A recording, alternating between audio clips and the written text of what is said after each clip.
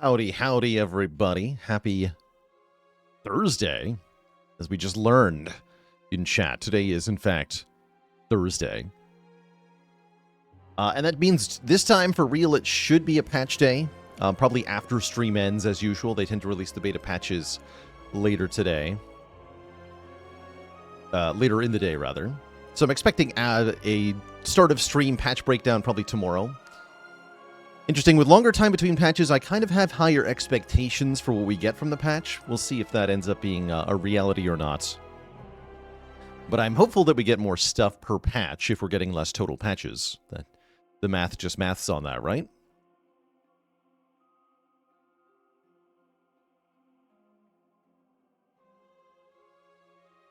Aficionada Tarantula, what a name, what a player, says, "Hi Baylor, your XCOM content's been keeping me alive at work. Hey, you're freaking welcome. Always happy to hear that people enjoy the XCOM content in one way, shape, or form. What's up, Storm? Thanks for the 79 months of support. Maybe the devs are allowed sleep now, maybe not. They'll get their sleep when they earn it. How's it going, Merle?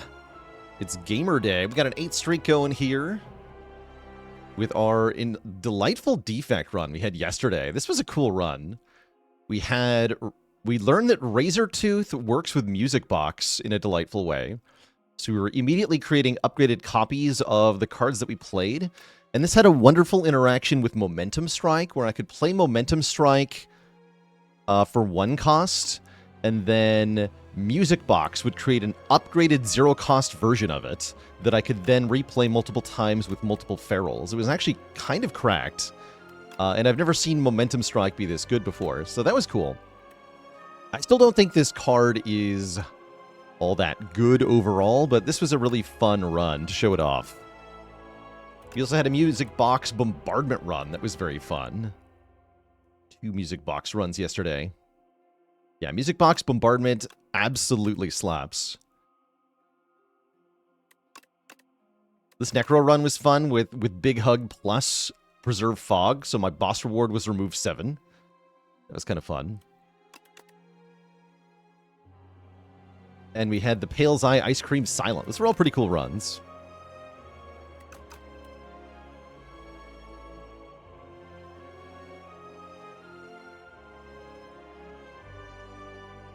If you enchanted it with the momentum enchantment, would the copy have +5? I don't think so, because the copy created from the Music Box with the Enchanted Barrage worked the good way, right? Like we had Barrage with Vigorous, so it did more damage the first time you play it. When the Music Box created a copy of Barrage, it had a fresh Vigorous enchantment on it. And so if it works that way with Vigorous, then it cannot work the other way with Momentum. So I'd have to imagine Momentum does not come in with a card play worth of damage on it.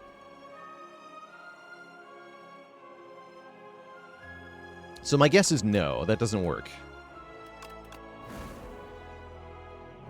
So, for 9 in a row here, we're going with Ironclad on Ascension 10. Gonna do standard runs at least until we break this streak, because I'm really enjoying the Ascension 10 runs at the moment. I feel like we're starting to hit our stride with figuring out what to do on the various characters, and it's starting to string together into wins in a fun way. So I'd like to keep this going for now. Civil Mystic with the Prime sub in 5 months. No current plans to dip back into Spire 1 at the moment, but I could see doing it here and there. Okay, probably going to be taking a relic from Niall. Let's take a look at the map here. We are in Underdogs. So block cards would be good here. At first glance, I like this path, hitting Rest Site into Elite, into Rest Site, into Shop, into Rest Site, into Elite, into Rest Site. Nice balance of resting and upgrading. Is there any other path that looks perhaps more appealing? Not really. There are a couple ways to get 3 elites, but I think that's really ambitious. And probably not that realistic. Could maybe go elite before Rest Site, but why would you? Why would you do that? Have you ever taken a month away from Spire 1 since it came out?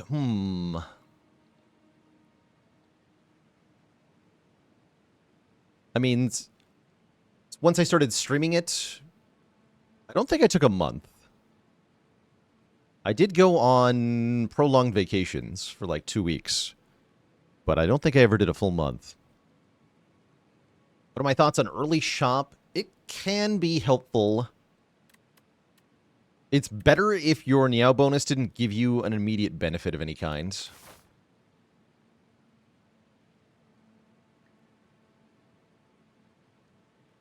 Is 2 weeks prolonged? It is when you're a live streamer. Yeah, it is in this industry. D-Chain, thanks for 35 months of support.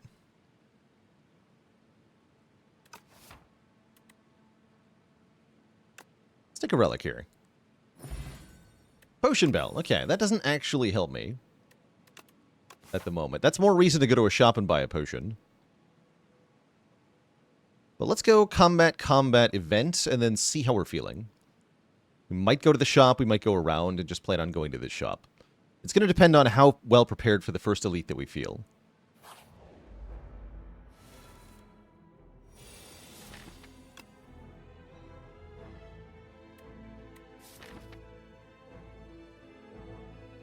I'm probably only playing one strike, so it's actually better to double strike than it is to bash strike. We're going to do double strike defend here. And probably strike defend, yeah, strike defend defends. So we're ahead 1 damage because I didn't play bash. Now we play bash. Actually, do we? No, I'm triple defending next turn. We play 3 strikes this turn. Bash sucks, apparently. That's what I learned in this fight.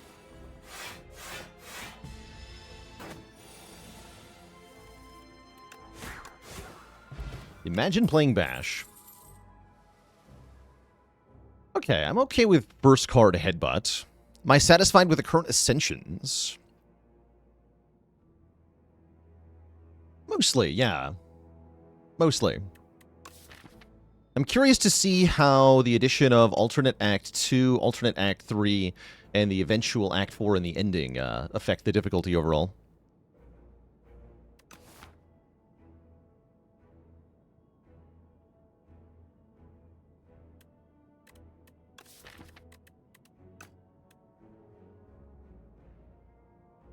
Let's take a headbutt. Yeah, let's take a headbutt.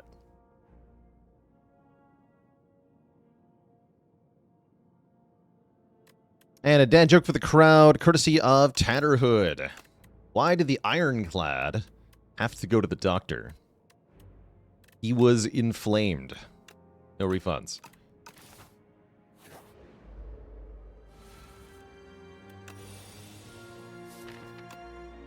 Alright, in situations where you don't want to actually put a card back on top, headbutt can come in clutch. I'm also okay actually headbutting a defend, now that I think about it. Let's just headbutt a defends. I might want a triple block here. I'm gonna do it.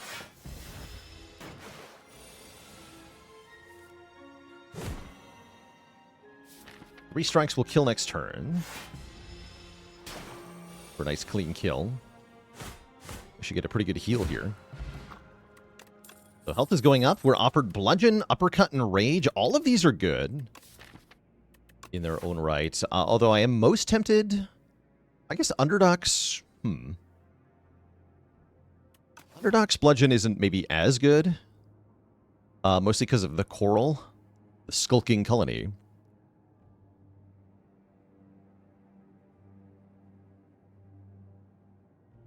Uppercut is Weaken, which can be quite valuable. Again, against Skulking Colony. Against the Fish, I like the Bludgeon more. Is Bludgeon's rarity reduced in Spire 2? Yes, it was a rare in the first game. Now it's a uncommon. I'm going to take the Uppercut here. Although I do think Bludgeon is good. And let's see what this this event has. It has a heal 10. Which I'm completely okay with. So overall, do I feel strong enough to fight this elite? No, I don't. I would like to go to the shop and buy a potion and probably a block card. So let's do that. It's going to 2 shops, which I'm not in love with, but if I'm buying potions, I don't Oh, ho, ho, ho, ho. What if I bought 4 potions? I'm also really tempted by Flash of Steel. You can buy Flash of Steel, not and Pommel Strike. Okay. You can buy Flash of Steel True Grit here if you wanted. But I think I might just buy Entropic Brew, and then I have 4 potions. They are random potions.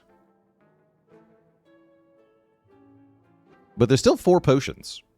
I will take 4 potions. And I am going to look at the event before we drink the potion, though. In before the Future of Potions. Actually, no, you have to have 2 potions to find the Future of Potions event, right? Interesting. It was slugs anyway. I didn't choose the slug life. The slug life chose me.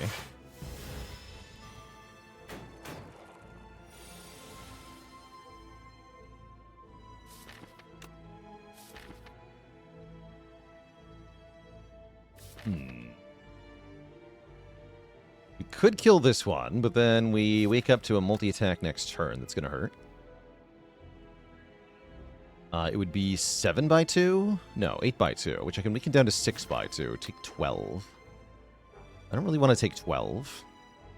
I take 6 if I triple defend here.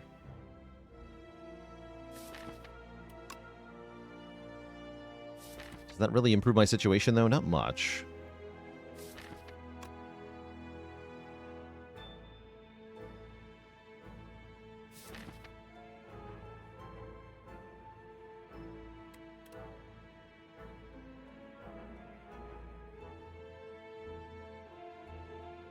Why do I struggle with these guys so much? I think this fight is genuinely just really hard. I have to sit down and try to map it out someday. I think it would benefit me a lot. Figure out what the heck I'm supposed to do in this fight. Pancakes with the Prime sub and 3 months of support. Front one next turn is doing an attack for 9.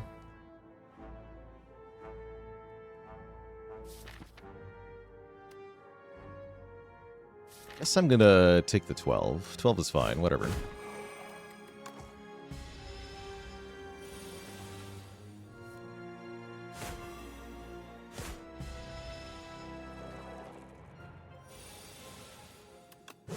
But yeah, they do have a fixed pattern. So in theory, they shouldn't be that bad. Legend come back. No, we need Shrug because of Coral. I guess we're going to drink Entropic Brew now.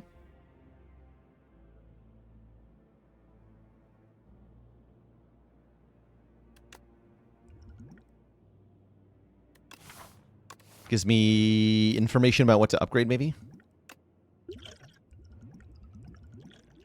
Okay. A totally normal collection of potions. Whirlwind wasn't a bad pick either, right? For the eels.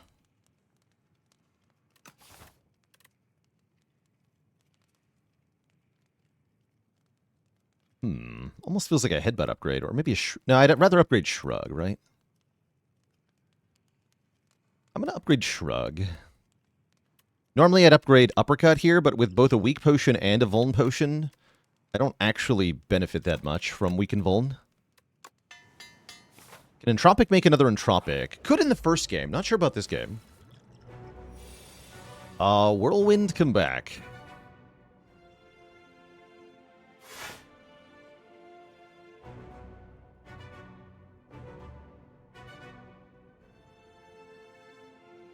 Weaken the second one, and then Uppercut Vuln Pot plus Uppercut the back one. Use our potions kind of aggressively here.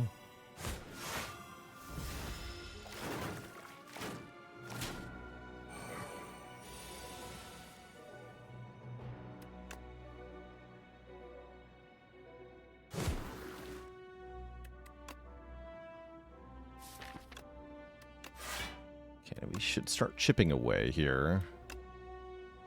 This one gets strength first. This one has notably lower health, though, which makes me want to kill it instead.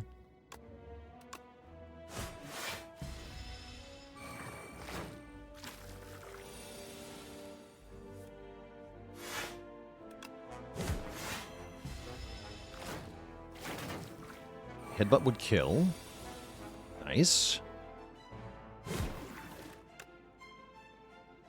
And I should probably uppercut the front one here. Tank some damage.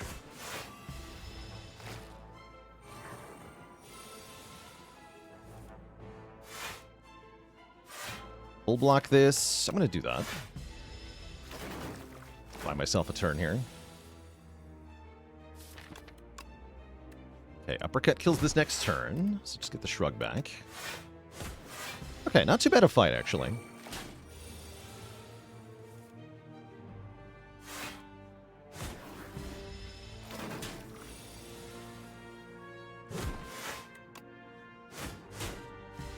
Yeah, not too bad at all. We get Attack Potion Strike Dummy, which is an extremely good find from our first elite, giving us a huge boost to our offenses, as well as making a lot of the Ironclad cards pretty good to take. How do we feel about Brand? Brand is really good for deleting the stupid curses in the Soulfish fight. Give me that. I will take that. Now we want card draw. And we need soup again. Ironclad just always wants soup.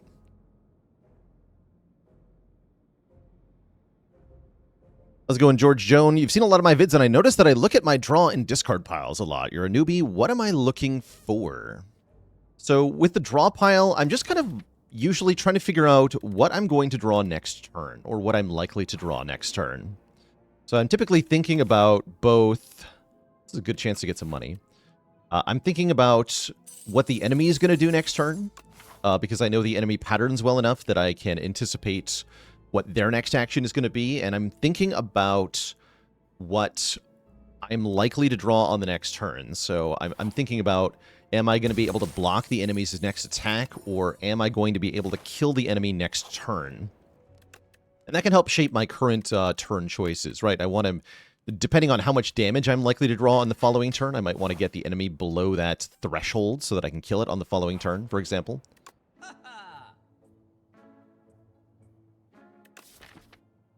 Oh, I miss Whirlwind.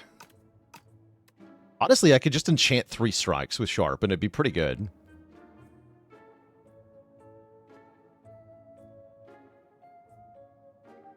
Although that would make soup bad. That'd be weird. Strike Dummy at home, except I already have Strike Dummy, so they'd be 12 damage strikes. Then I could make them 15 by upgrading them.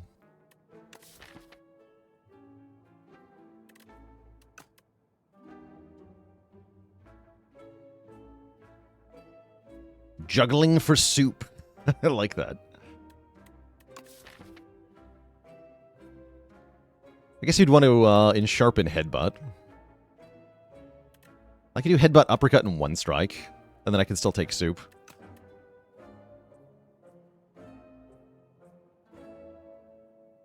Is there a world where you buy the boomerang and enchant? No, because there's not enough money to do that. We don't have that much money, so that's super not happening.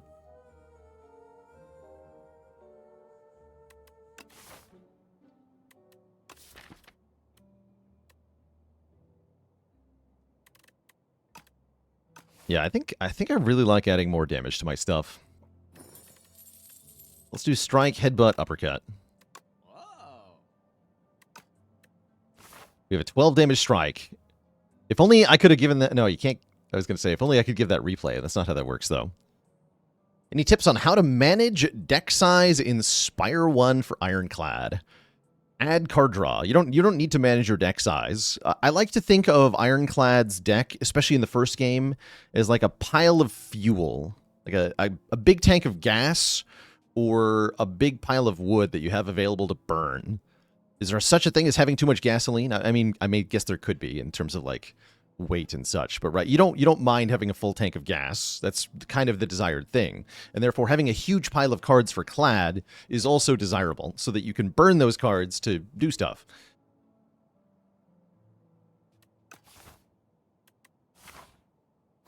Especially though, try to stay away from common attacks. You don't want that many attacks. So maybe that's the advice you might be missing, is skip the attacks. They are stinky. Will I upgrade Brand here? think I do.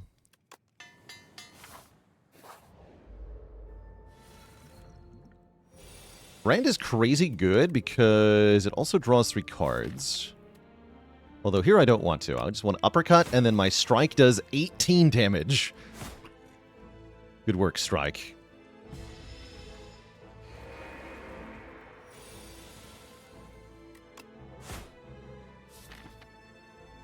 Okay, we just win next turn, right? This is not weaken. Wait, is it? Maybe it is weaken.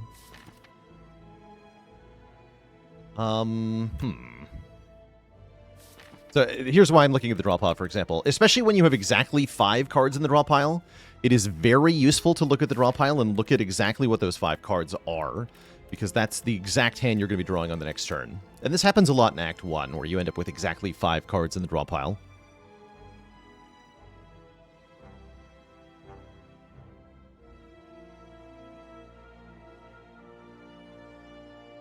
We still win even with weekend. Let's see, be 6 plus 18 times 0.75 is what, 13?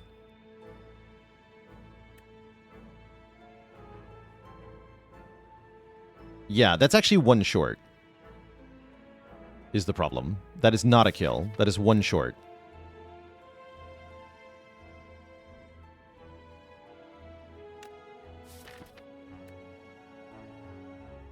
So one answer could be attack potion, but what if instead of attack potion,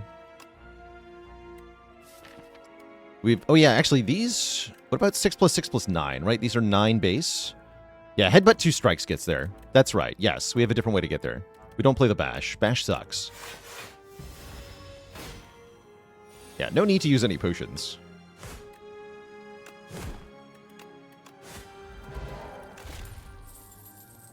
Oh. Is it bloodletting or anger? I think it's bloodletting. Bloodletting is crazy good here. Letting us lose health and gain energy. It's exceptionally good because of the puzzle. It means we can just draw more cards as soon as we play it, which is highly desirable.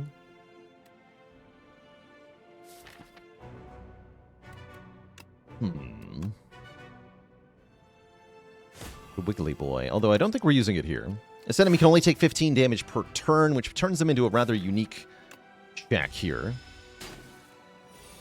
Kind of asking, can you block consistently? And the answer for us is, hell yeah. Getting the block.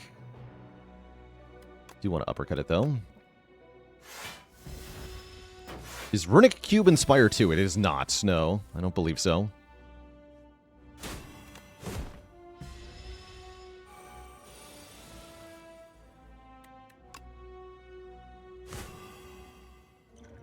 Trade my speed potion for 5 health here. I'm going to do it. Speed potion sucks.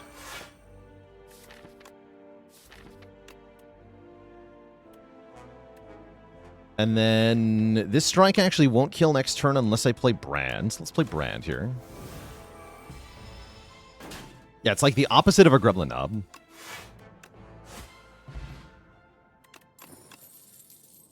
Kind of dunk on it, though. Do I want a Perfected Strike? Not really.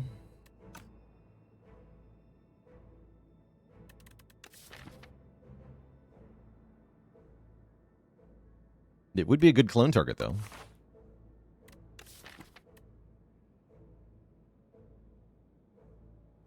But no, it's worse than regular strikes. I don't think I want that. Do I need it for fish? I don't think so. Do not believe so. I'm going to upgrade my bloodletting early here. With a blood potion in the belt, I don't feel like I need to rest going into fish here.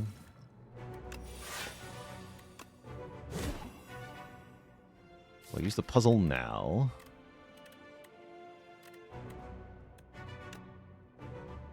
I'm going to wait.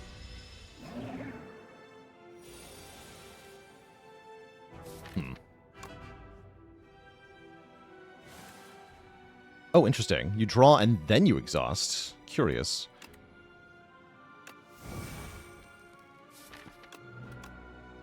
In that case, put the brand back on top so I can do that to the next beckon we draw.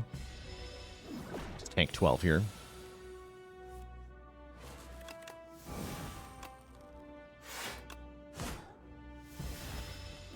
Might have to use the attack potion to get a kill at a premium time. Hopefully that won't be the case, though. I'll pay 3 health to do another 19. This is definitely a damage race, this fight.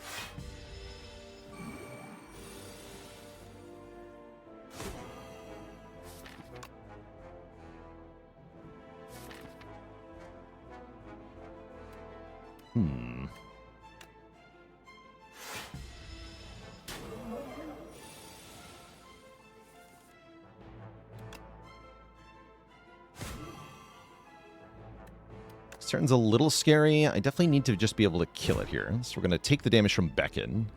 Push more damage here. We might have to attack pot. Oof.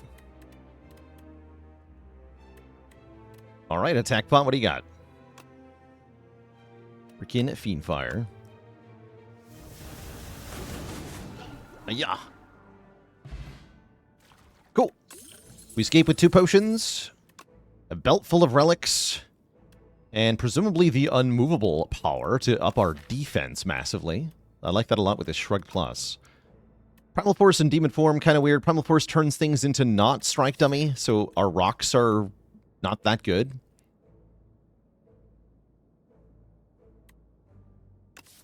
Demon Form ain't it either. Yeah, I'm taking Unmovable here, for sure. Are the rocks ever good? It's a really good card on floor 1. It's a really good card on floor 1. We get offered Goopy Defend, which is kind of cool with Unmovable. I'm also just down for 1 draw per turn.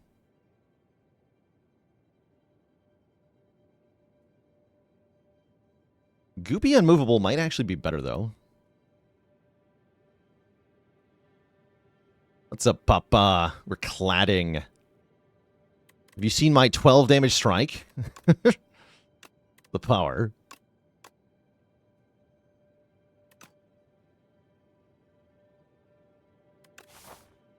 Is Demon Form even good in Spire 2? I don't think it is. I'm sure it's got use cases. It's a really good... It's still a good hit from a power potion, right? Like, there's a couple powers in this game that are just like, oh, it sucks, except if you're using a power potion, and then it's awesome. And that's definitely where Demon Form is at the moment. It's, like, really cool if you get it from power potion.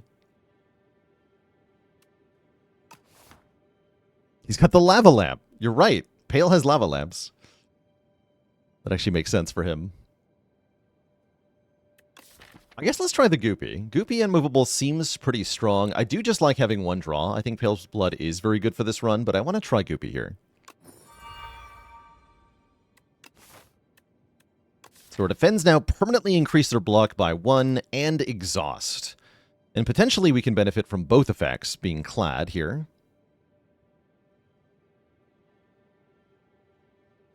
Interesting. Getting to this rest site before the elite requires going to a shop, which I may or may not want to do.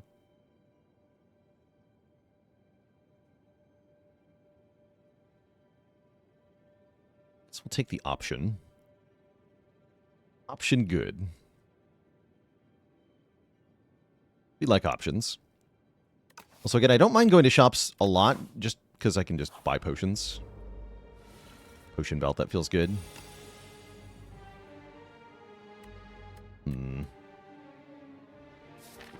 Am I allowed to play Unmovable here? Probably, actually.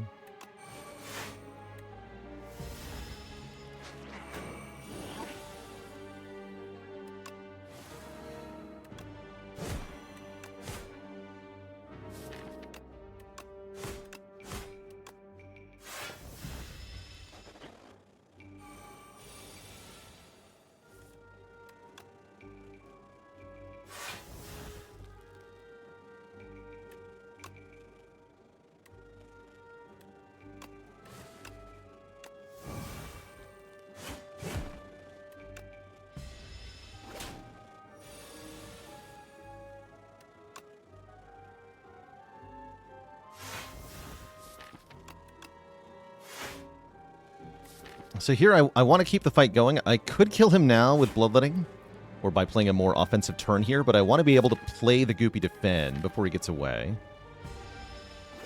We can play Defend Bash and kill here. Or Defend plus my Super Strike. Get our uppercut plus back. We could take a second win plus. Seems pretty bad with Goopy Defends. I wonder if Pillage is any good here. It is card draw. It's an unusually bad second win. Well said. I feel like Pillage has got to be good. So we have a lot of attacks, and most of our non-attacks exhaust. So we can potentially use it to get specific cards.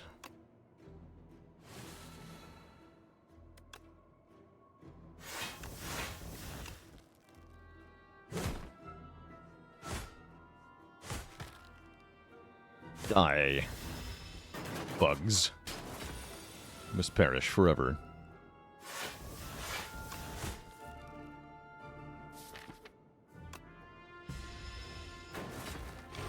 I don't think I need to do any more self-damage cards here. In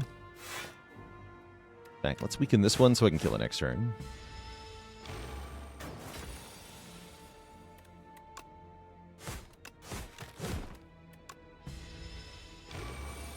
Okay, not bad. Skip. Big old skip. Yeah, exactly. Second wind is much worse in this game, I think, than it was in the past game, largely because of the removal of Ironclad's status synergy cards, which is where second wind really shone, was by exhausting like 2 wounds from power through or, you know, all the other statuses that you had drawn with evolve. But that's not a thing anymore. You're telling me I can get 2 relics for my Regal Pillow? I'm kind of into that. As much as Regal Pillow might get used here, I am kind of into 2 more relics. We get Whetstone and Anchor. Unfortunately, the Whetstone did not upgrade my Super Strike, but now I have 3 12 damage strikes, which is kind of cool. Sleeping is for babies. Don't like fighting the Obscura, that's for sure. This fight's annoying. Big annoying.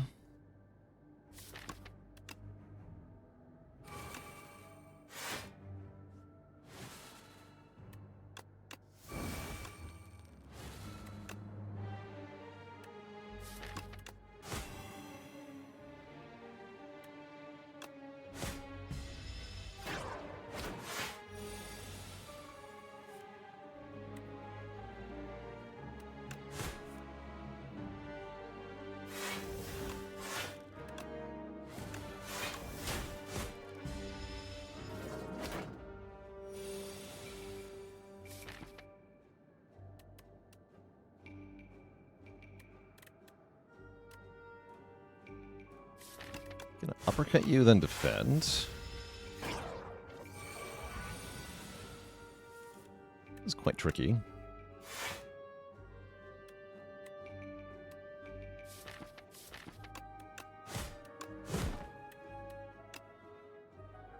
Very tricky. A strike too. Take 1 more. Could have done that before playing attacks on that turn, but whatever. So we have 16 plus 16 plus 10. That's not enough, right? 42. Yeah, not quite.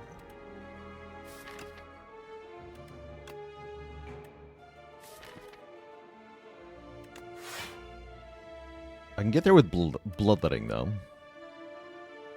Can I do it without playing Bloodletting 1 more time, is the question.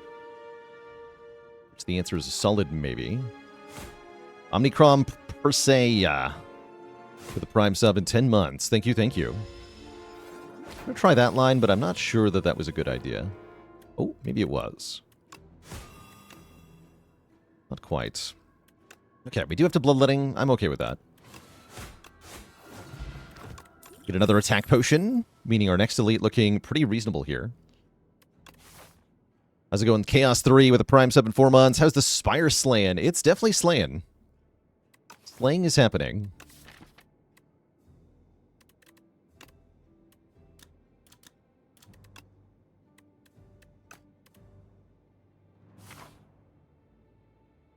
Alright, let's go to the shop, even though we don't have that much money.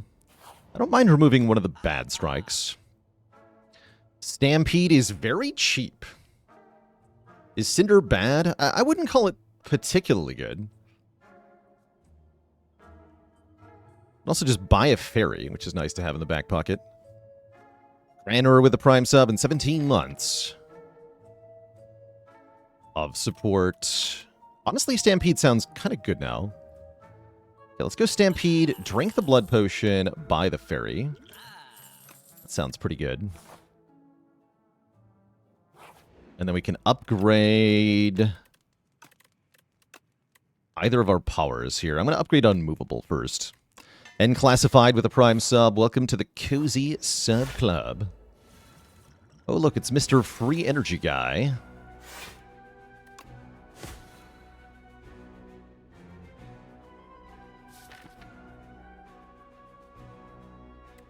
I'll take my card draw now.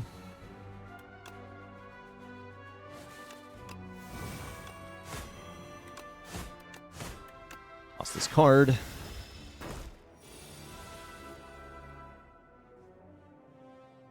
No block, huh? That's kind of tough. Next turn's good, though. Oh, I should have played a strike first, though.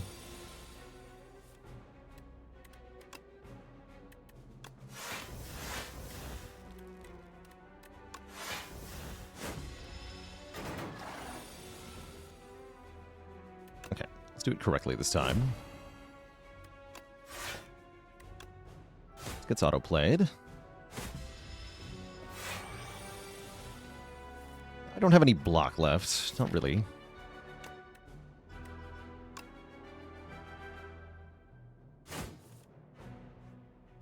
Well, actually, I sort of do, though, because 22 is a lot of block.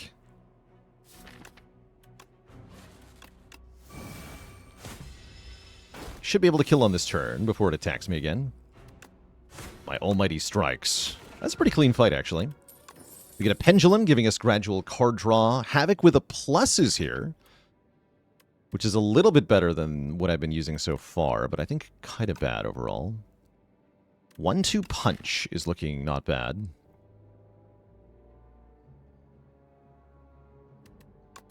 Yeah, given the attack density of this deck, I like 1-2 Punch quite a lot. Oh wait, we have Rupture here. I didn't even see Rupture. Wait, yeah, Rupture is actually insane. Give me that. Yeah, I didn't even notice there was Rupture there. Did not even see it. But it does seem kind of good if we upgrade it to be 2 strength per health loss. I like where this is going. I think I'm going to go this way now. Get some upgrades. I want to upgrade Stampede and Rupture. Maybe it's correct to go for 2 elite fights. Actually, that might be more correct. We get 2 less rest site. No, 1 less rest site. Yeah, and we get a shop, which I'll actually have decent money for, so I can buy a potion or something, which we can use to get the elite. Yeah, I'd rather get another relic, actually. Let's go this way.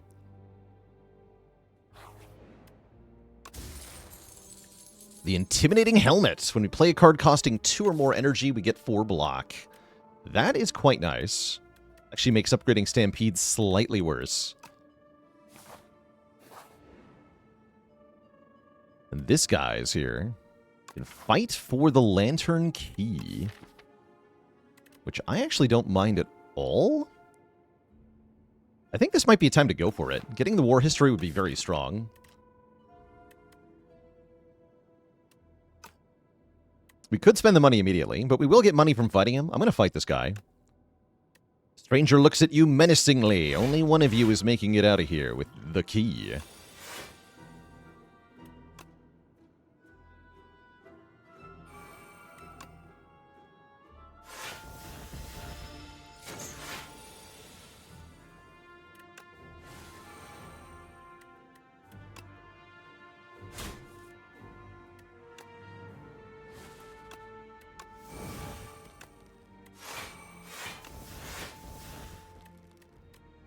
They're all the same.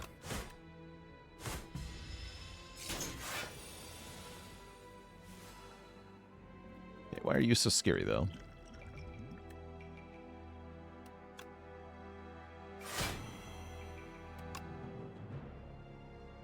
I think we just want to hit him with an attack pot to kill him.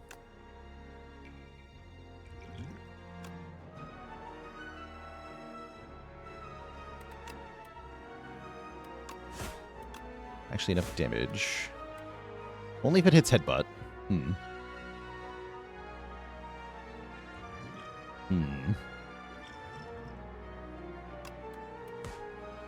Yeah, that was worth it.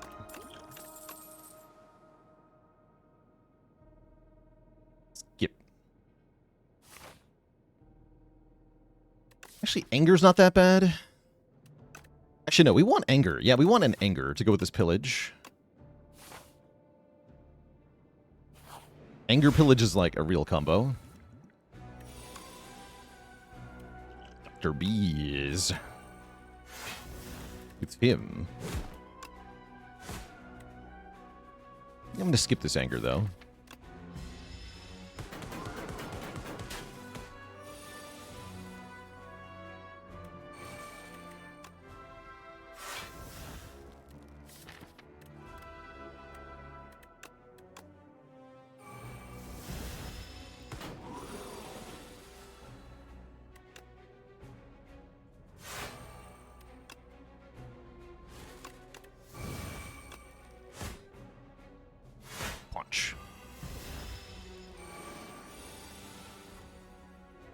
Ow. Yep, we just have to take it, I think. That's getting auto-played whether I like it or not. Means next turn's also bad?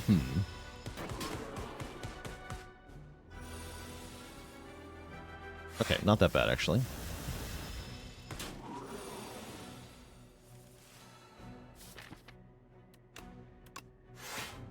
Perfect.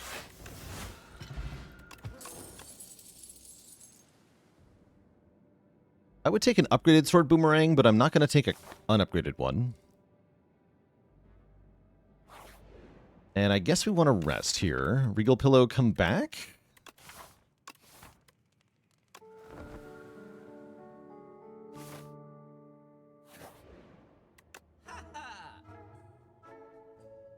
Didn't end up with as much money as I hoped for in this shop either. Mini cannon would have been fun. Could have made the Giga Strike. We could have made a an 18 damage strike. Kind of badass. Another pillage is pretty sweet here. I'm thinking just energy pot, block pot though.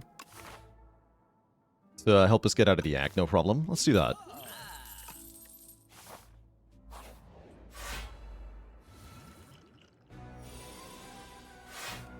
Really appreciate the help in this fight, given that we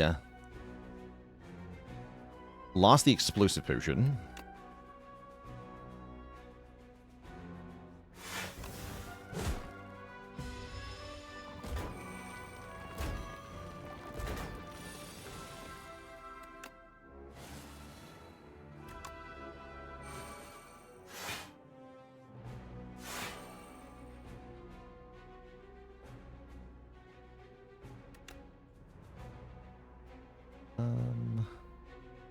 Working on this one for now.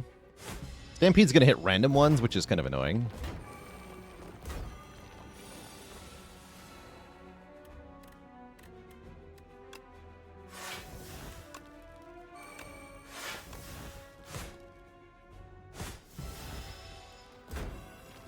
I guess we don't mind the progress overall.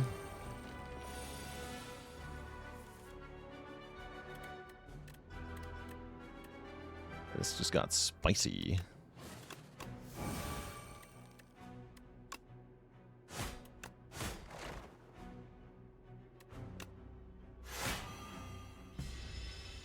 It's a good time to block pot, actually.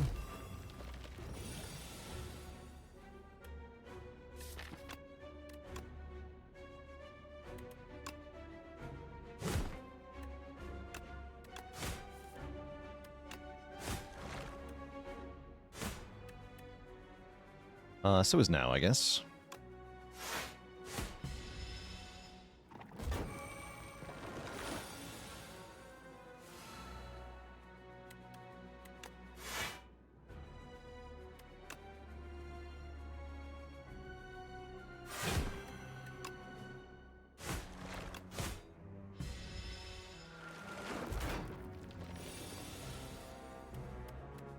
we go.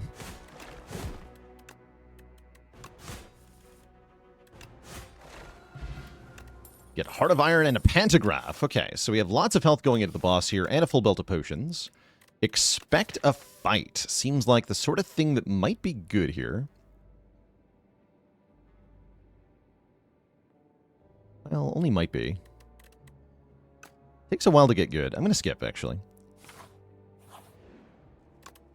We're going to upgrade a Rupture. Oh yeah, Stampede into this fight is actually a little annoying, because it can, in fact, turn you around. Which is not usually desirable.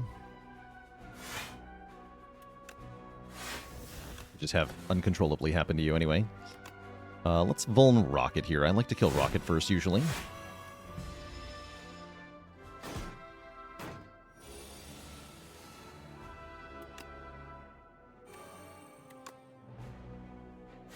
Yes, I will accept the Stampede. For better or for worse here. So far, for better.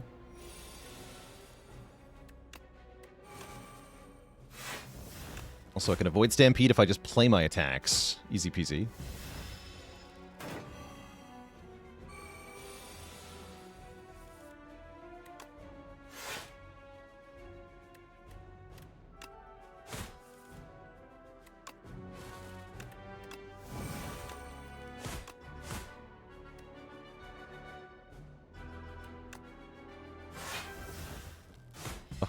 That was almost bad. Turning around there would have hurt quite a bit. It was pure luck.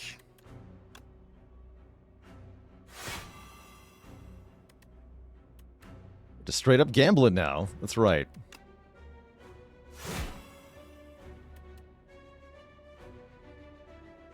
It's for Rupture, actually.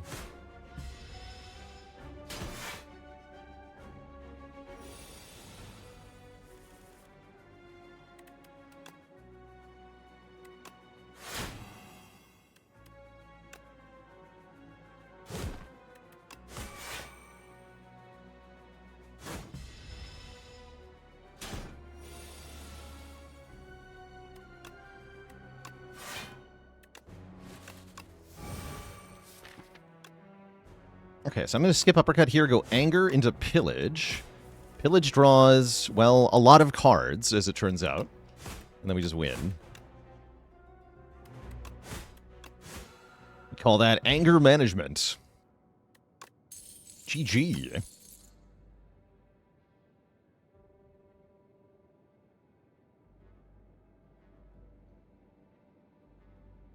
And one for paper as well. Why was the crustacean so angry? He was feeling crabby. No refunds. This deck does not mind a Pact's End. Thrash does take strength into account, so Thrash can do some pretty cool stuff here. Eski with a Prime sub in 4 months. I think either of these attacks are pretty good. The Rash does seem especially good. Let's take Thrash. And what is up, Nonu?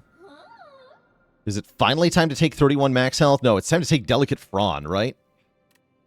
4 potions per combat, every combat? That sounds very fun. Banished Radish with 33 months. Yeah, what if I just had a ton of potions?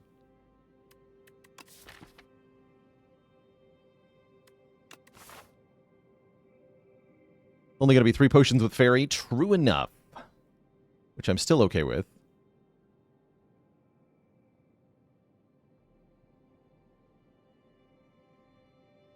Yeah, I am more or less completely okay with that. Start out this way. I may go to shop and then elite. I might just go this way. Although we should go to a shop, presumably.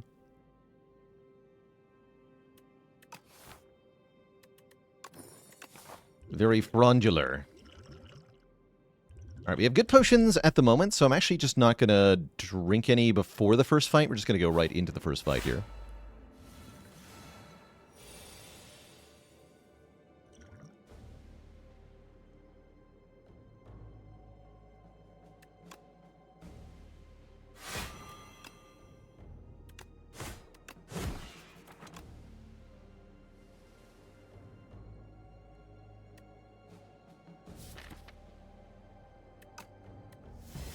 I'm going to try to do this without using any self-damage cards, but I might be wrong about that.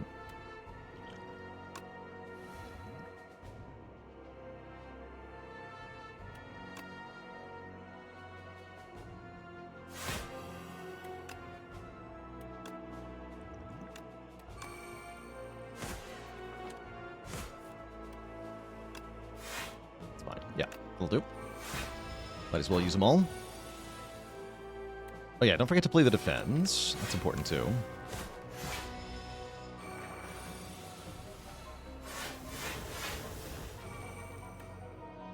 Played all of them. Good. Oh yeah, I should have gone to a path that hits an event quickly, which I did. Great. Let's card that actually. Whoa, Rupture Plus versus Pummel Plus versus Drumel Battle Plus. That's quite a choice. I think I want the Pummel, but they're all amazing. Secret Eggs. We find the War Historian Reppy. We can either get 2 potions and 2 random relics, or we can get the very specific History Course relic, which says, at the start of your turn, play a copy of your last played attack or skill. With Stampede, that's almost always going to be some kind of attack, which is not bad. It might actually be that the 2 relics are better, but let's go with the History Course. Yeah, it should always be the Stampede play. This freaking guy. Alright, let's use my tried and true tactic.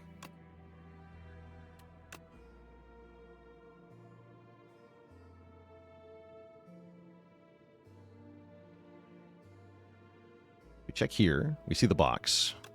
Then we can Big Divine to get it.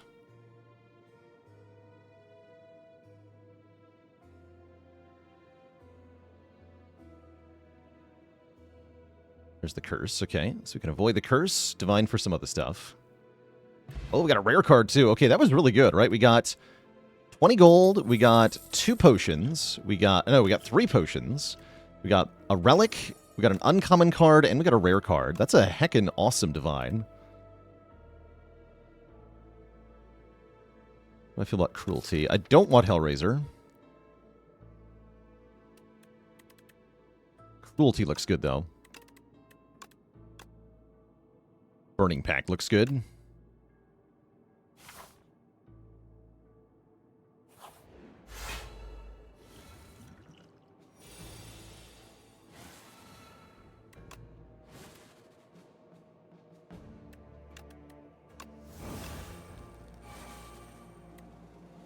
I play the Goopy Defend last. How does this work?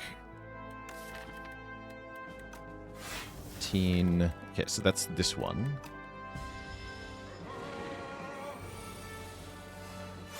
15. Okay, it doesn't double stack, but it does block for a lot.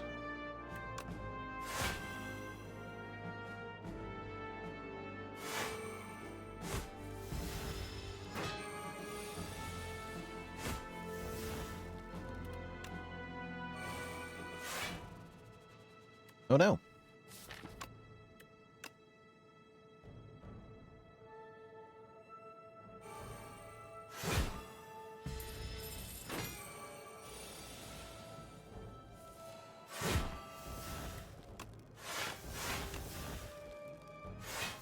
I could have gambled the death. That's true, actually. Kind of forgot we had potions. Guy's getting too stomped for me to care. They're pretty good potions.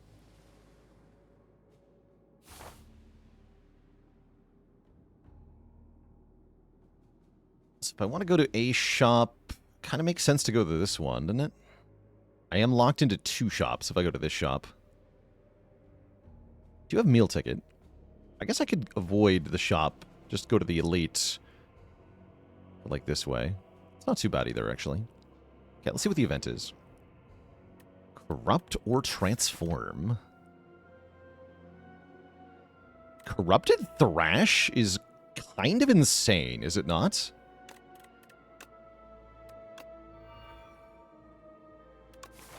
That sounds like a card that's going to hit really, really hard. And now it activates Rampage, too.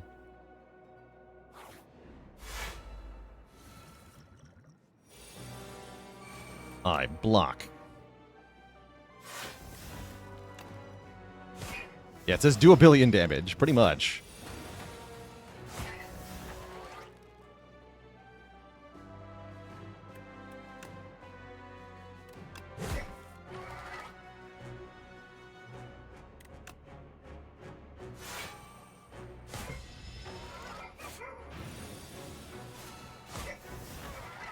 Here's Rupture.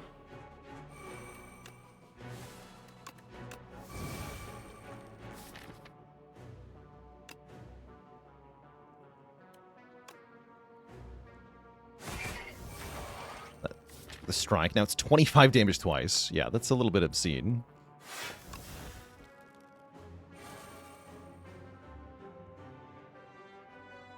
Use the potions probably next turn.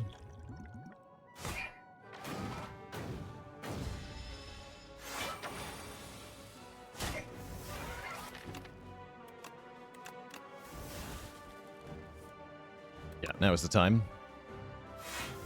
What do you got? Strike, burn, burn, huh? That ain't it.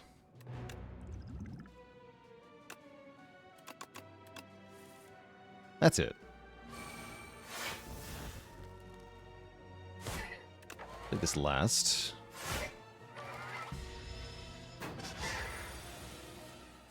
Nice.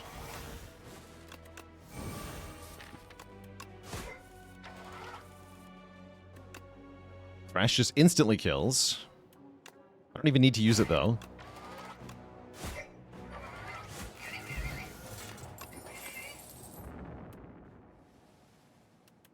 Juggling versus Whirlwind. Honestly, I don't feel like I need either of these.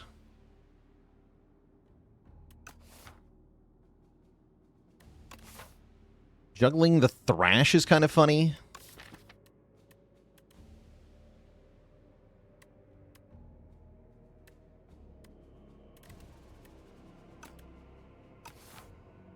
I don't think I actually want it.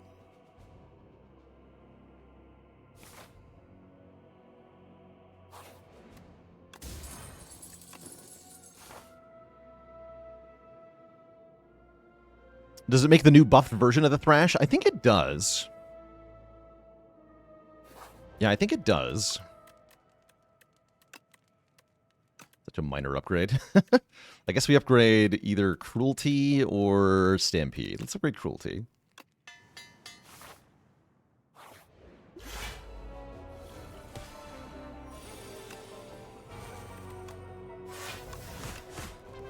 Take that, Axe Bots.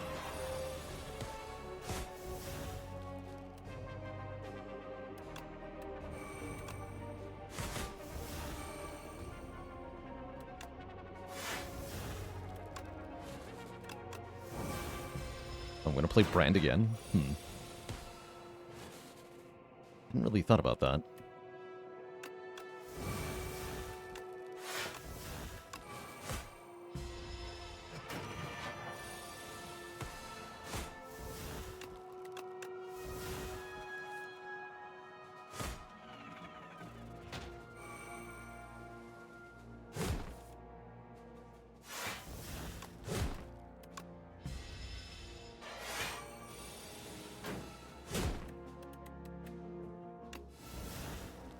Wait, the copied headbutt can copy the can headbutt the original headbutt.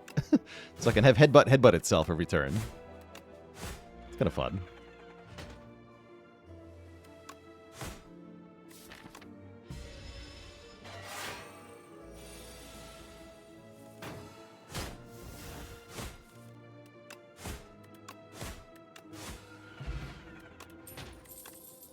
Imagine needing potions for that.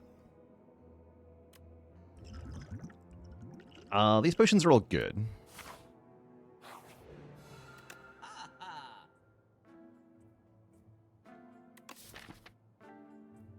Duplicate Thrash is interesting. Probably I want to remove debt. Although I don't mind the debt after the last shop.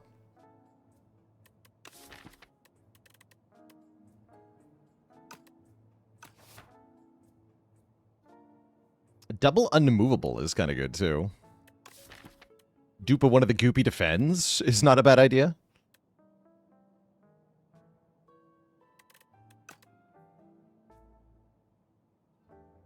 Can Thrash eat other Thrash? I'm pretty sure yes.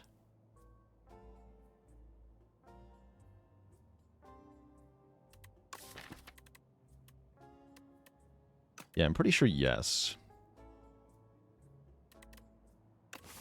It's a Thrash eat Thrash world out there. Okay, just remove the debt.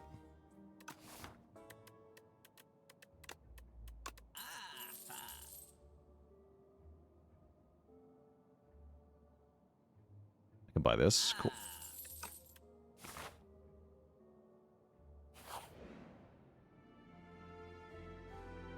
Cruelty speeds it up? No. No, Thrash will not snapshot damage from vulnerable. So this doesn't help the Thrash grow faster, although it does make the Thrash do more damage. Mega Prep, we like that. Is it hard to get on the beta branch? Nope, you could just opt in on Steam, very easy.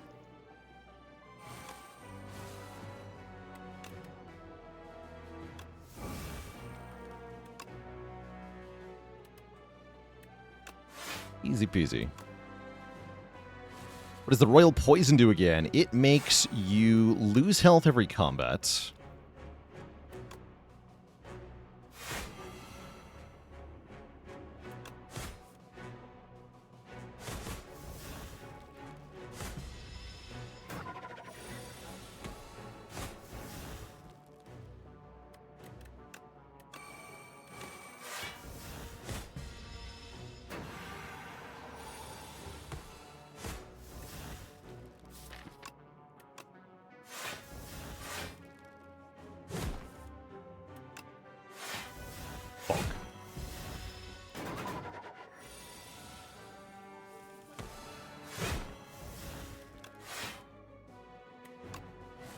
My brand.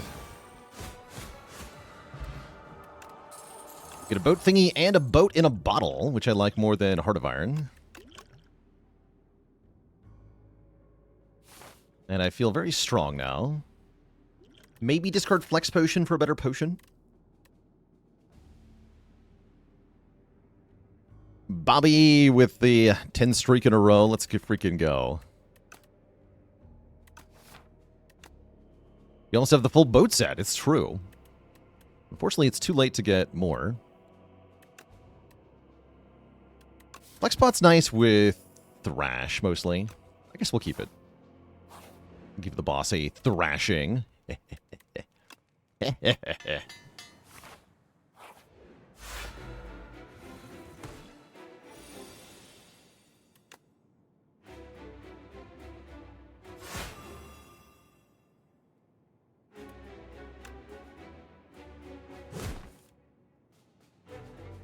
Alright, this has got to play.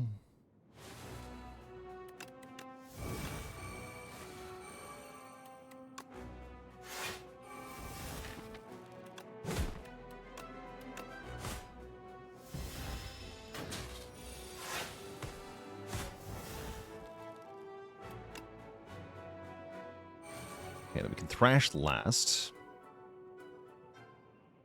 I guess I'll Flexpot for this.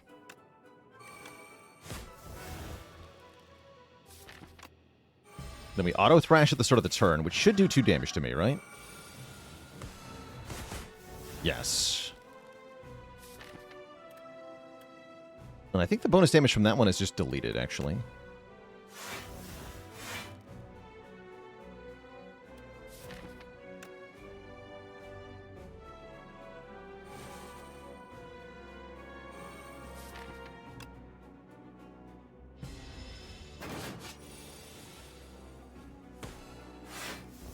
That was actually bad.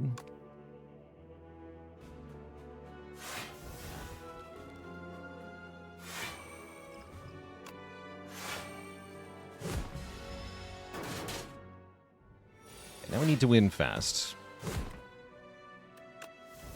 Hey, look, I found a way to win fast.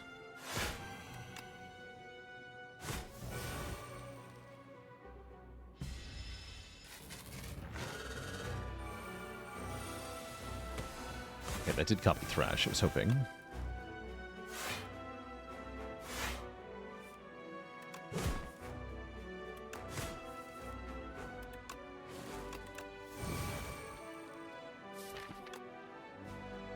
This.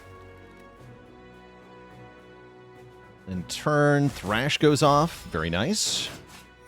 For the turn we play Thrash. 97 damage twice. Thrash is in hand, 99 damage twice. Gave him a thrashing. GG. Now we do the same thing to Doormaker. Back to full health thanks to Pentagraph. I got 2 Gambler's Brews, which is kind of cute, actually. I can use one of them to get a power in play here. Let's do it. Do I even want to Stampede in this fight, actually? Is a good question. I don't think I do. Because it can auto-exhaust my stuff? Yeah, I don't think I do, actually.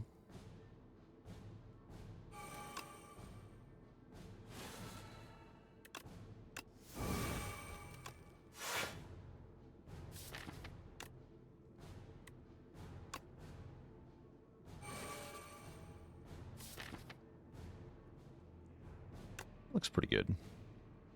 What do I think of Brand? It's fine. I don't love it.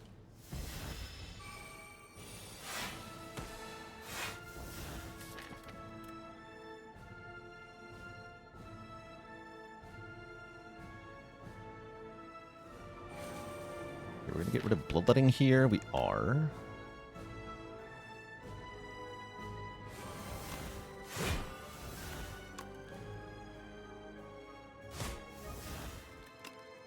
Strike, uppercut. Play copy uppercut at the start of next turn.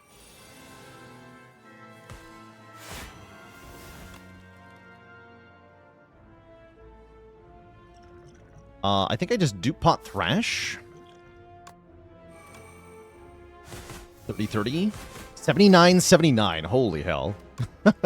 And now it does 61 damage twice, so if I just headbutt it back, we win.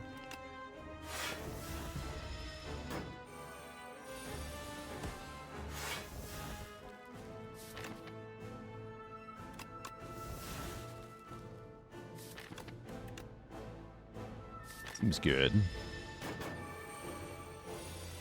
No soliciting.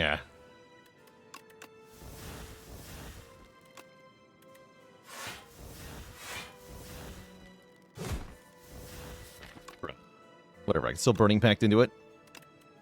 And I will. GG! 143 damage twice. Glorious. Oh yeah, I also could have maybe used History Course to just play Thrash again there, right? Instead of playing Defend on that one turn. And we could have killed even earlier than that, but still a extremely decisive victory there. GG. Thrash really showing us how it's all done. And that makes a new personal best of 9 wins in a row. Hell yeah. The fairy is preserved to the run history screen. GG. Sin in with the Prime sub in 17 months. Thank you, thank you. Making it look easy. Still think Clad is the worst class in the game. Deeply unclear at this point. I think every character is starting to feel pretty strong. So I no longer feel like there is a worst character at the moment. Lith with the Prime sub and 43 months of support. Do I think there'll be another Ancient for Act 4? Great question. I think there will be. Here's my reasoning. At the start of the run, and between every act, you get a heal. And what gives you the heal in Spire 2 is Ancients. So if you get healed after the end of Act 3, which I assume you will, then that means there has to be an Ancient, because that's what heals you. Now, they could just have it that you don't get healed, but I strongly suspect there will be an Ancient. What they'll give you, I have no idea. But I think there will be one. Even if it's Niao again, that'd be kind of cool. What were the changes to Ironclad to make it not feel so bad anymore? There were some changes to cards that helped a bunch. The big buffs that I remember are Fight Me gives more strength. Dominate gives more strength and more vulnerable. Cinder does more damage. Tremble became more vuln and exhaust. Tremble buff was kind of nice. The Drum of Battle got reworked. Colossus became uncommon instead of rare. These are all big changes.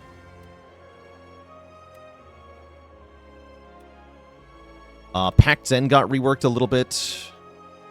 Conflagration got reworked.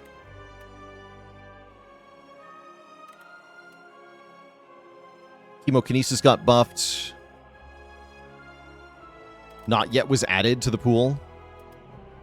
Stoke got reworked into a cool card. I think more broadly, though, I just starting to learn how to play Clad properly. Which is to snowball. And never, ever remove your strikes. Instead, enchant your strikes with Sharp by giving them a hammer.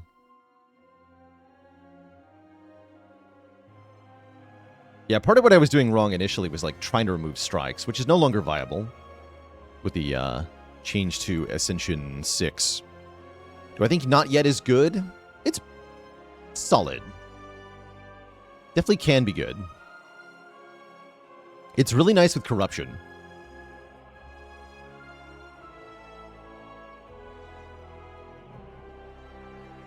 All right, chat. Next up, we are going to play the Silent, but I do want to take a break before we go for a new personal streak best. So I'm going to refill the legs, stretch the water, back in a few for some more Spire. Moving strikes is bad on Clad now. Yeah, I don't think Clad really wants to be spending card removes on anything that isn't a curse. So Clad often wants to accept taking a curse to get relics and then remove that. Or in general, just buy more relics. Clad wants to have a lot of relics. You want to have many, many relics. And this run definitely had that, right? Like 20 versus our 14 on Defect, 15 on Necro, 17 on this guy, 17 on Silent. Last Clad run was 18. 25 on Regent. Last Clad run was 18. And then I don't have run history from before then. Yeah, I think Clad just wants to get more relics than other characters. Why more relics for Clad? Because Clad can't build a deck that's worth a damn. Clad needs relics to actually scale properly. If you just try to build a winning deck out of Clad cards, it's going to be terrible. No offense, Clad, but your cards kind of suck.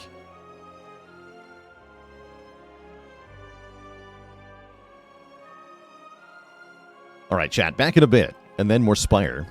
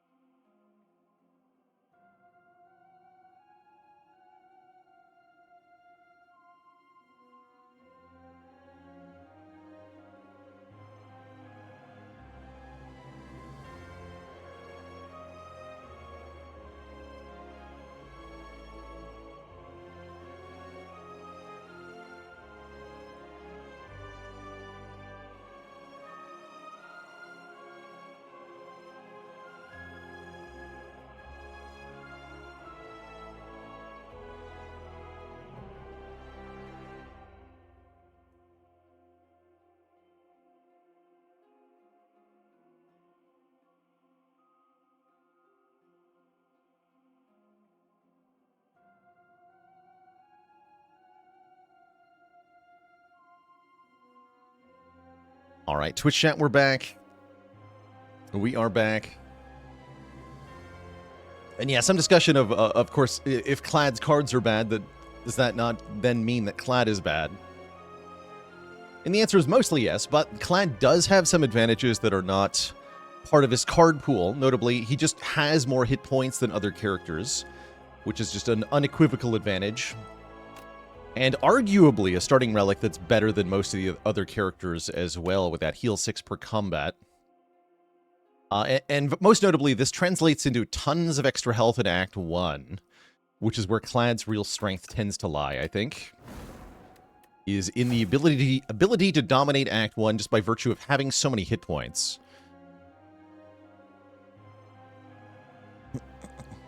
How's it going, King M Prize? Welcome, welcome. All right, last chance to get your votes in. Will this be win number 10 in a row? As we embark. Oh boy. I guess Lost Coffer is a safe pick. That's spooky. We are Underdogs, which I do generally like as silent, with Soulfish at the end of it. Not too bad. Very tricky. Would like to get 2 elites. It's kind of awkward, though. Yeah, 2 elites is actually almost impossible. Huh. Weird.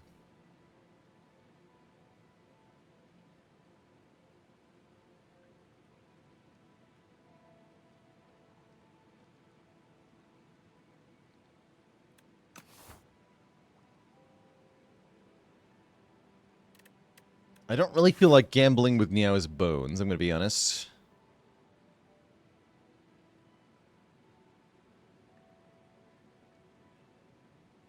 Dummy Max with the Prime sub in 3 months. I might just take the Lost Coffer. It's nice having a potion to start with.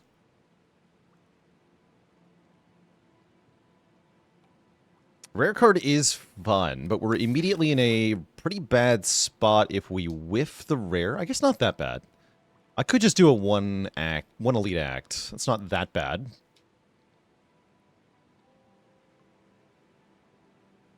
Aren't bones always good? I have to imagine there are times where they are not. But I'd say they're probably good most of the time. Disruptor with a rate of 22. Welcome, welcome.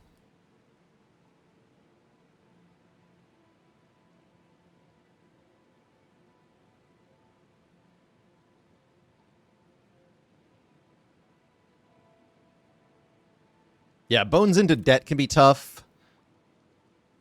I don't think this can give you bad luck anymore. At least I hope not. That's eternal, right? You just lose. I don't think I want to mess with that. Yeah, forget about the low rolls. Just worry about the high roll.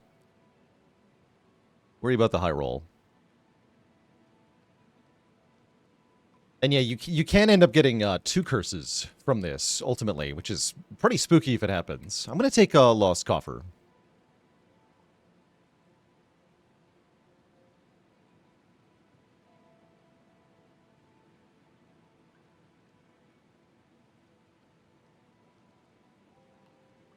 And I guess I owe the crowd a dad joke for P player as well. What do you call a sick guy who doesn't know where he's going? A Lost Coffer. We get a freaking ghost in a jar. That's quite a potion. And a floor 1 dash. I feel like that's a pretty good start. Especially in Underdogs here. If I want to take on this elite, then this sort of start seems like a good way to get going here. I want to go to this shop, though. I got to commit early, huh?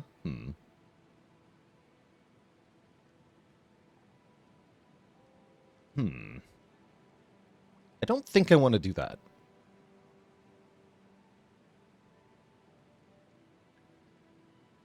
Let's get a couple of fights, a couple of events. I guess I'll go fight, event. That's better. Dangish. with the dash in the starting deck, our opening combats should be perfect. I don't think we should take any damage here.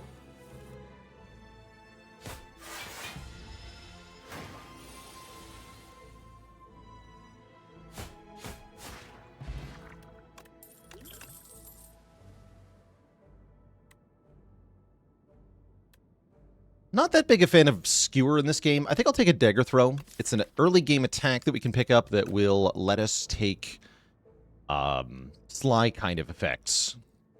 Reflex, Tactician, that sort of thing. Acro does something very similar, but Dagger Throw does it while doing damage, which is important at the moment. So I'll take a Dagger Throw.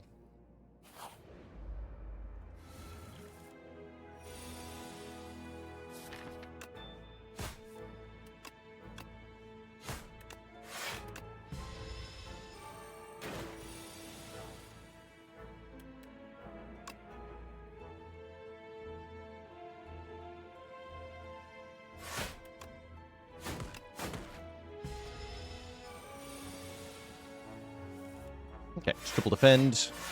I think that was the only risk we had for taking damage, was that turn. Perfect. Another dash. We can go full Mario Kart. I kind of like it. Early Blade Dance is interesting, but yeah, if I want to fight an early Underdogs Elite, I think 2 dashes is just going to be really good. Very dashing today.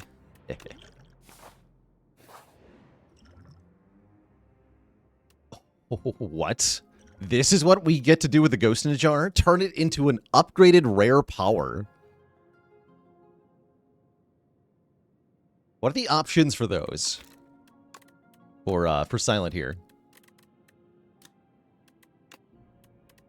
Wow, there's 10 rare powers on this character? What the hell? Oh yeah, one of them is multiplayer. Hold on. There's 9 rare powers on this character. Accelerant, Afterimage, Tools, Envenom, Fan of Knives, Master Planner, Tracking, Abrasive, and Serpent Form. Afterimage, Tools, Abrasive, and Tracking are all very good. And then the other 5 are takeable to various amounts. I don't really want Accelerant because we have no poison. I don't really want Master Planner. I'd probably take Serpent Form over Envenom. Fan of Knives is fine. But hopefully we get one of the good ones. We don't. Okay. Alright. That's fine. Do we take the Envenom?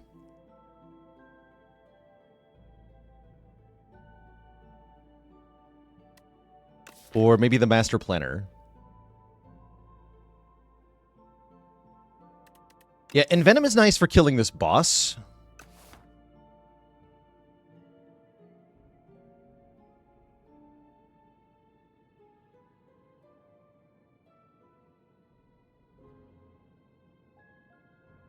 Mentality 84 with the Prime sub in 17 months. Yeah, Master Planner very notably doesn't actually do anything right now. So there's that. I guess arguably at 2 cost, neither does Envenom. Alright, let's try early Master Planner. I don't think it's going to be that good. Oh, and then we get a freaking frontal lens. Okay, maybe it is going to be that good. Hell yeah.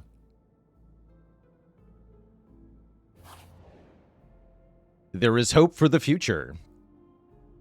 And I guess we found the situation where we immerse, because I'm already at full health. So we can get back some of the max health from the frontal lens. Well, let's take a bath. Okay, that's enough. That's kind of cool. Yeah, I like that a lot. We just need a strawberry to be back to around 70. And I think we should go... I think we should fight this elite. I think we're in a good spot now.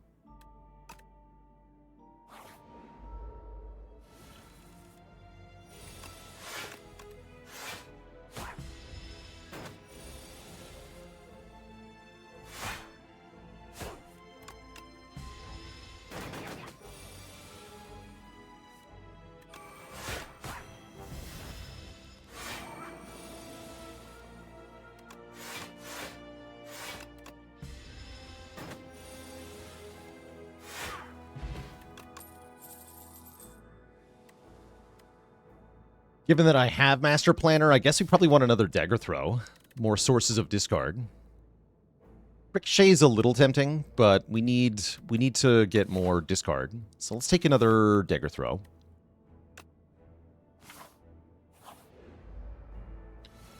And our first elite will be the 4 Phantasmal Gardeners. Not happy about drawing both dashes on the same turn, but oh well.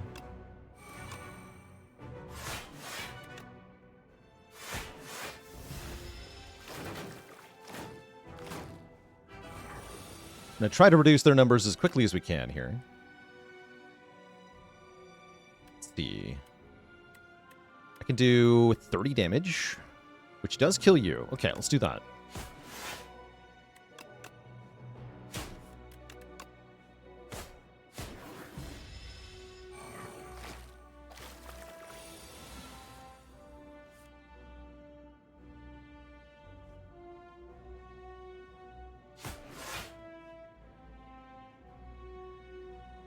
We don't care about the weaken here, so I'm actually going to put the damage on this guy.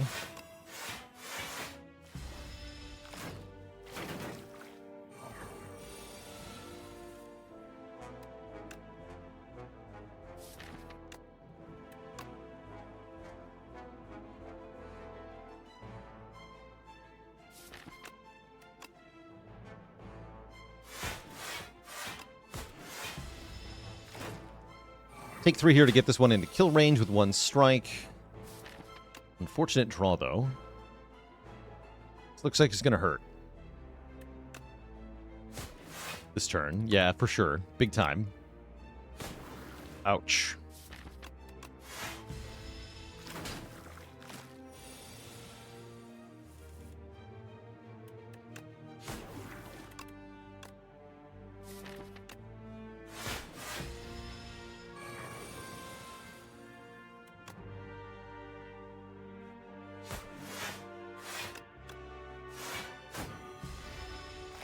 Seeking to Tangent learned today that 700 rocket punches is too many. That does make sense. Blue too close to the sun. I get it. All right, getting through that first elite fight is huge. Even if it did cost us ultimately to have to rest here, I'm fine with that. Cloak and Dagger with a +2 block is somewhat tempting, and is a skill. Haze is a skill that starts out with Sly on it, so that's tempting too.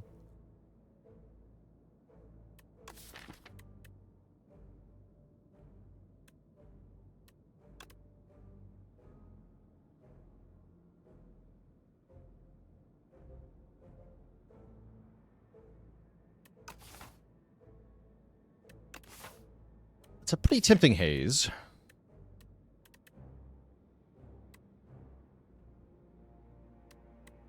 So little poison, though. I'm going to take Cloak and Dagger. Don't know if that's right, but I'm doing it. And I feel like I want to rest if I have any chance of fighting this elite. We could also just go this way. But I think I'd rather rest and fight again.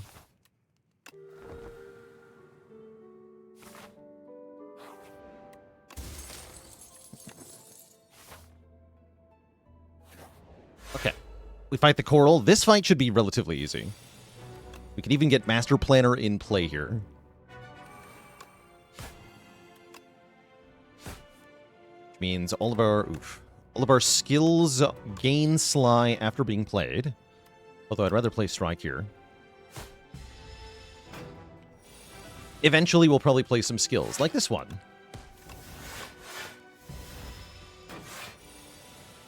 And then our skills will have Sly.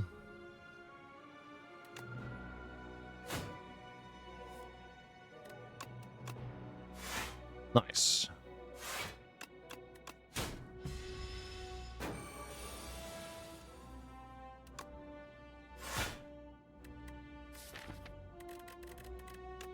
A little sad, but not too bad.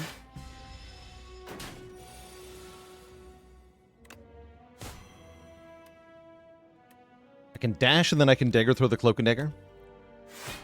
Or block.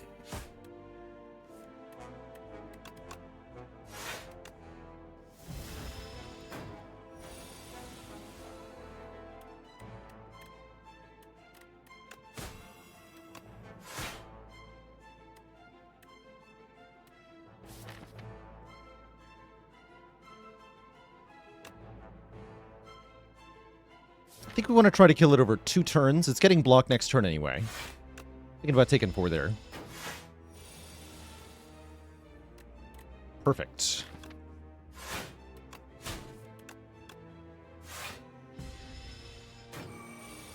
Okay, just have to do 10. Easy peasy. Sinzeta with a Prime sub. Welcome to the Cozy Sub Club. We get a freaking Nunchaku. We can take a Ricochet or a Piercing Whale. I think we do want this Ricochet, so that we have some more damage. Piercing Whale's not bad either. Not very good into the boss, though.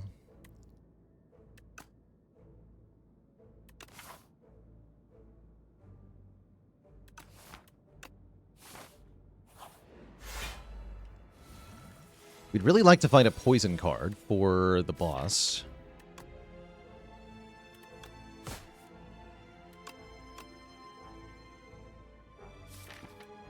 Master Planner might get used in this fight. Might be better to play a strike here, but I'm going to try playing it.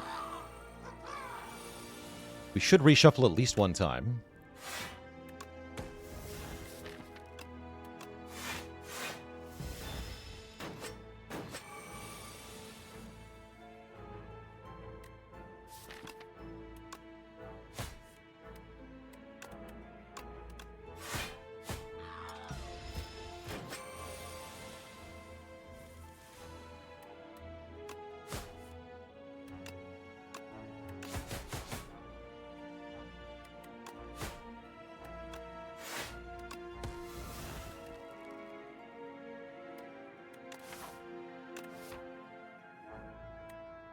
Attack pot would have to do pretty big damage to kill, right? It's not that many hits.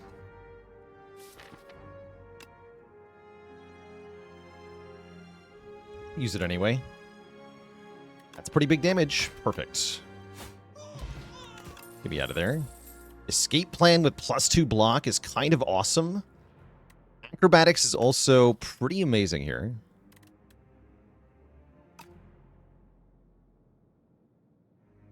Don't sleep on Sly Escape Plan either, actually.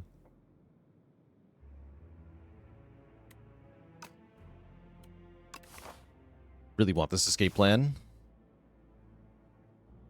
Like, they're both good, but I really want this card.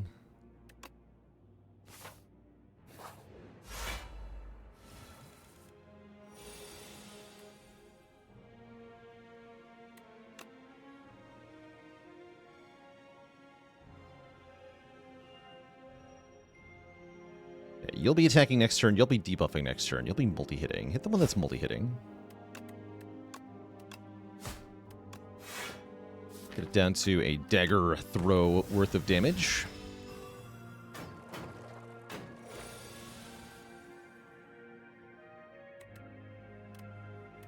And block 10. Where I can kill, and then next turn is worse. Worse-ish. Actually, not that bad, right? Just kill.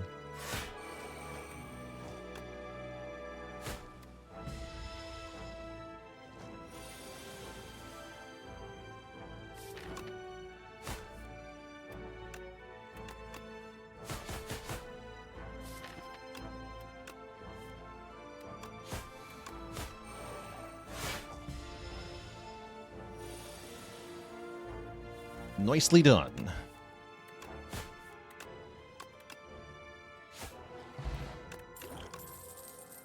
Here we go. Bouncing Flask. Speedster's also pretty good. But I think with Master Planner, we want the Bouncing Flask. It's also a good way to kill the boss. So let's take Bouncing Flask. What's the general strategy for early to mid-game Silent? Does depend somewhat what Act 1 you're in. You really want to start countering your elites with your first few card picks. For me, that usually means getting a solid source of damage, which is often Bouncing Flask, but can be a couple of attack cards. In this case, we got 2 Dash, 2 Dagger Throw, and Ricochet. So we have quite a damage engine. As well as finding ways to scale out your block. In this case, added enchanted cards, and again, the 2 dashes and relics are helping a lot. So get your block and your damage output increased Removing strikes in the early game is not that high of a priority. You're better off spending your money on either potions or an immediately useful relic of some kind, I think. Let's see, I feel ready for Soulfish, so let's take an event into this elite here. Would like to look at one event. Just a fight. And that's A-okay.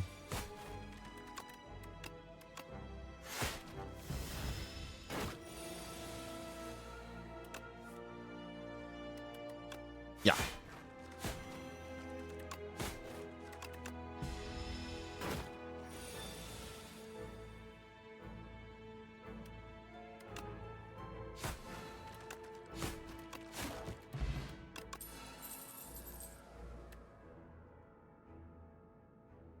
Do I take another Cloak and Dagger?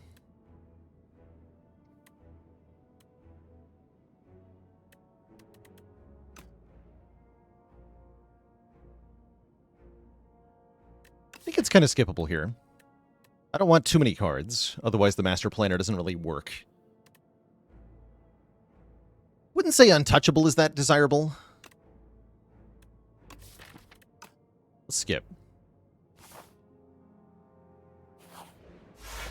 What are my thoughts on Shivs on Ascension 10? I haven't gotten a lot of chance to use them.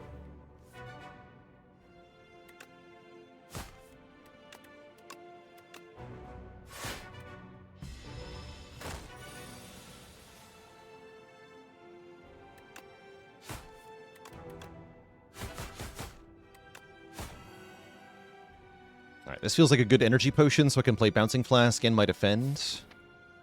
I guess we could just take 5 more. I don't want to, though.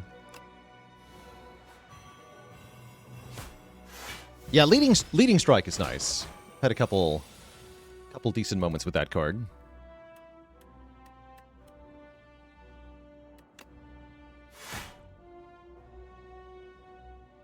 82 minus 8 is going to go to 74, so you're actually already getting stunned, right? It's a bit unfortunate.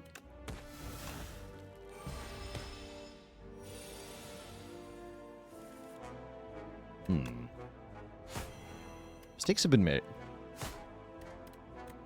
Yeah, mistakes have been made. It's gonna hurt a lot. Oh boy, is it ever.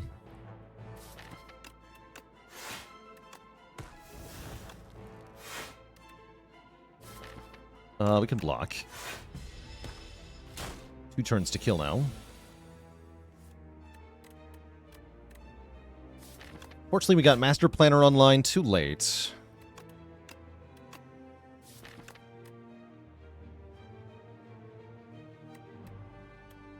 Yeah, very unfortunate. I sure hope I win next turn.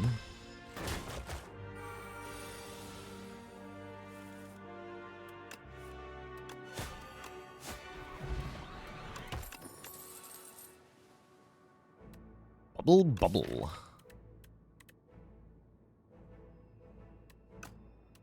If I have too many cards in my deck for fish. Actually, that doesn't sound like a thing. Okay, good. You have to rest, though.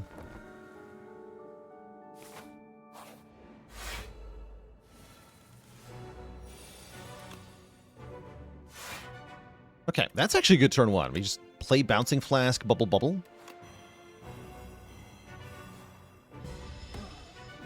Fortunately, both of my dagger throws were in the draw pile were there as well, which is kind of sad.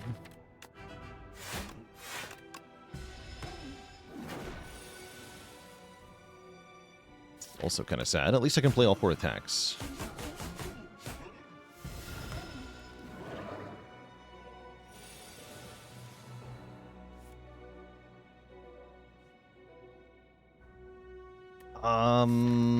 I guess I'm not playing Master Planner with this draw order. Gotta say, I've been really unimpressed with Master Planner so far.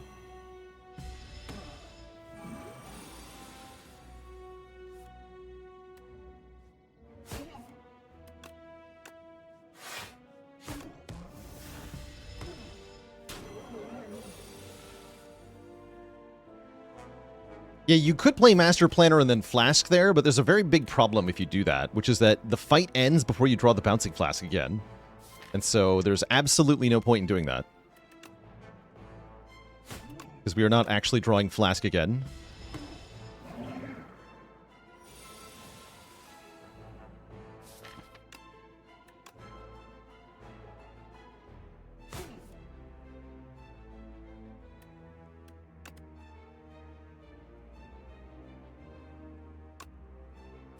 We are playing this.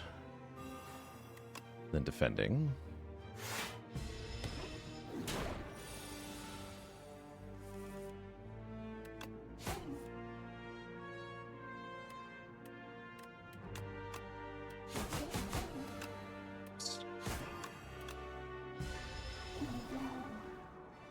I think I could have had Nunchaku on 9 there, but whatever. We get out of the fight, and I'm pretty happy about that.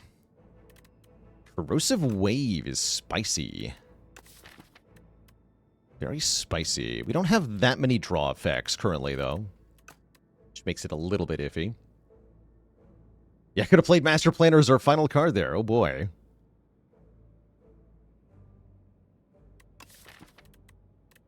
I mean, this sounds hilarious. I don't know that we're actually going to be able to get it online, but one can dream. Relax. Ardla with 42 months of support. Pale's Legion seems fine.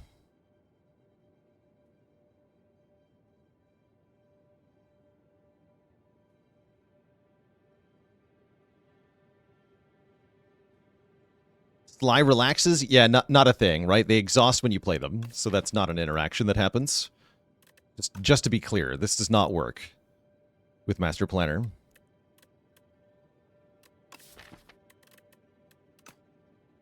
I'm thinking about the wing here, honestly. Sounds fine. Pale's Legion is probably the immediately most useful one, especially with these dashes, but I think not. Wait, these shops are awful? Oh, man. What the hell?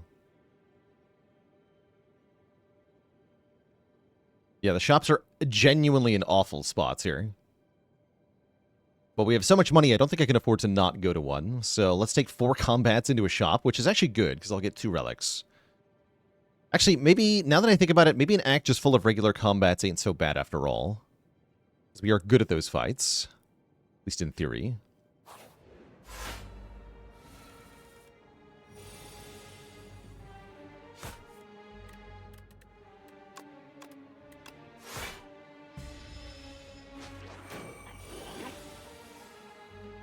I'm gonna let you keep that, probably.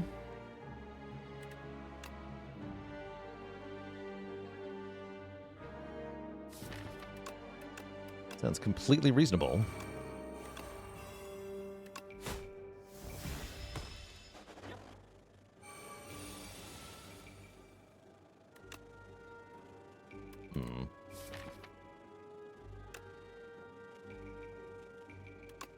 Survivor, defend looks good here. Actually, if we dagger throw ricochet, you just get knocked down immediately. Wait, that's good.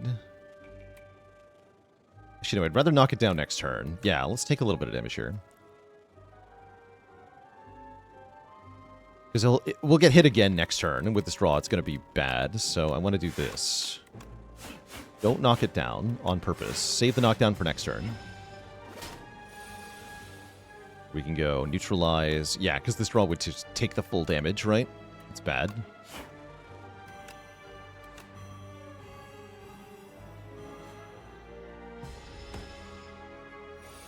Wait, now he's running away. You dare.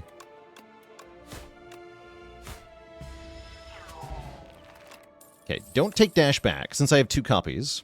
I wish I could sacrifice it to get another, to get a relic here. But I can't do that.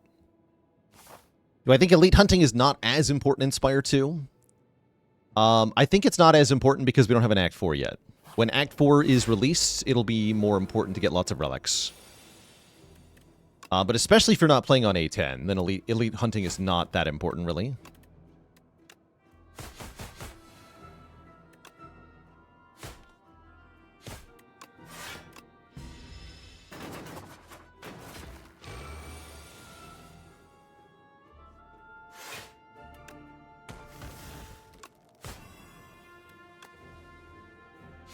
this one next.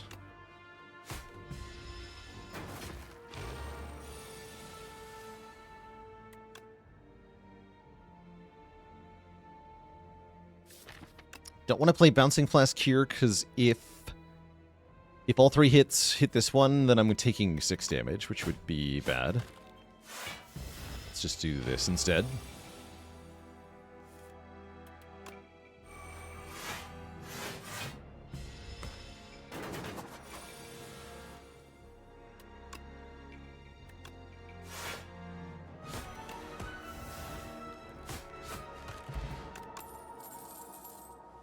Sacrifice.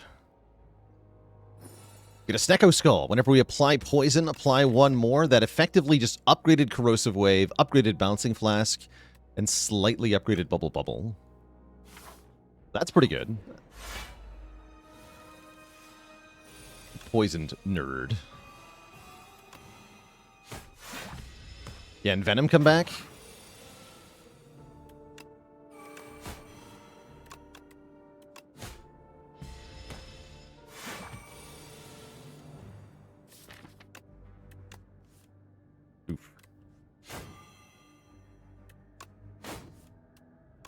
Less oof.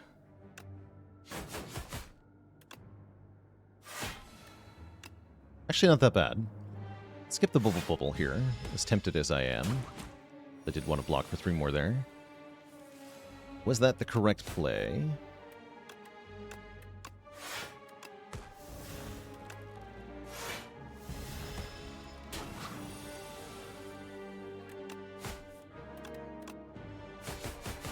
Yes.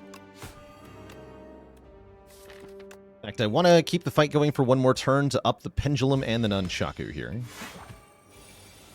So I'm not going to kill it there.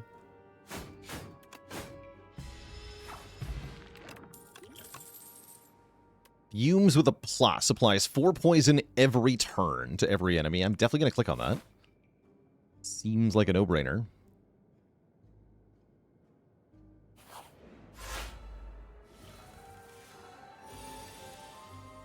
Yeah, so the thing that I'm confused about, why at the start of the run was everyone kind of in unison about clicking on Master Planner? I have not seen a lot of upside so far.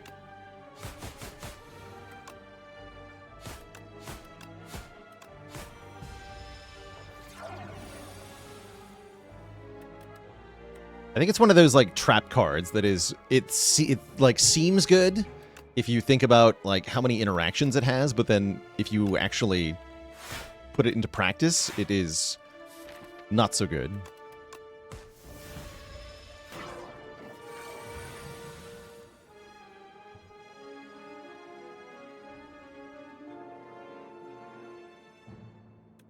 Easy card to overestimate, that's for sure. This draw sucks.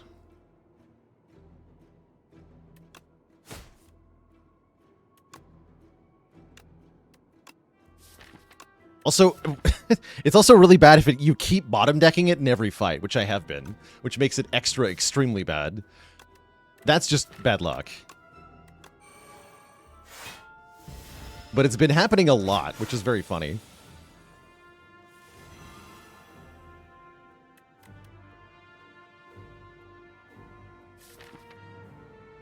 I think I got a Seek Potion now. Seek for dash or something here.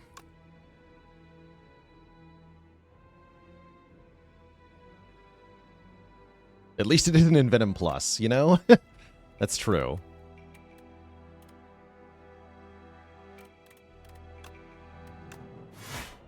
Okay, you can die to poison next turn. That sounds good.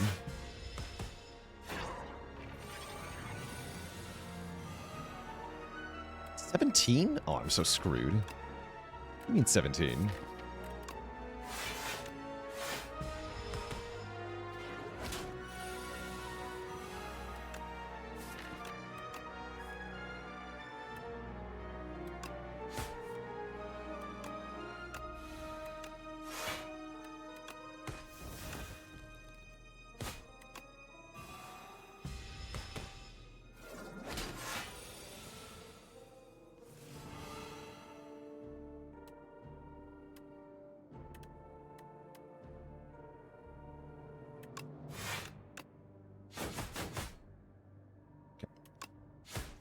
think we're good then.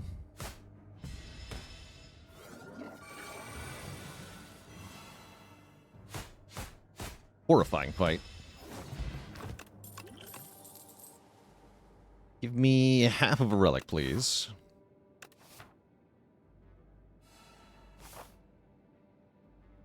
Okay, we made it to the shop with 400 bucks.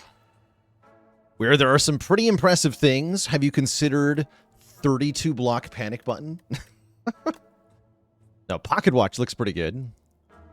Ghost Seed has some interesting stuff. White Star maybe a little too ambitious.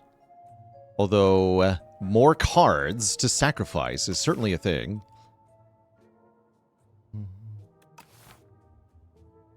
Hidden Dagger says discard on it. That's true.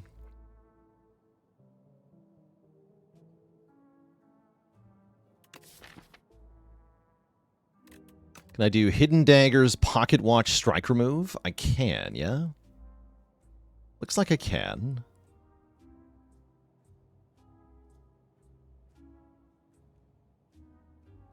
Is Outbreak ever an option here? Actually, yes. Yes, it is. Yes, it is. Outbreak is really good. Yeah, by Outbreak instead of Strike Remove? Yeah, let's do that. Also, that heals me if I buy 3 cards, so that's nice.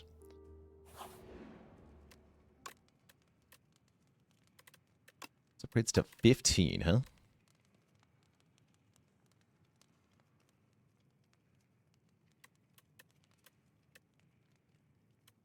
How's it going, Trickster? We know just did an Ectoplasm into Vacu Parasol run. So Ectoplasm where you can still buy things. That's so fun. I had never thought of that.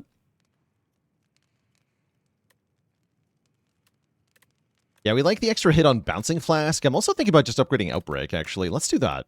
Outbreak upgrade is sick here.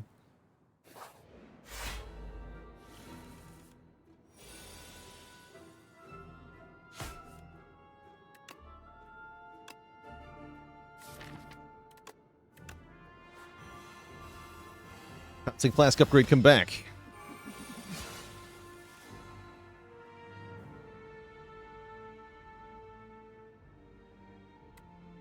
The dash only really blocks for 5. Might be our Fortifier turn. Werewolf 4K with 49 months of support. Thank you, thank you. I guess just go defend, defend, Fortifier, bubble, bubble.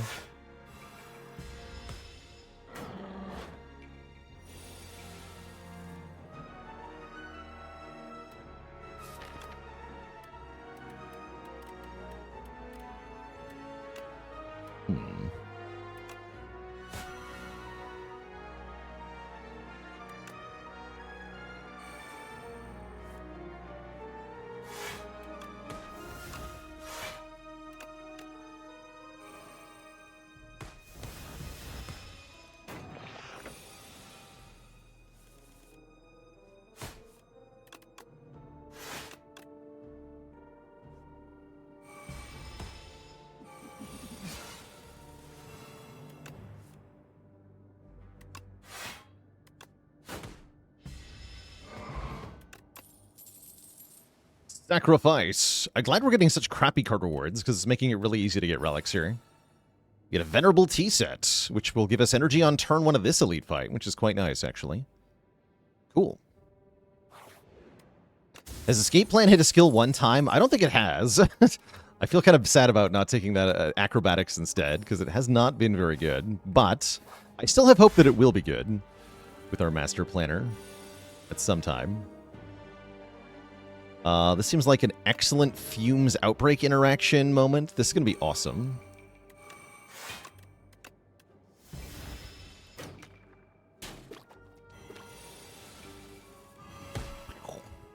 The damage.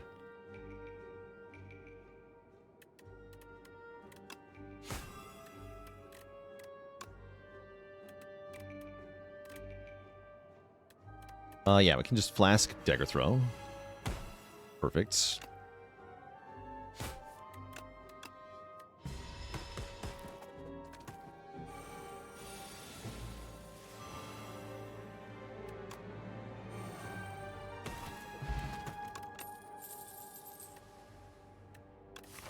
Well-laid plans.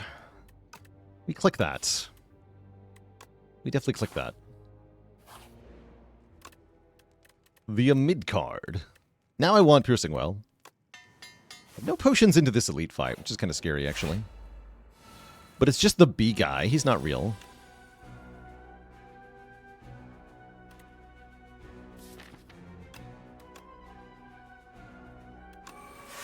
Hey, it worked.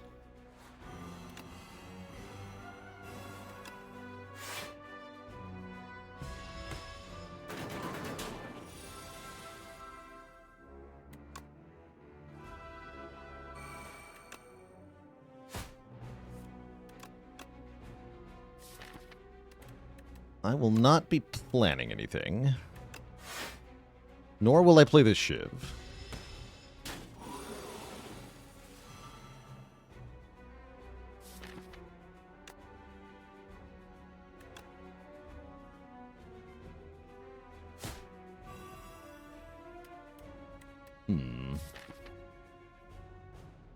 I'm just gonna wait.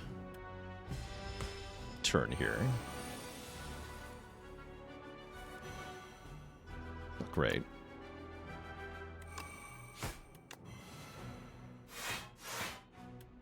Spooky.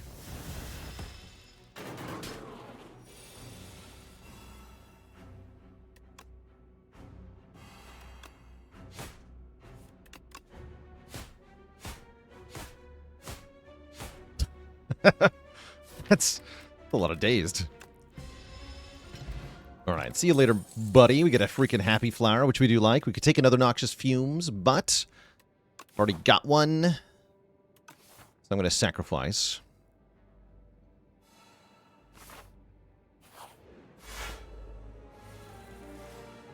Oh, here's a nice turn one. Master Planner, Well-Laid Plans, Outbreak.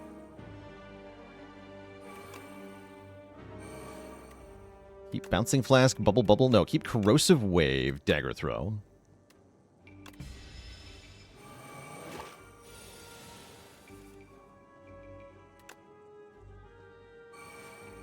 So I draw a card with Escape Plan, I apply poison to all of them, and they instantly take damage from the Outbreak. That's kind of cool. Oh, I should have shivved you, actually. Whatever.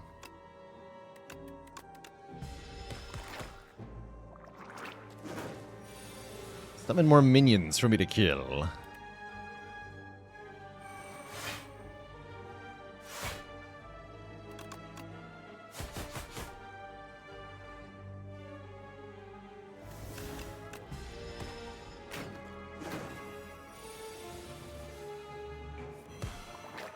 Dead.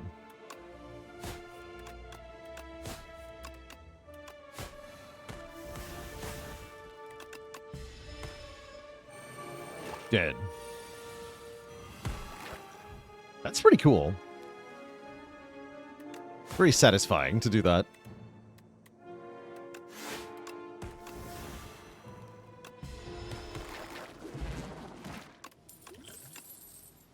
But work plus. I mean, do I have to? I do have to.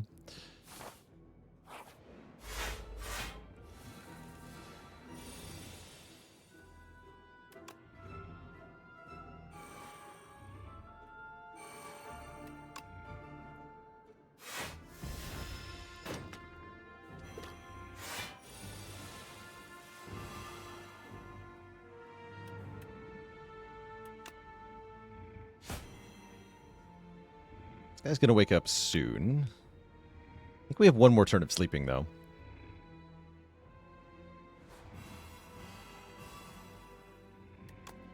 Got him each one time. I kind of like that.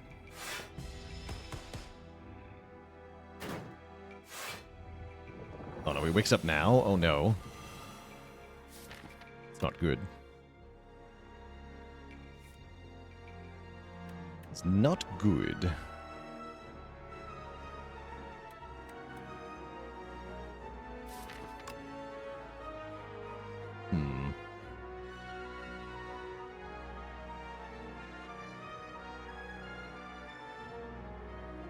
I guess it's explosive potion time. Let's see, I'd still need to do 18 damage to kill this thing. Can I do 18 damage easily? I can, actually, yes. Probably should. Then I don't take an unreasonable amount of damage.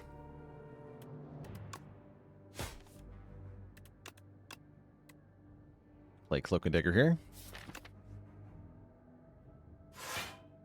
Already did the poison. It's kind of whatever. Next turn's still iffy. I can actually die here, right? Okay, we're not dead here. Not being dead would be good here.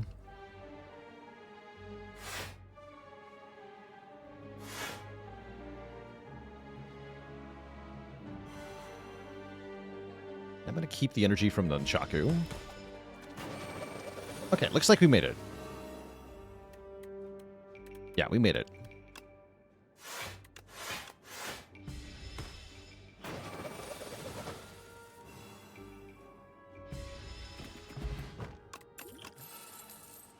Blur with +2 on it is tempting. I think I want the relic before the boss, though.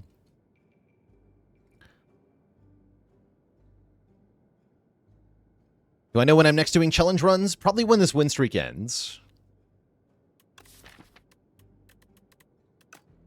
Sacrifice. Bag of marbles. Okay, not very good into this fight. That's alright. And I guess we're resting. Which is fine.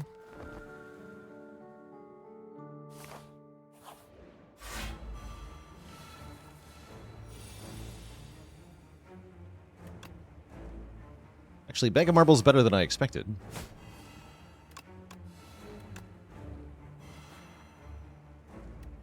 Play 3 attacks, or I can just let Pocket Watch draw 3. I think I want to play this attacks. We do decent damage here, right? It's 31 damage. Do 31 damage. I am a little afraid of this fight, so I'm going to use the Regen Potion here.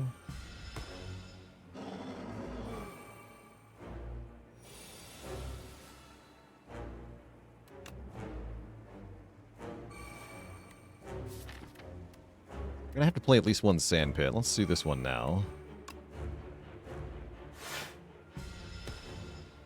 This turn's a bit scary. Yeah, we almost die. Don't like almost dying.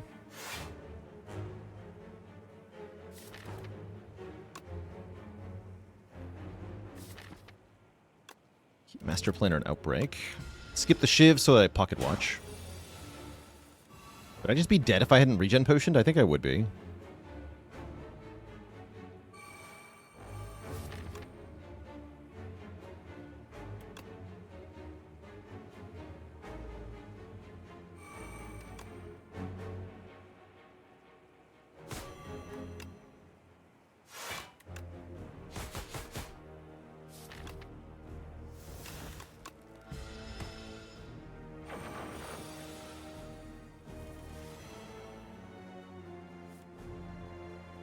Okay.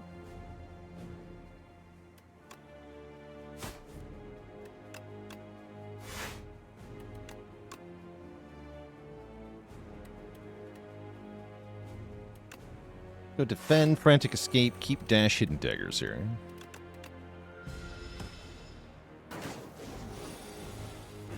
Good turn to draw neutralize. Very good turn. Use both my blocks here.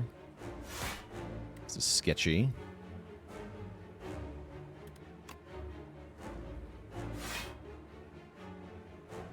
Okay, we get Pocket Watch here. This turn's tough. Uh-oh. Looks like I'm dead. Didn't draw any blocks. Except for this one defend.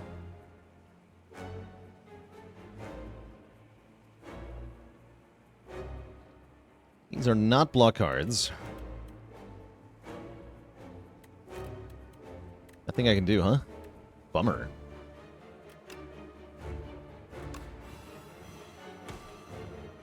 It's got to do 113 damage. How hard could it be? Smile.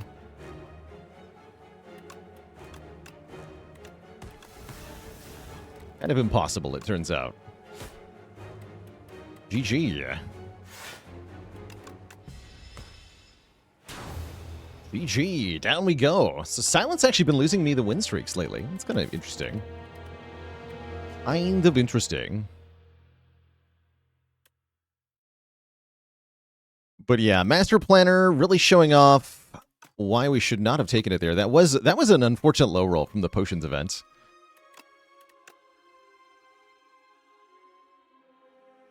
I think Envenom would have been the way. Yeah, I think Envenom would have beaten the Insatiable here. It's a tough Insatiable fight.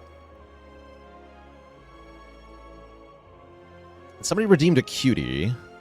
Go into the redemption thing. Yeah, hold on, chat.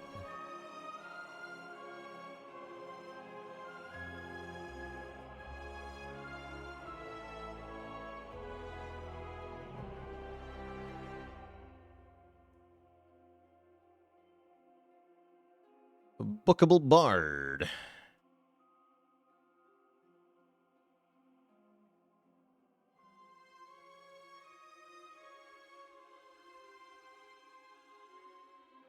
You were on the list.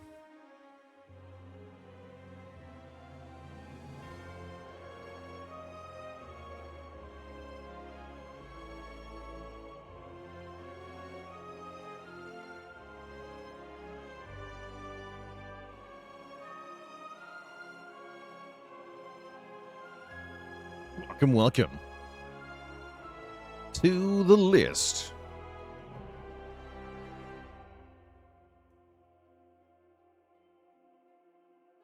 Cryptic Zen, thanks for the Prime sub and 28 months of support. Will the patch be today? Yeah, later today. Will be later today. Good try, good try. Got close. A little bit more health, we would have had it. But yeah, let's pay out the gamble winners as well. Pay out to the doubters. Back to 0.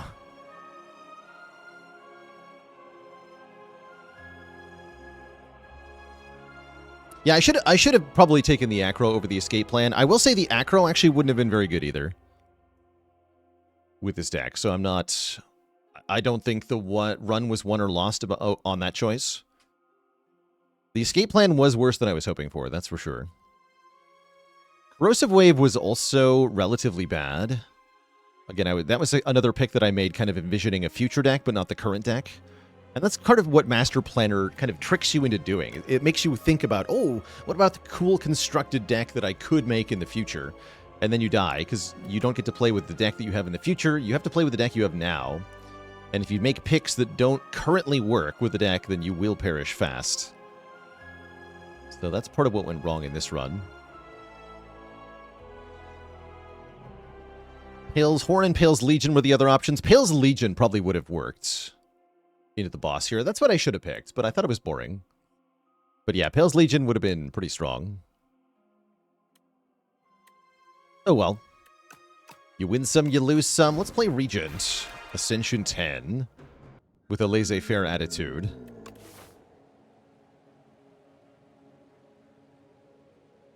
Oh.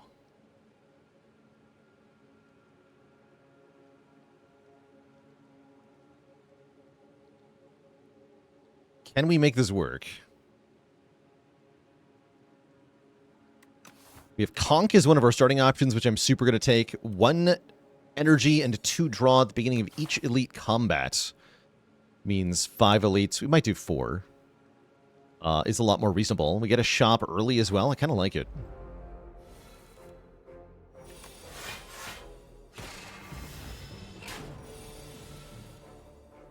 All we have to do is take all the damage cards. The Menace Unleashed with the Prime sub and 4 months of support.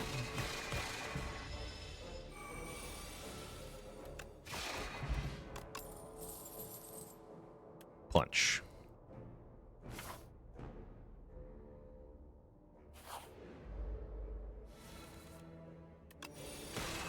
Punch.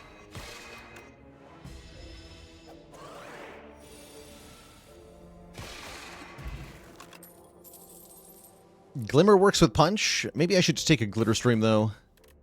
That sounds more reasonable. Big block now, small block later. People say the punch is bad. Don't let them say that to you. Tell them they're wrong. Which overgrowth elite do I find most dangerous in general? I find I have more trouble with the frog parasite than I have with the statue. So I'd say for me it's frog parasite. Actually, I should have mathed there. I could have killed the middle one. And probably should have. Yeah, that was kill middle one. Defend. Oops. Oh well.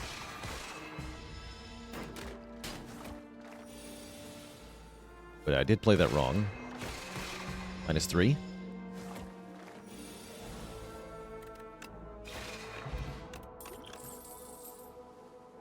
Know thy place, we like.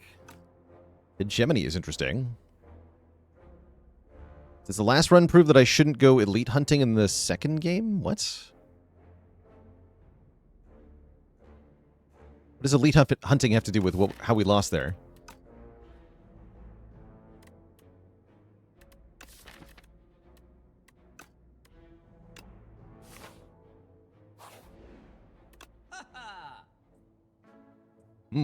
Spectrum shift, huh? What if it's just ultimate strike? What if it's just ultimate strike?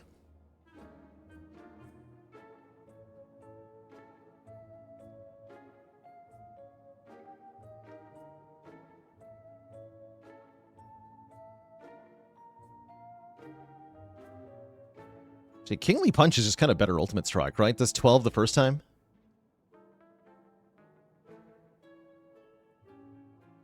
Maybe I'll just take an early Spectrum Shift. Doesn't feel good into the elites, though. I could do Gather Light Remove. Maybe that's better. I'll do that. I don't know if that's right. Probably corrected by a potion. Definitely don't lose health. Yay. Alright, elite number 1. Here we go. Good luck to us. First up is the Frog Parasite.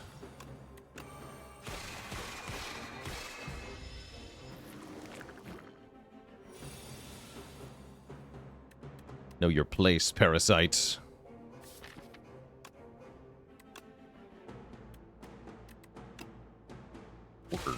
Or something. No, I'm doing this on purpose.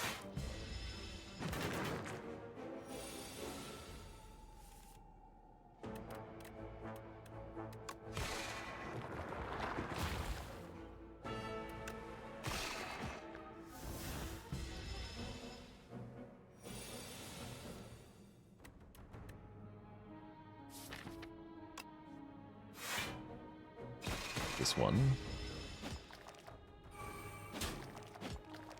Want to kill this one this turn.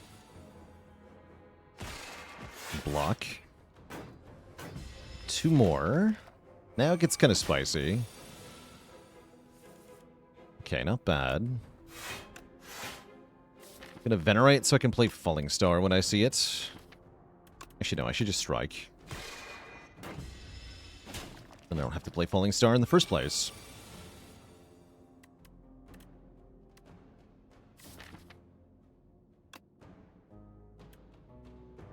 This is Glitter Stream, Kingly Punch. Take 3 more, then we should be done. Yeah, we're done. Okay, not bad.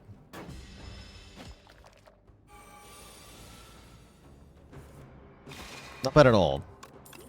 We get an attack potion for the next elite. We get a freaking bombardment.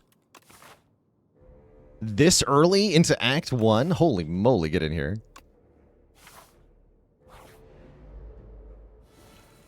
Bombardment says kill everyone. Yeah, kill all the elites is what it says.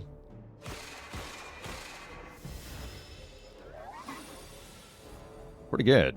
Know your place, Fogmog.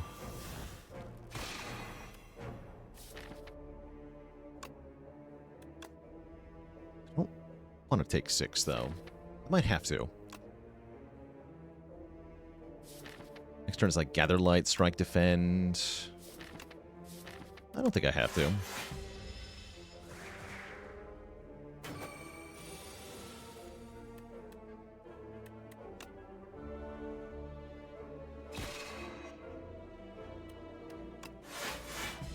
want to play the Gather Lights so that I can play Thing. I might have made a mistake, though. Yeah, I did. Did make a mistake. Damn it. Dang it.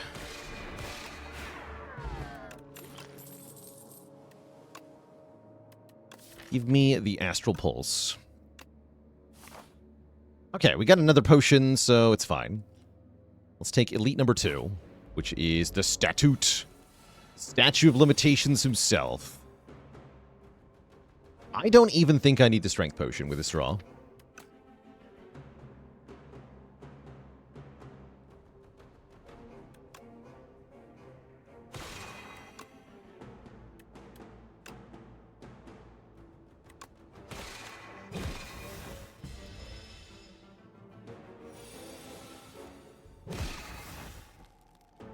Actually, maybe I did.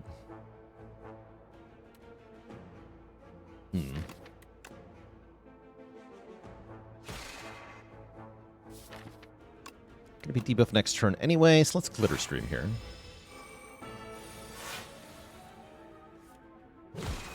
Okay, yeah, we take a small amount of damage. I'm cool with this, actually.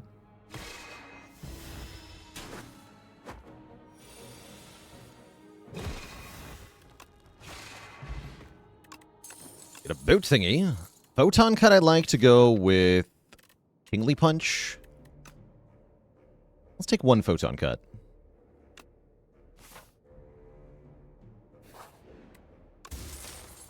Old freaking coin, we're rich. I think we just go for it. I think we can do the full 5. Let's do it. Who needs upgraded bombardment? Not me. Okay, this is a good fight for Strength Potion.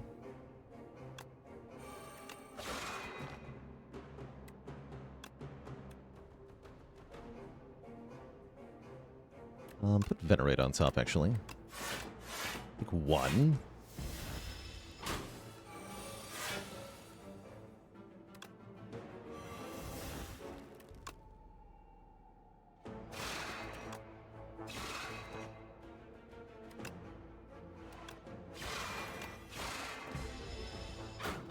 One damage Bordanis. I like it.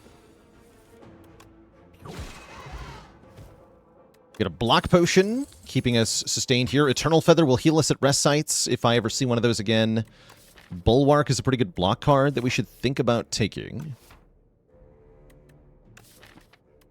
And also think about skipping. Skipping is kind of good here, actually. Skip. All right. 2 elites to go. Our health is in good shape, actually. This is very promising. I'm going to take 1 damage on purpose here.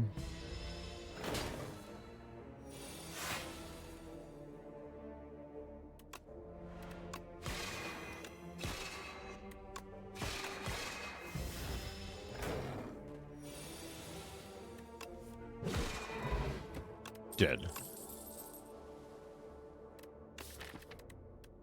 And skip. How do you pronounce my username? Baylor Lord is the pronunciation I prefer.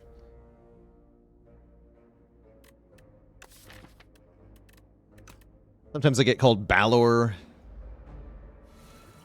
which is fine by me. It is an unusual username, after all. So I don't mind. Baller Lord. I get 19 free block on this turn. Seems kind of good.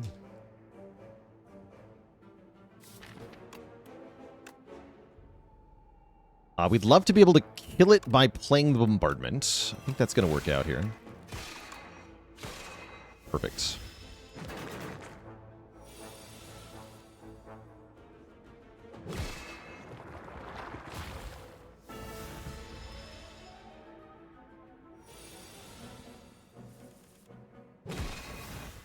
Get wrecked. Get freaking wrecked. Speed pot to save 2 health here? I'm tempted, genuinely. I think I want to draw the cards, though, so whatever.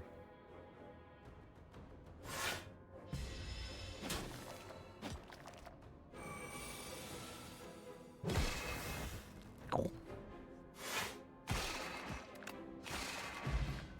Good. I should have... Yeah, I should have. Whatever. We got a Regal Pillow. Convergence is nice. Convergence is nice. Retain your hand. Gain an energy, gain a star. And I'll take Skill Pot over Speed Pot.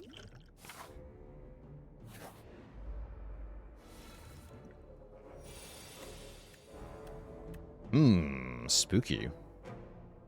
Let's see. Falling Star into Kingly Punch does 8 plus 18, so we can kill the Assassin Raider here. And then Glitter Stream, which blocks for 11. Incoming damage is 14, so I'll take 3. 3 is not bad. Yeah, 3 is fine.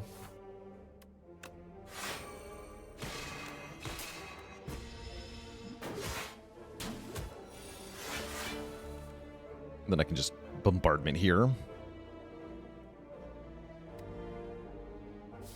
That good enough, though, actually. I think it's not. This guy will attack for big damage next turn.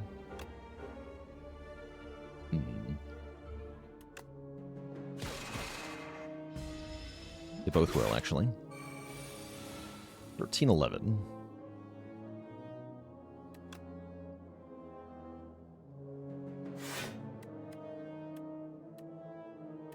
21. Okay, maybe I can just kill them both? Yeah, I can. Nice. Double convergence. Interesting.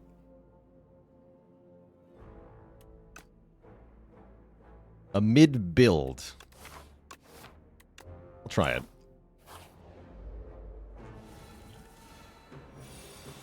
Know your place, bird. That is your real name.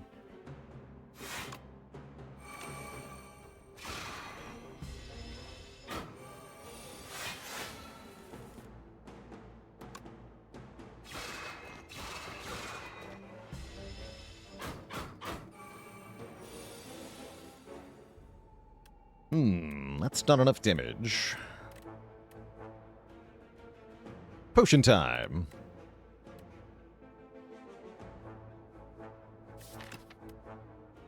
Oh, skill pot.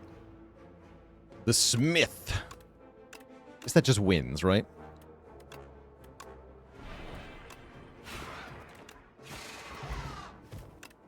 We get meat on the bone, healing us if we're below half health after a fight. Unfortunately, the timing couldn't be worse here, as it actually does not help me going into the boss.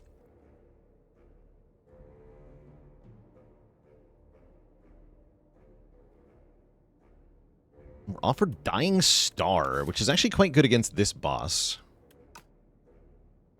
I'll take a Dying Star.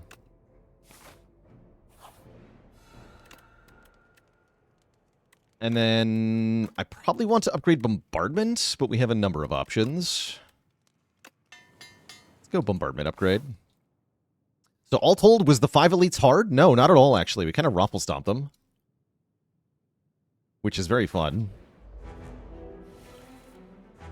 We did 5 elites, no problem there.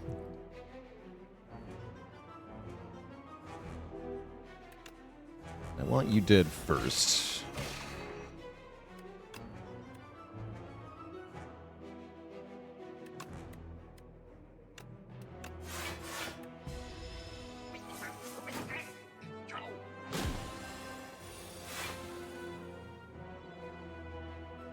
Well, that's right, it's ethereal, though. Mistakes were made.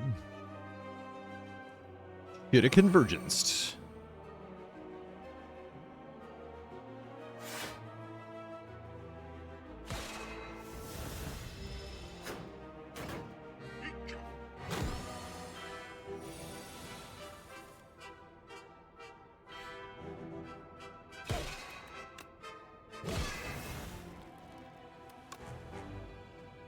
If I convergence, I don't scale Kingly Punch? That's kind of weird.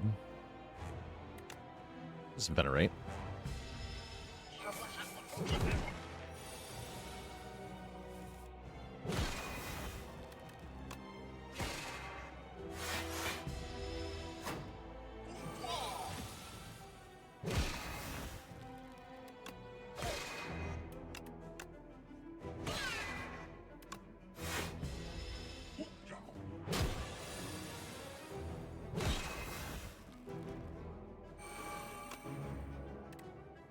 I guess I want the weaken for next turn, probably.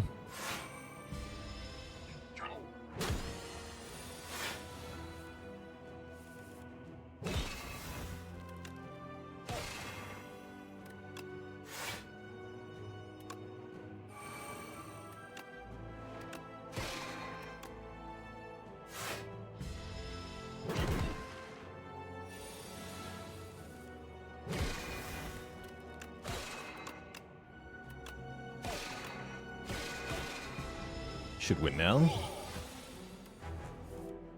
The punch.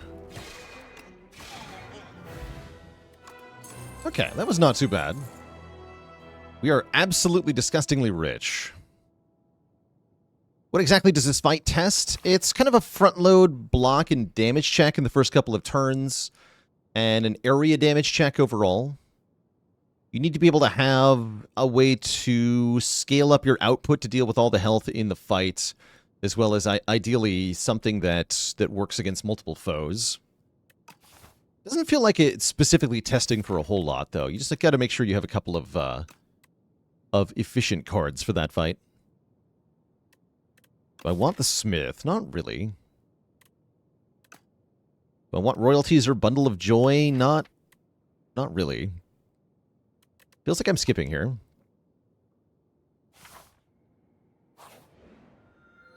Hello?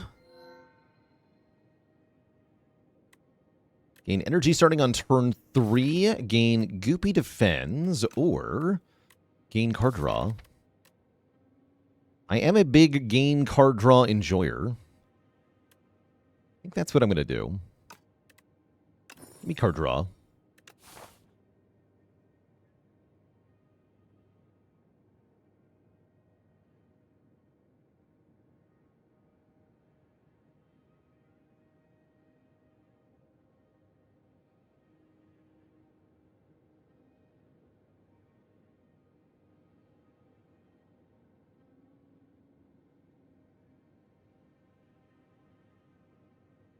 Early shop seems kind of crucial, yeah? And I do want to fight as many elites as possible, so 3 is the maximum. That is correct. Great. Okay, let's get this shop done. Shops are good here.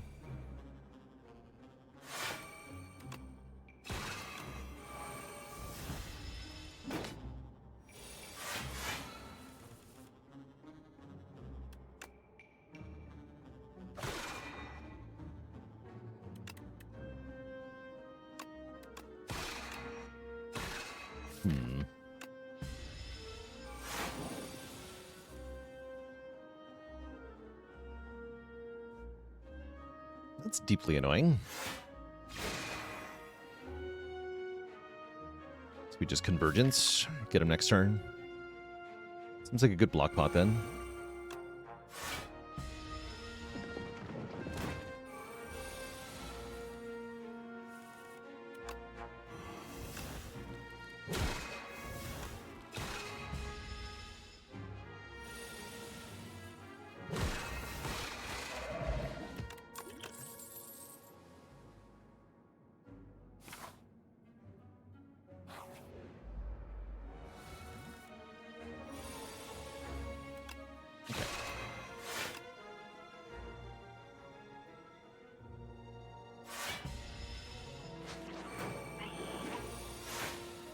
I might let that card go, actually. I'm cool with that. We picked that up before we got Bombardment, I'm pretty sure.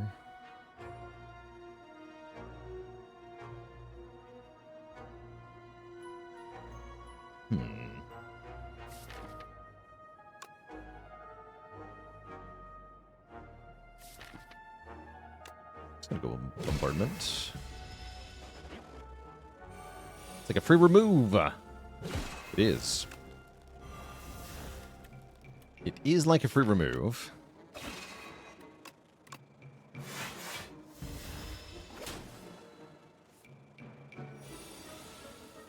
Bonk.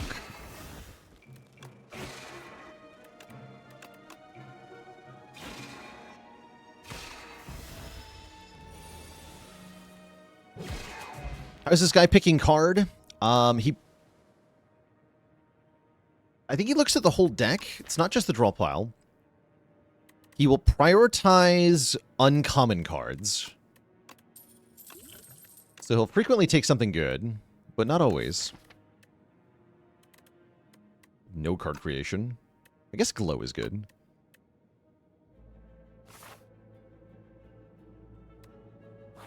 But yeah, he'll take uncommons over everything else. Okay, we are not using Screamin' Flagon with +1 draw per turn. Child of the Stars looks good here. Happy Flower looks good here. Automation is kind of good here. Yeah, Automation seems great, actually. I like Automation a lot. Hidden Gem is here. Can I afford Hidden Gem in addition to the other stuff? Wait, that's kind of cool, actually, right? Oh, I can. Ooh, spicy. This does look like a good Hidden Gem run. Hidden Gem is best when your deck is small, and our deck is small. What makes Automation good here? I'm drawing just lots of cards. So the more cards you draw, the more energy it gives you. Let's try the Hidden Gem. We haven't done Hidden Gem in a while. And then I'm definitely skipping more cards. Hidden Gem, Dying Star. I said skipping more cards, but then I get offered Defect cards. Defect cards are really good. What about a Clad? Clad could let me exhaust Bombardment. That might be better, actually.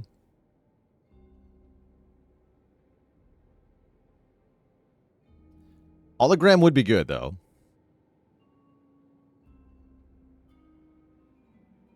Yeah, Turbo's good, too. There's a lot of good stuff on Defect.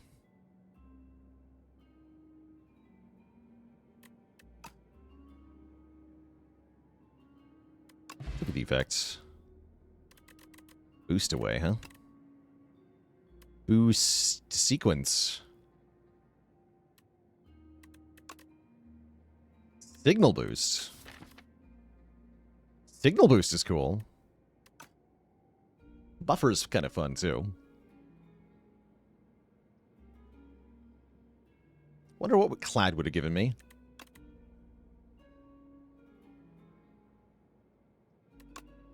Compact with Crash Landing would be a thing, but we don't have Crash Landing, so that's not happening. We'll take Signal Boost. You can always save and quit, that's true.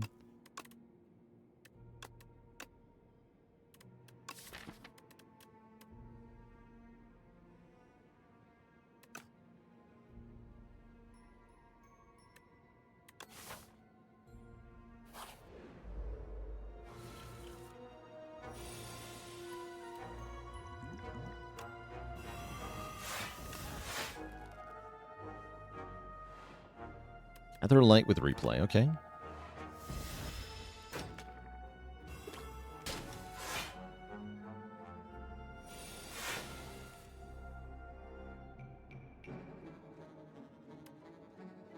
Might as well, right?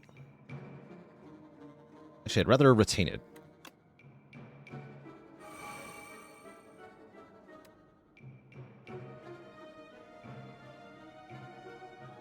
I'll also use Photon Cut to put Dying Star on top. 18 block.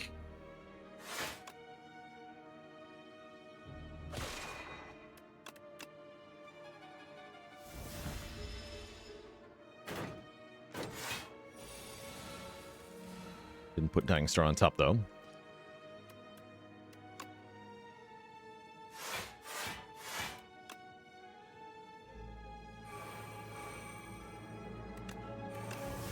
See how this feels.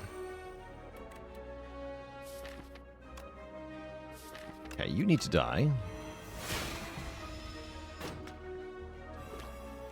There's 2 separate trackers, right? It's not every 5 cards I draw.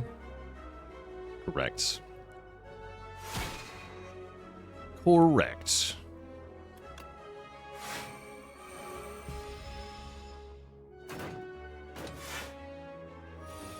Now I get 2 bonus energy. That's pretty good.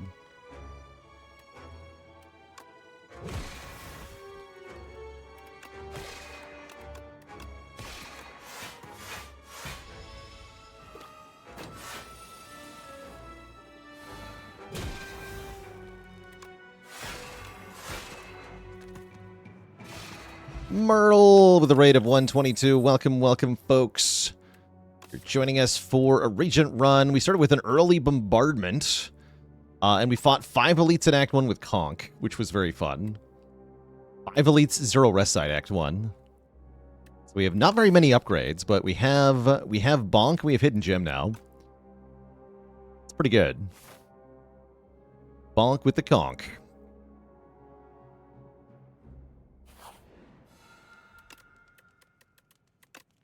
Being 0 cost is very tempting. Yeah, let's make this 0 cost.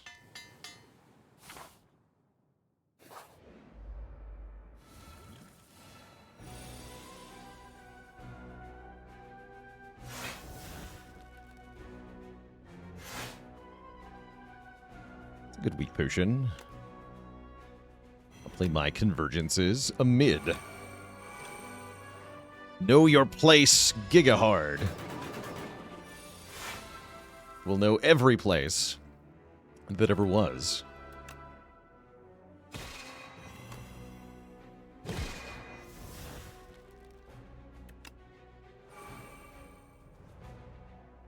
Don't want to take one. I guess I don't.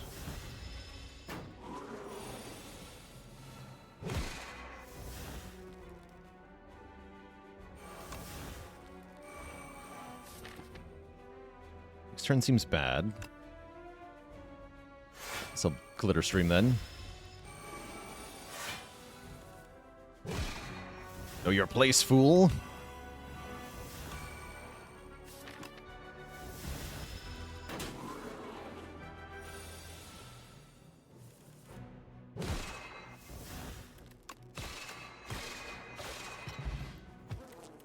Nice.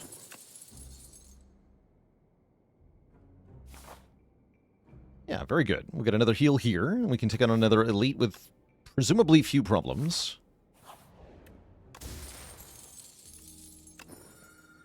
Big healing.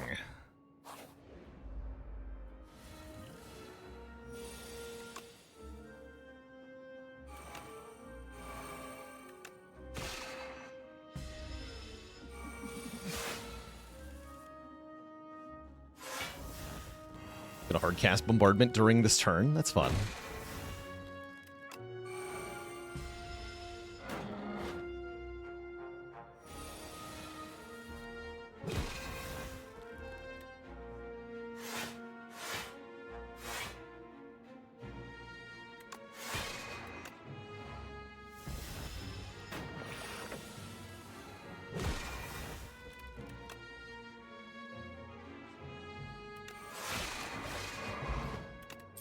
Get a fairy.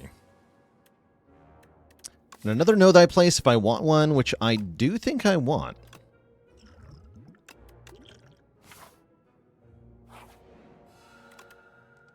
Ekratal with a prime sub and 39 months of support. Screw it. Let's upgrade Hidden Gem for fun.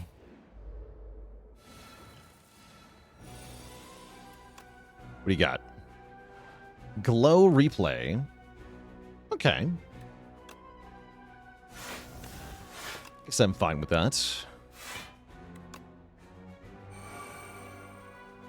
Attempting to play Astral Pulse before I get weakened, but I think I'd rather keep the stars so I can play Dying Star.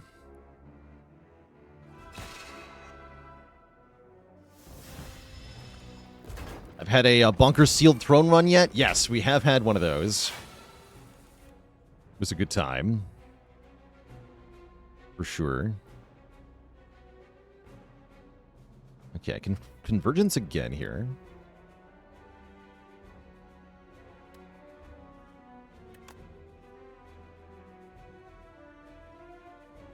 So I'm going to signal boost Child of the Stars.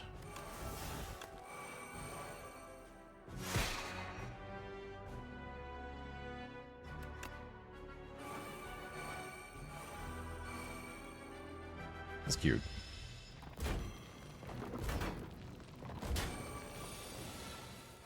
Okay, there's Dying Star. Weaken the one that's going to weaken me. No damage. No damage whatsoever.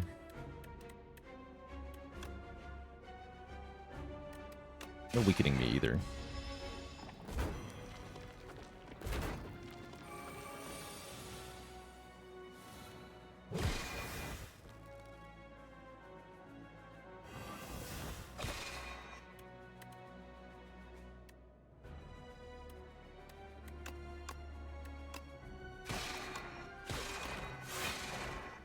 GG, we get a bag of preparation, which is very nice for more cards on turn 1. Prophesize is interesting with automation, is it not?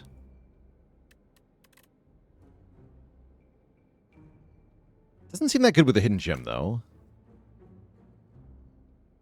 Nah. Is bag the best common relic in the game? Potentially.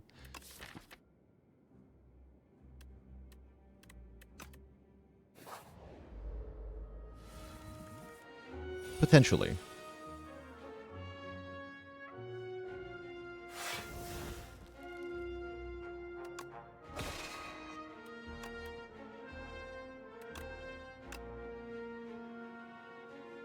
Reduce your damage. Hit them all. Get some stars back. We'll take a little bit here. Draw more cards.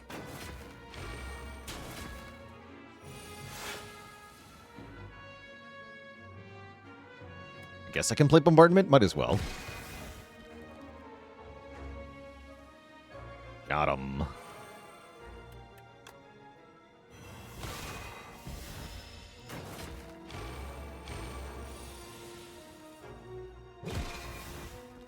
Didn't think that all the way through, actually. Made a mistake. I shouldn't have played Falling Star. I was meant to keep my stars for Dying Star here. Now I'm getting bonked when I shouldn't be. Big time, actually. That was a big mistake. Playing too casually. Ouch.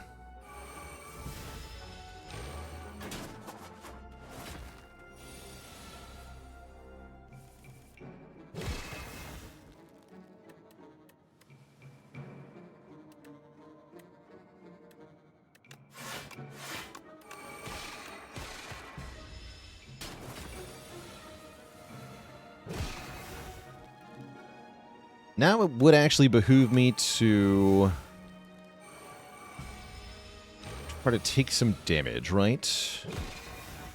Half health for us is 44. So yeah, if I take 8 here, I'll get a profit. Perfect. Net gain of healing there.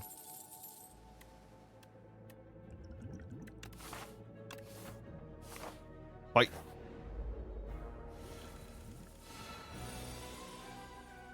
Sure is a lot of cards on turn 1.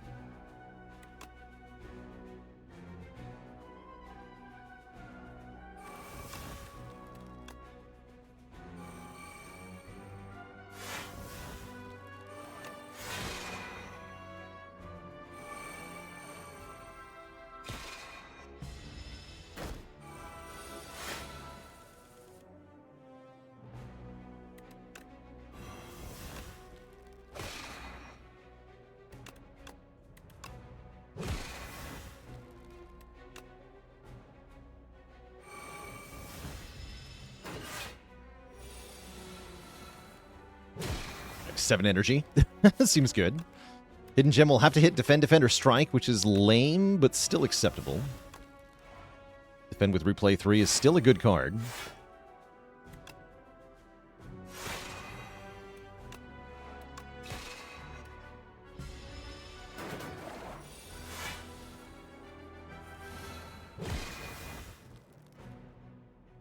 Talhane Drill with a Prime sub. Welcome to the Cozy Sub Club.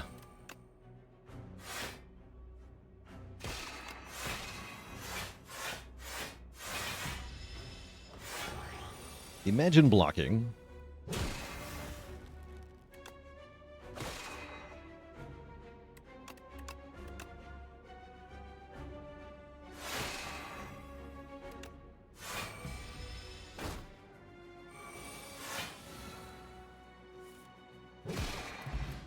Deleted.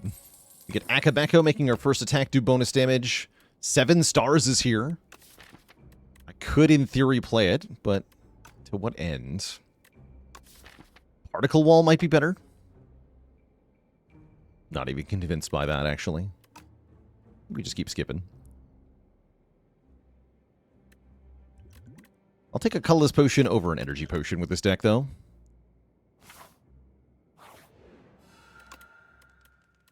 Yeah, we definitely don't have enough Star Gen to run 7 stars comfortably. We have many good upgrades. Get some more Star Gen.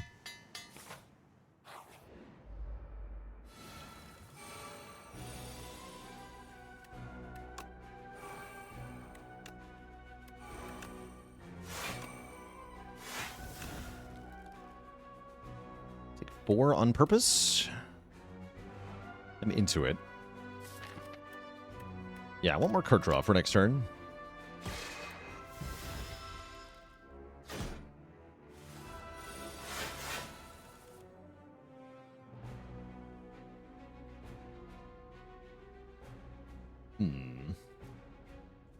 I guess I can Convergence to play Bombardment next turn, and then I can Dying Star to keep Dying Star around. I would like to do that.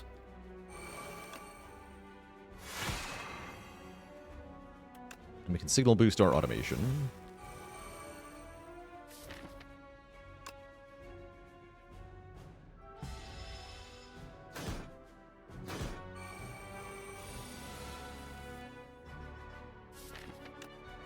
Those are all good hidden gem targets. One's a little lame, but it's fine.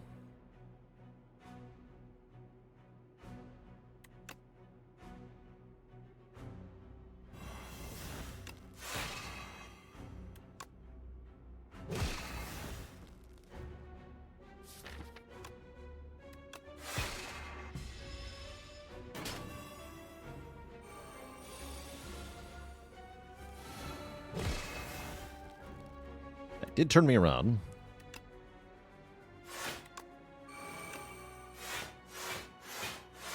Blocking.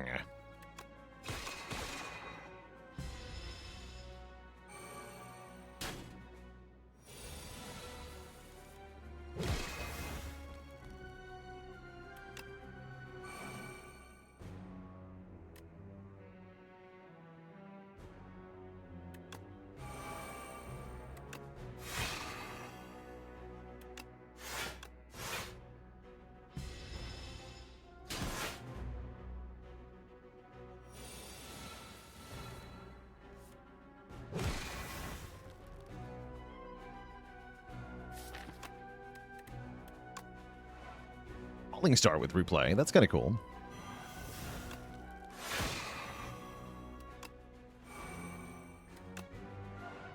I guess keep the debuffs up on you then. Seems good.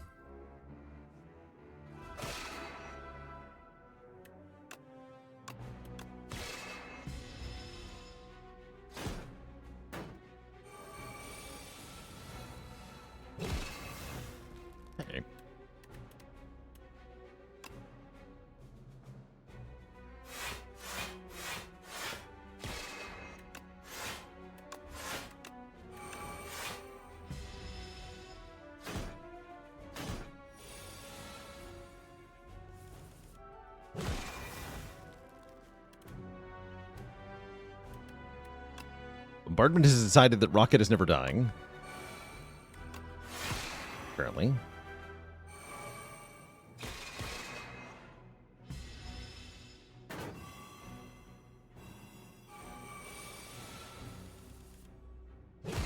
Okay, nice. We got the correct one.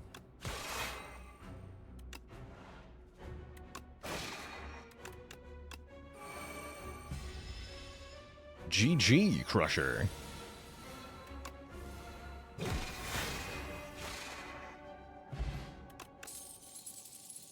Tyranny. Okay, Tyranny is the piece of the puzzle that we were missing here. Tyranny gives me a way to exhaust Bombardment without having to pay 3 energy for it. It also allows me to exhaust cards without replay, so that we can just get down to the hidden gem cards.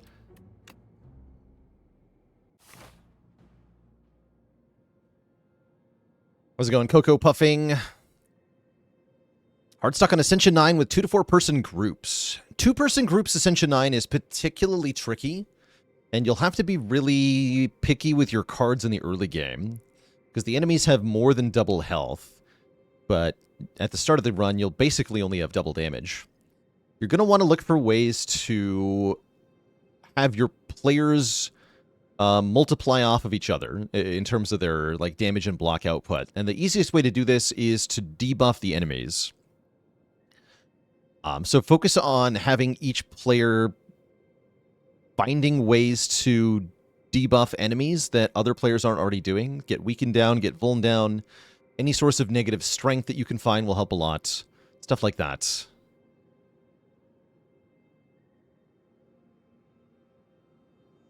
Every character has some amount of debuffs they can work with or even benefit from, with Defect being kind of the only odd one out.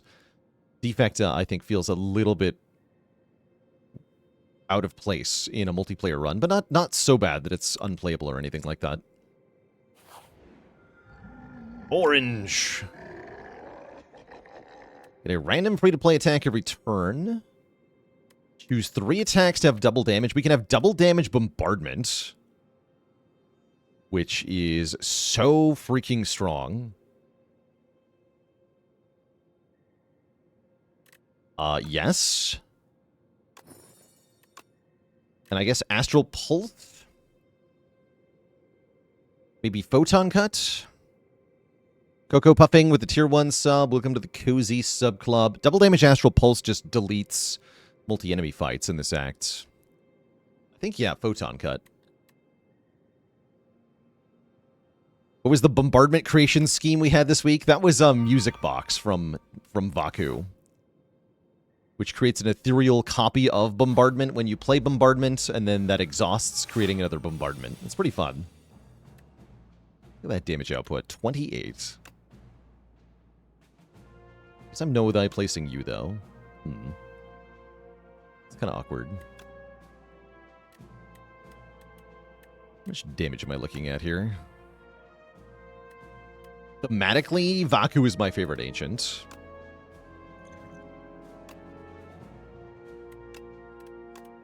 That solves that problem.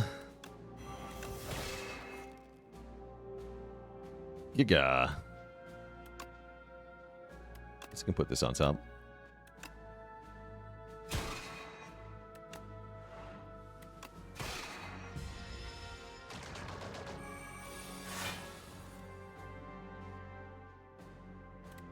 Pow. That card sure hurts.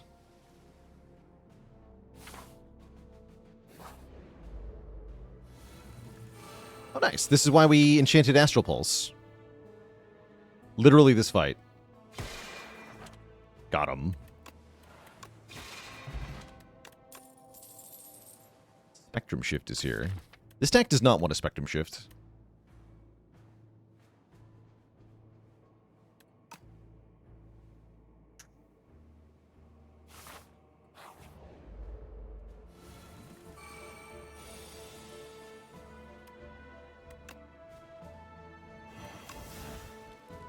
Pow. Lowered the damage.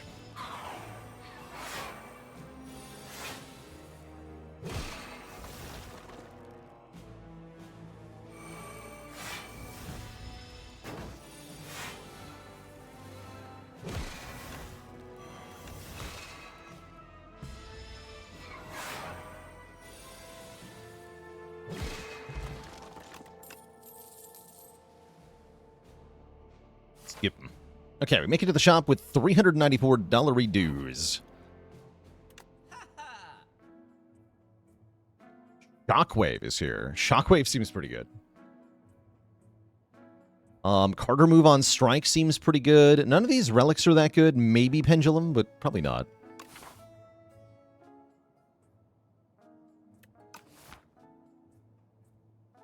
Shockwave, strike remove. I don't think our hand ever ends up empty, so Unceasing Top is never doing anything. I guess with Tyranny? With Tyranny. True, we can Tyranny down to do a small subset of stuff.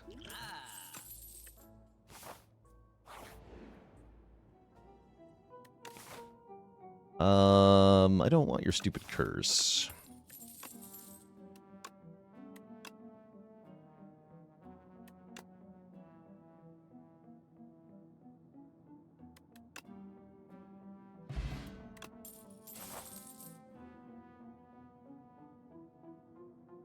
Okay, we're gonna go this way. Hello. Did you know you're all screwed? Good luck.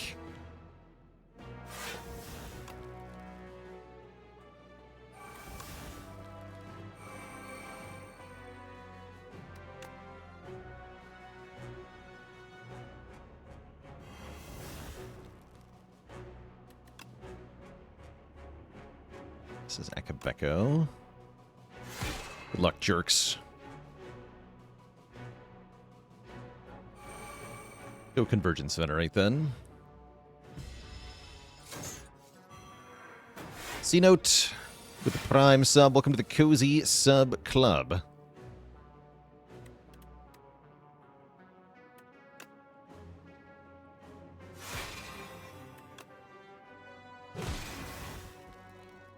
He's dead, Jim.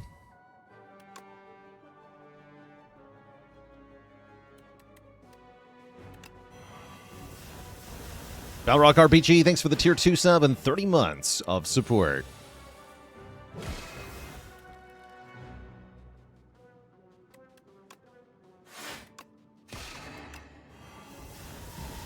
We'll play Tyranny at least. Doesn't really matter. You get +1 strength. Hidden Cash can give us more stars. I don't think I care. Been watching YouTube since Spire 2 came out and finally made it to the live stream. Well, welcome, welcome. It's good to have you.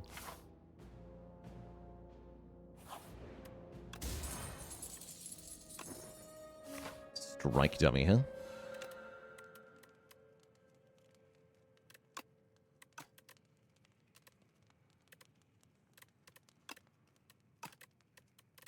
Already got past the fight the Astral Pulse helps with, so I don't think I bother upgrading that.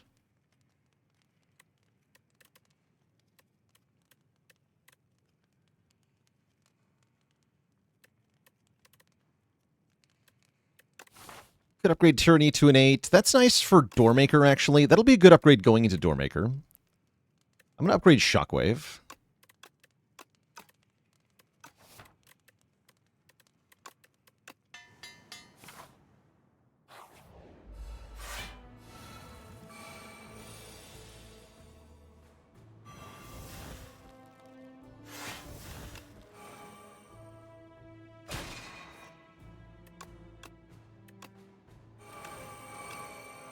Stars.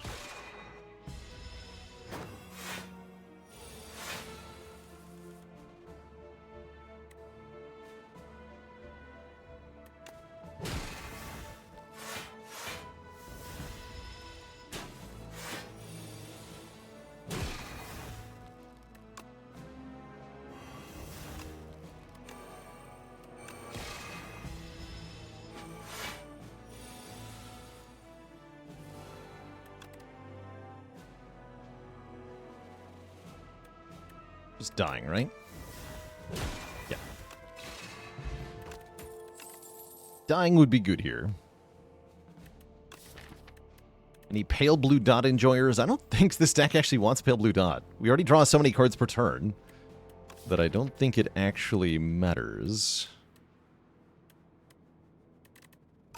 Skip.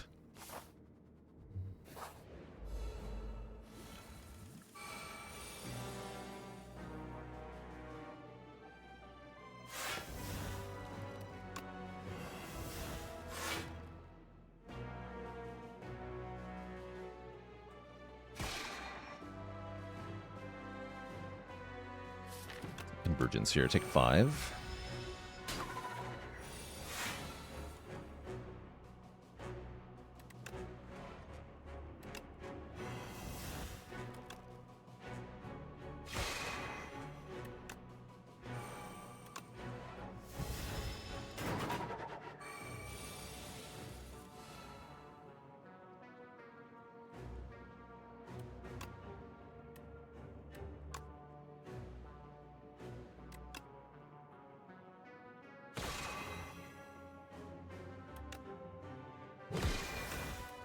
Try to kill next turn.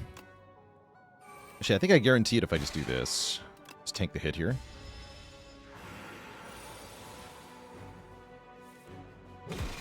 Ooh, not quite, actually. I'm 1 damage short?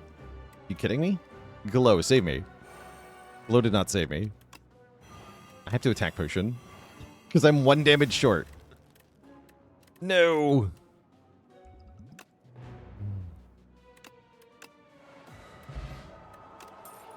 Get an attack potion back, of course. Classic. And then we upgrade 2 skills, which are Boot Sequence and a Defend. Sounds fine. Loeth with the Prime sub. Welcome to the Cozy Sub Club. Duplicate your deck. No? Although second bombardment is kind of funny.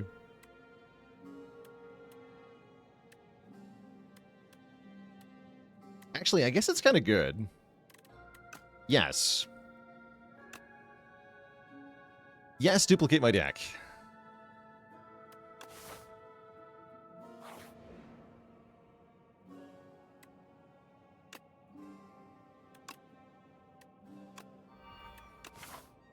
Big.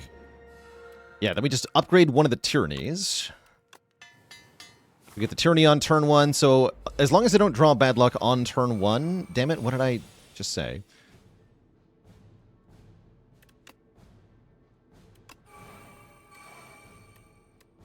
Oh. That's gonna cost me my puzzle, too. That's annoying. Rude.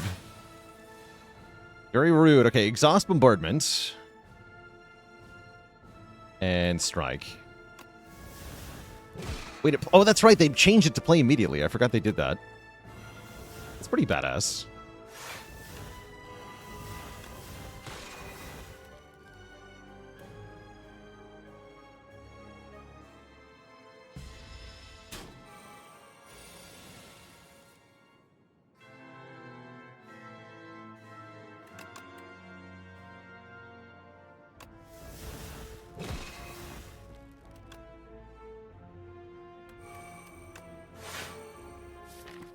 You got Hidden Gem. Tell the stars with replay. Sure. Took 8 for that. Okay, that's the one with replay. Where do we use it? Oh, it actually cost me big time. Make sure I don't use it.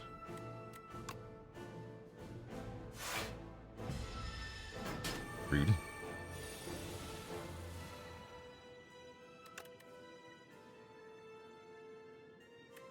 Child of the Stars.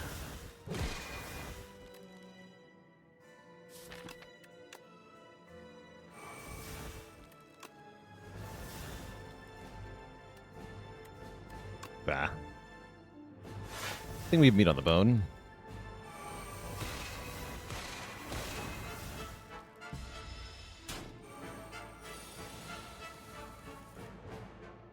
Okay. GG.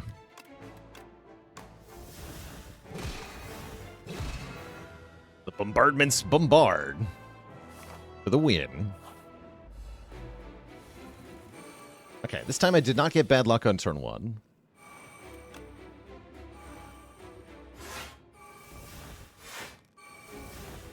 Take a small amount of damage. Yes.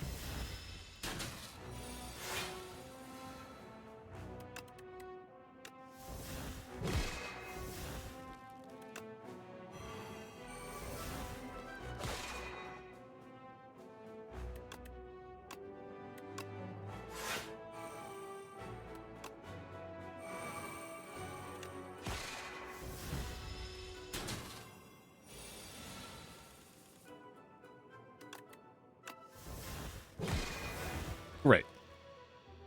Signal boost automation.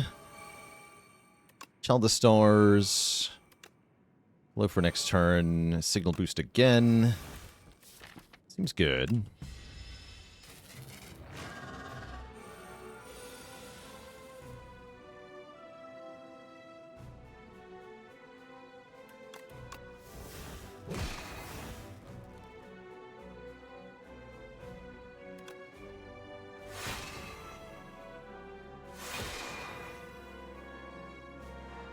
Shockwave with replay. That seems unnecessary.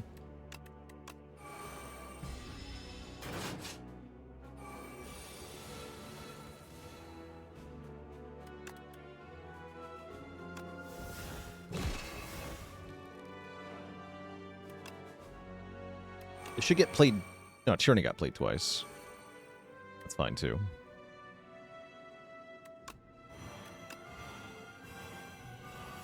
When he turns a weakened vuln for you.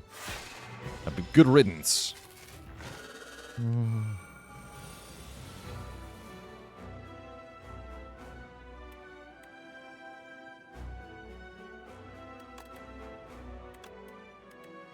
Pick 3 cards. That feels kind of bad, actually. Help.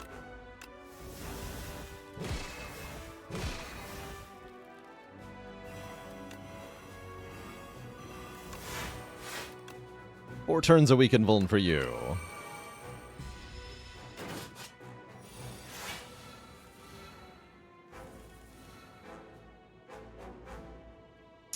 Why exhaust the Dying Star? I couldn't afford to play it. I didn't have enough stars. So it was getting deleted one way or the other.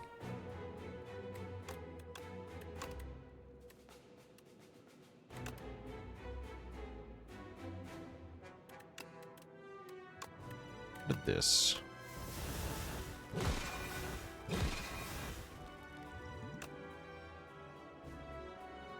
Take a beat into shape for this turn? Sure.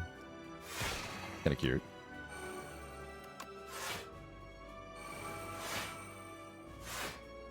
Forge 20.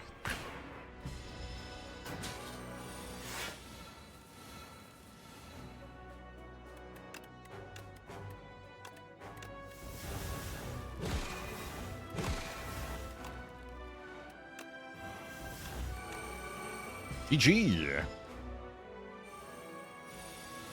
Bombarded to death.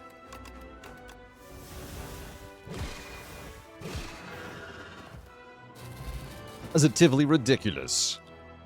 We get there. I've had enough of your poor manners, architect. Let's freaking dance.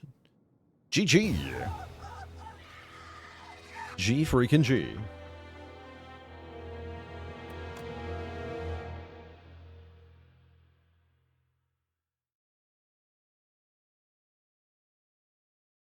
GG.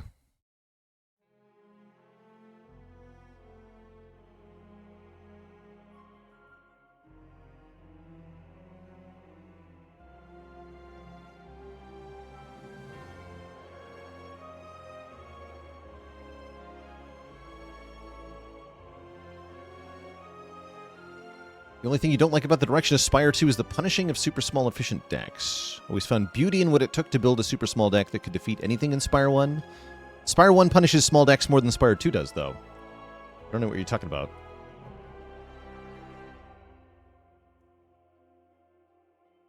You can still find that beauty in creating a small, efficient deck that beats everything in this game. You just have to overcome several specific challenges, just like the first game.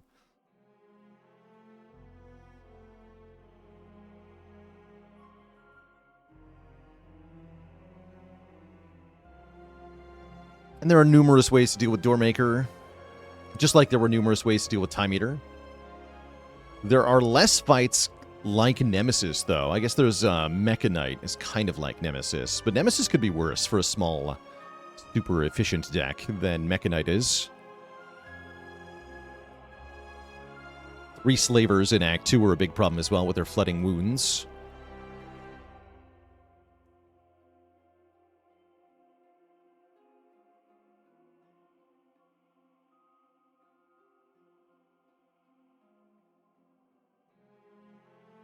But the reason there's so much punishing, this bears repeating, small hyper-efficient decks are sort of the default go-to in a deck builder. If you don't add specific punishes for this style of play, then all decks will trend towards this if they're playing optimally or whatever.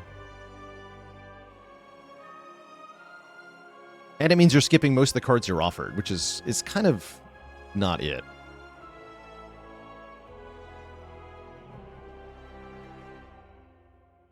Yeah, skipping every card is not, you know, what's the point in having rewards from fights if you just skip them? That's not what you want the core gameplay to look like.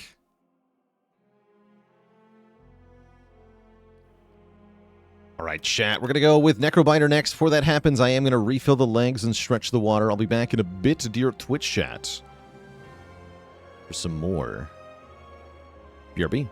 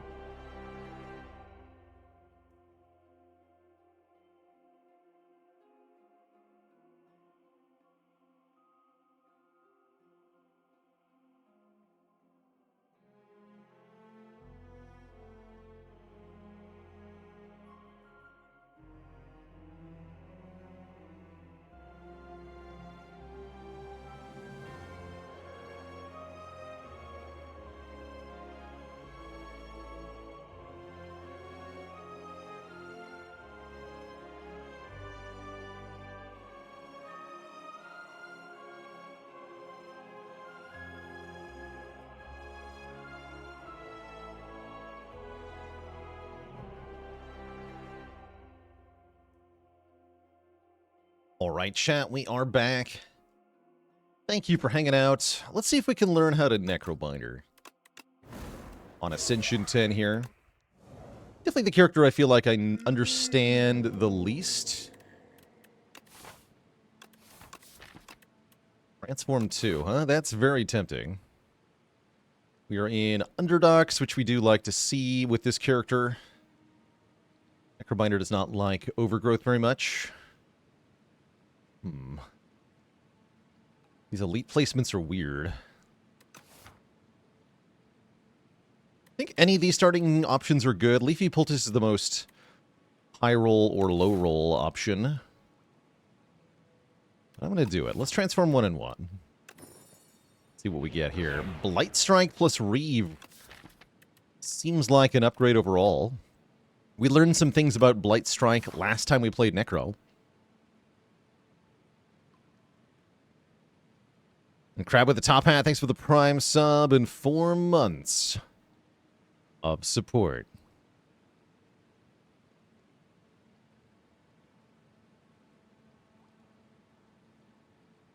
Let's go to the early shop so I can buy potions for the first elite.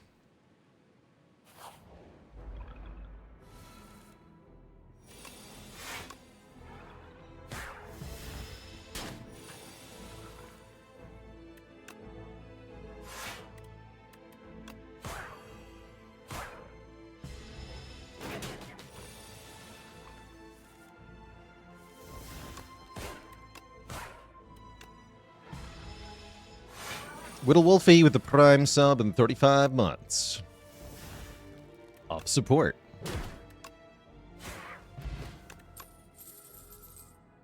Early Dredge. Interesting. I do like Snap quite a bit. Let's get the Retain. And Mav Father with the Prime sub and 16 months. Thank you as well.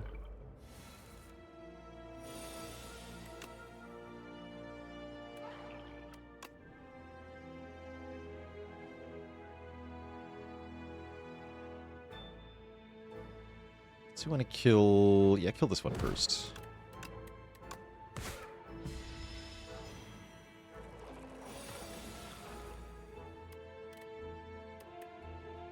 Plus 8 kills, huh?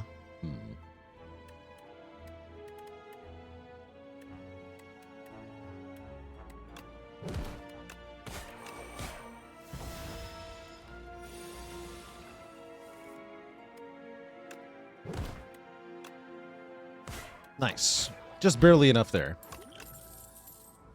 That worked out pretty well. Given that we already have a way to apply Doom, Death's Door seems really excellent. We also do want a replacement block to replace the Defend that we lost. So I'm pretty happy about that. And given our low max health, I'm pretty cool with the Chosen Cheese, although this might get me killed in the upcoming Elite fight. I'm going to risk it for the biscuit. Friendship on sale. You love to see it. Probably buy Grave Warden too.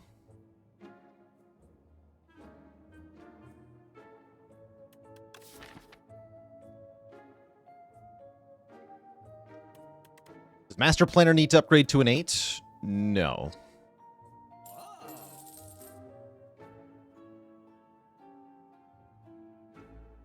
They say money can't buy happiness, but it can buy friendship.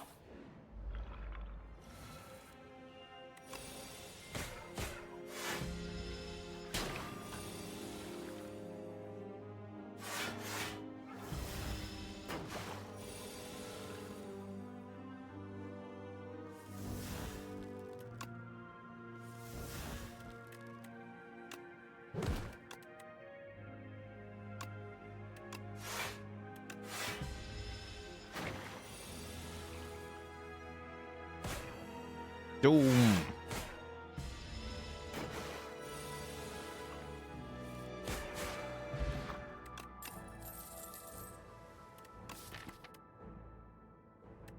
Do I need a sow to deal with the jerks? The garden eels?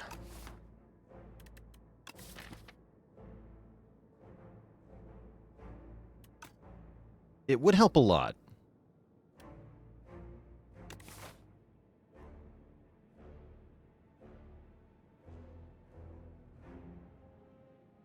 And yet, I really don't want it.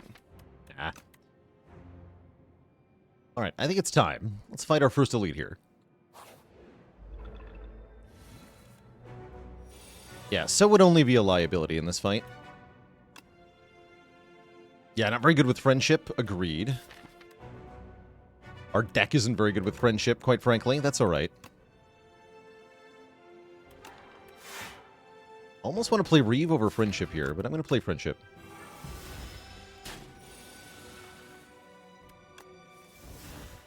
Guess we sort of want to upgrade our friendship.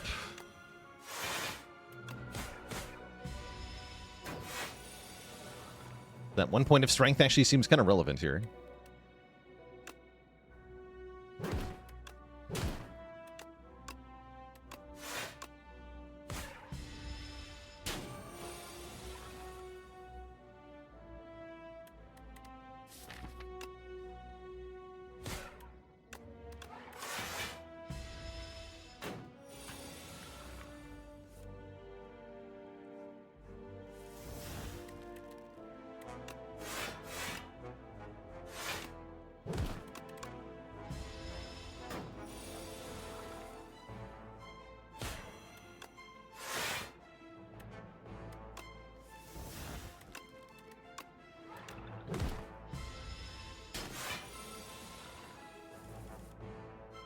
Probably want to kill it next turn, looks like.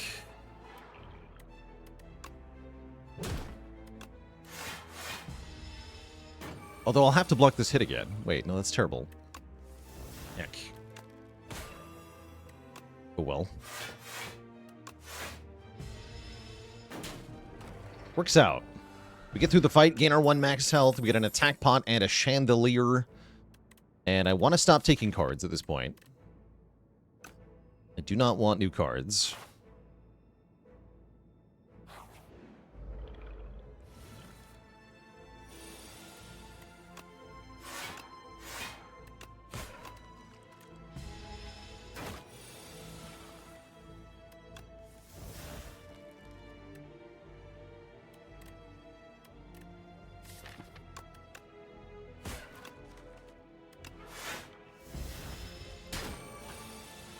Okay, 7x2. I've got lots of energy on this turn, though.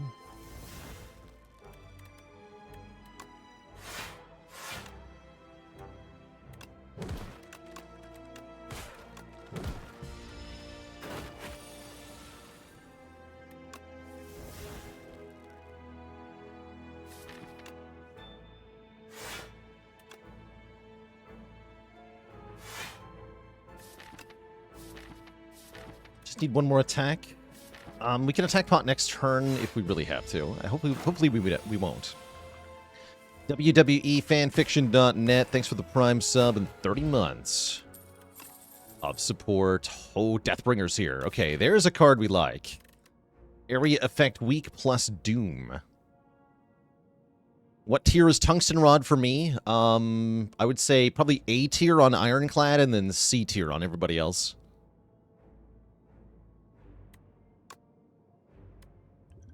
You don't actually lose health that many times, usually. Yeah, into potential gardeners, that's a very nice find. Although I think I am going to go this way. I'm scared of Terror Eel.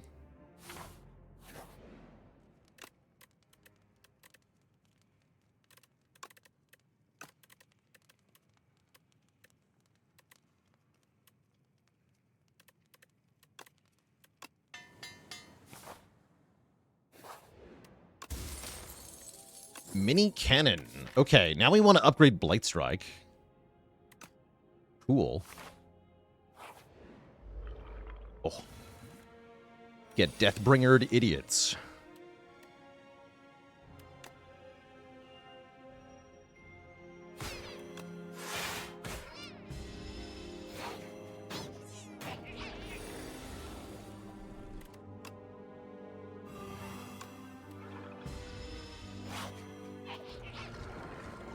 Doom. Doom for days. Debilitate can be pretty strong. So can Page Storm, actually.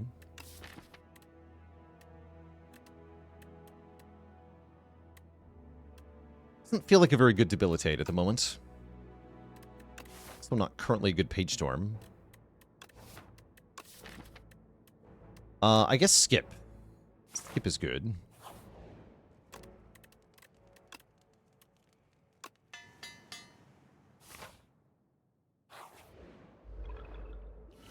Okay, unfortunately it is the Terror Eel, but there's good news.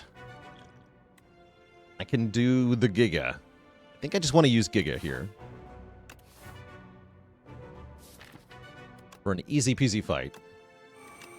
Boom. 39 doom, 39 damage. You'll love to see it.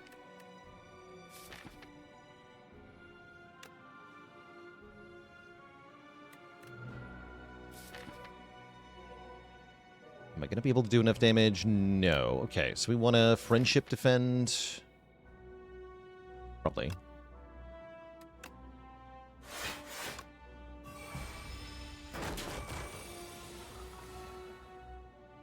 So pray to that.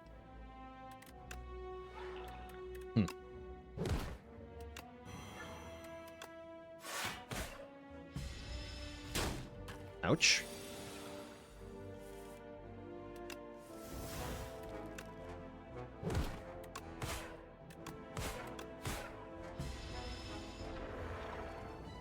Doomed.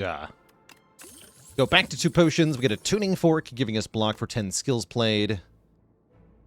Wisp is actually not that bad. Not that good either, though. Cleanse can do stuff.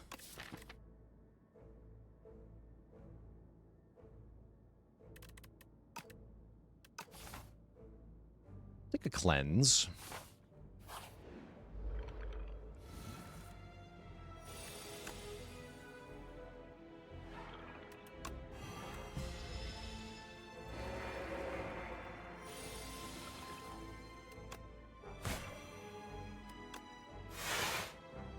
$13 damage Blight Strikes, just quite good.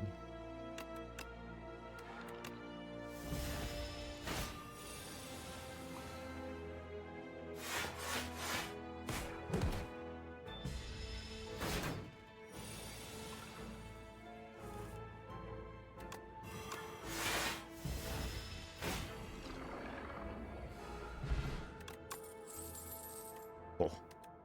I have no ethereal cards, though.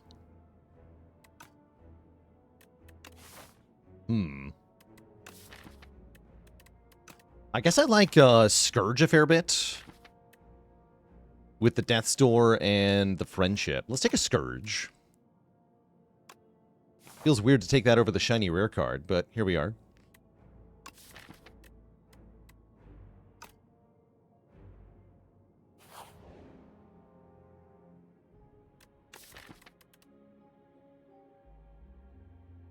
I don't think I want the greed. Tempting, though. Very tempting. I was already planning on not resting into this boss, which I know is a bit of a weird choice, but with Asti, it should be fine. So we can upgrade Bodyguard here.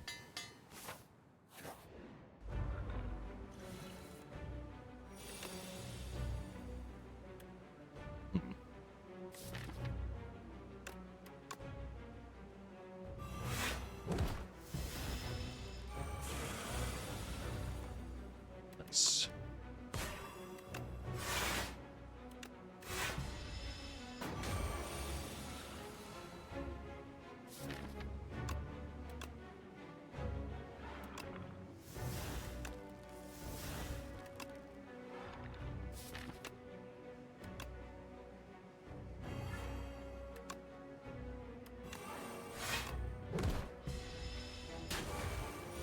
Yeah, this should be pretty free.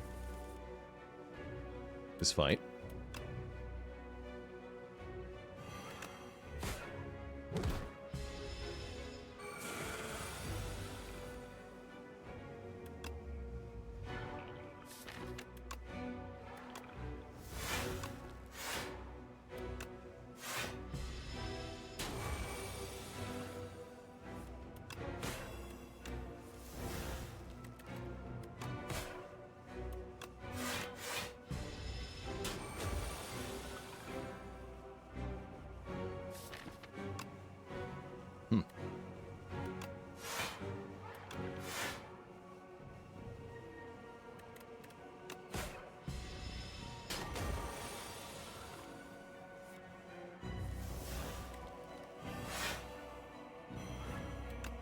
Boom.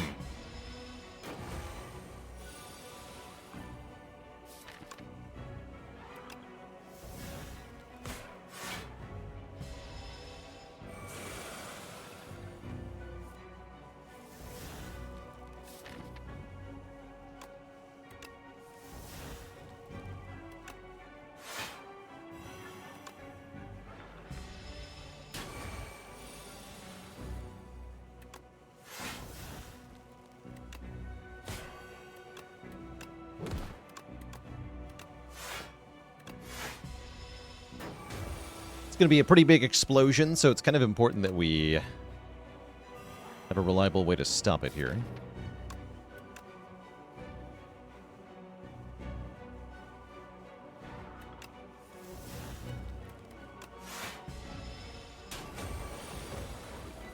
We'll get a bonus stun turn. Interesting. Sure.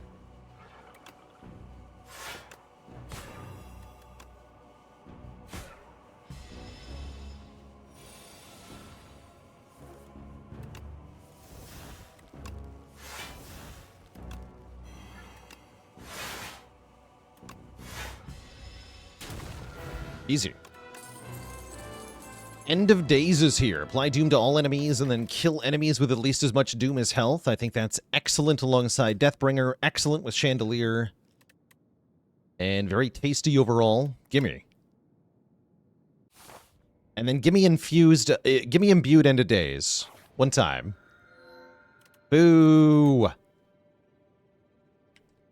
Boo. I mean, Prismatic Gem's awesome, but boo! Yeah, we love Prismatic Gem here. Yoink. Card wards now contain cards from other colors. Sounds like a fun side effect. And the 1 energy per turn is going to be real nice.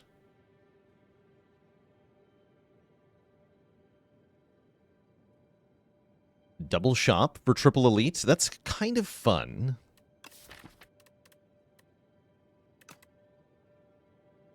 Preponderator with the Prime sub in 16 months. Go this way.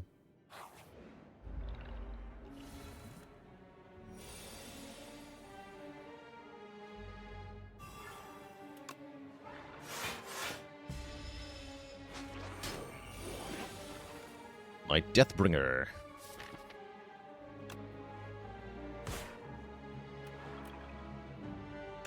Kind of a crappy draw pile. I might have to attack pot.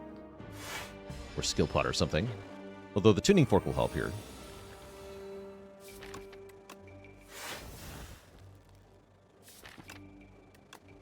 Not nearly enough, mind you.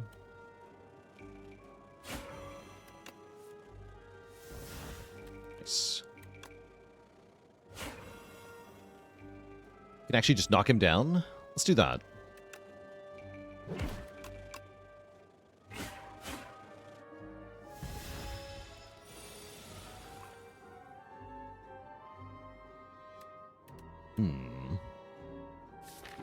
I think I have to... no, we can End of Days him. Yeah, we can End of Days him. Okay, good.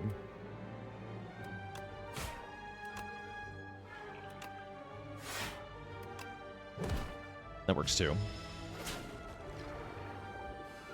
Does the Decimillipede just die to End of Days? Pretty much, yeah. Pretty much.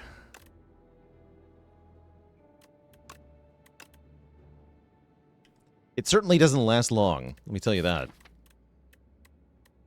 I'm going to keep these potions.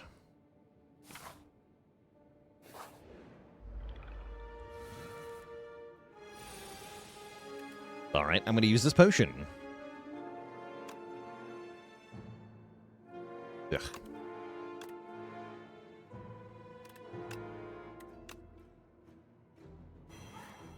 Ugh.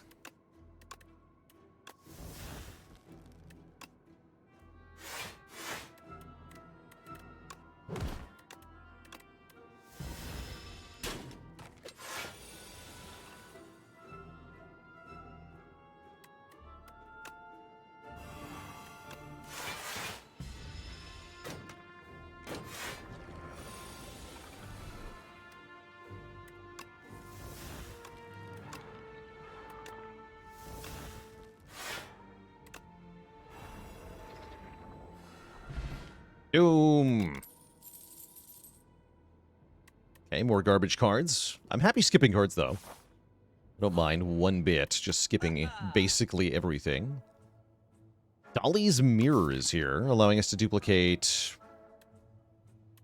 Deathbringer would probably be the best bet, maybe End of Days, but I don't think it's actually worth duping a card here. Lantern, however, I think is worth picking up. And I think so is potentially Enfeebling Touch. Actually, no. Card remove is tempting, too. Am I forced into a second shop? I'm not. Yeah, I like Lantern card remove quite a bit. Let's do that. A little bit shy of Defy.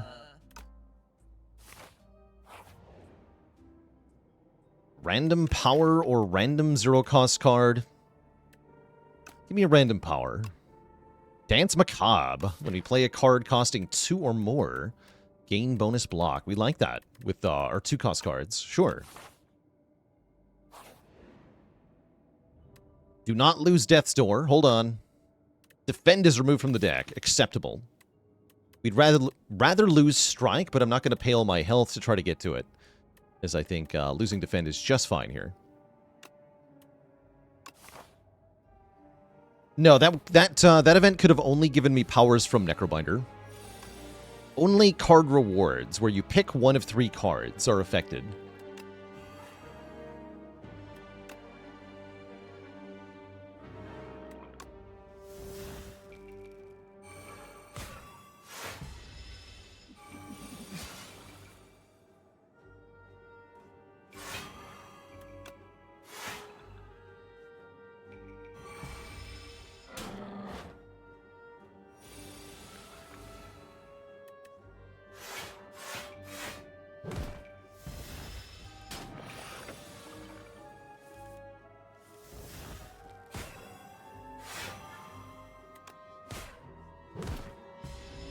Doom.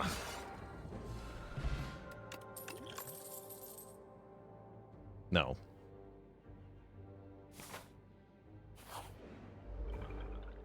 Had an amazing run today with Dance Macabre Borrowed Time. Yeah, it's a really nice combination, for sure. Very strong. Alright, we're doing Deathbringer, Death's Door. No End of Days, no End of Days.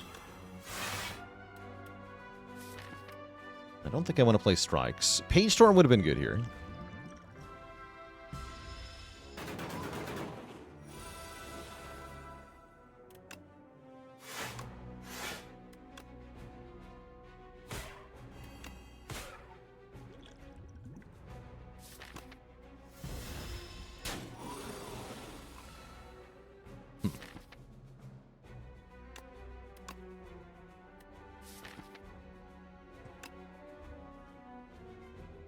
Yeah, Wedgwood Rings, the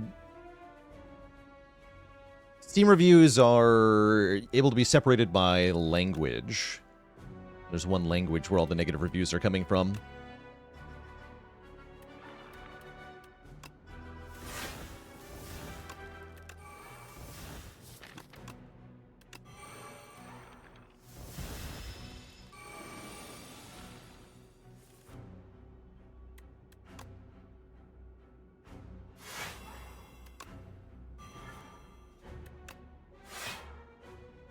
That's 24. We have 24. Good. We can Blight Strike then, which I probably want to do. Yes. Maybe get him with End of Days. Yeah, Reeve into End of Days should do it, right?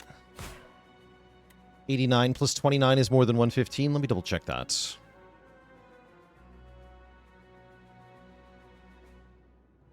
Yeah, that's 118.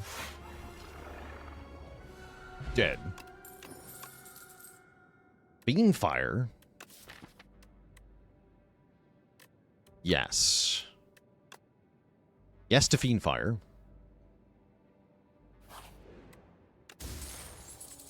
Gremlin Horn's pretty cool, although a bit weird because of the whole End of Days thing. We upgrade End of Days, I assume. We kill Decimillipede good. Real good. Really, really good.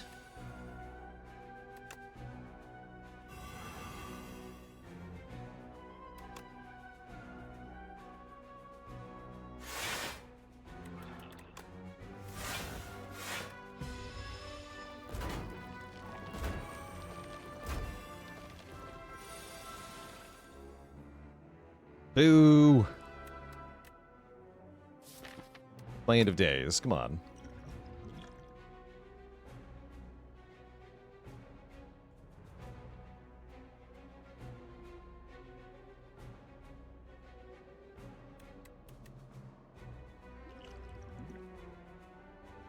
Guess I'll just tank 15 with a potion. Blech.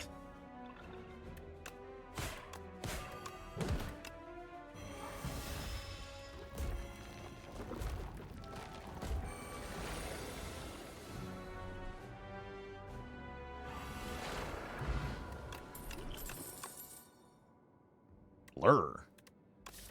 Glow is kind of funny. Blur seems good. Blur seems good.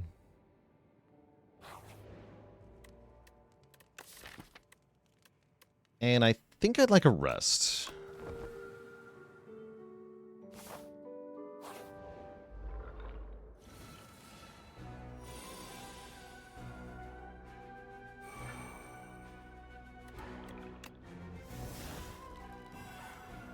Not a great turn one. That's all right.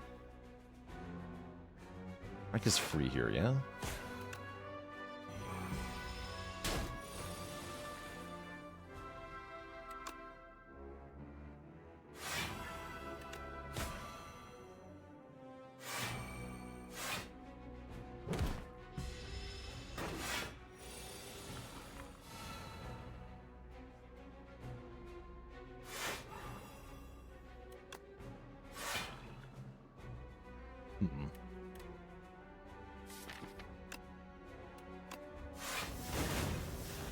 Thanks for the block. I appreciate that, actually. Oof, what a turn to draw Death's Door on. Tough.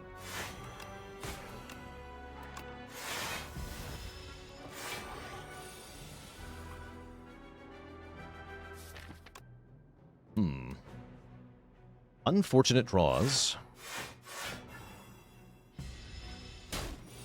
Oh, actually, maybe I had a kill there? I don't think I did, because the block.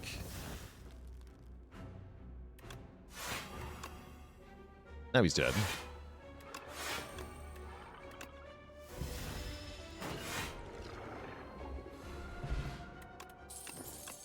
But yeah, the main reason I have the Fiend Fire is so we can thin our deck. I might have preferred Begone. That I spotted that earlier, but the Fiend Fire is here to delete cards for me. Boo! Thanks for the trash. Jerk.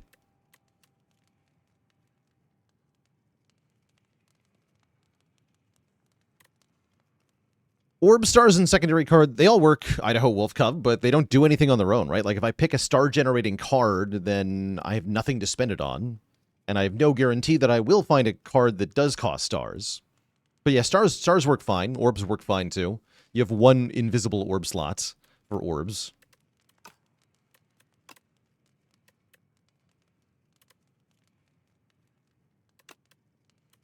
I'm gonna try greeting the Dance Macabre upgrade here. Might be a bad idea. Might be.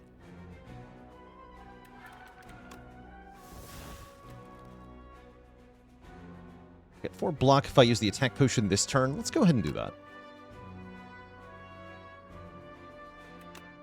Drain power. Let's go... Reeve. Grave Warden. Upgrade those 2 cards. Then turn around.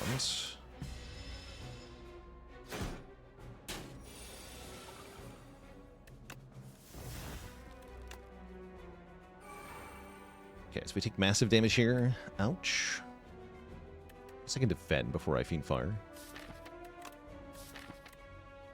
I don't want to, though. Ouch. Maybe should have do-potted Dance Macabre. Maybe.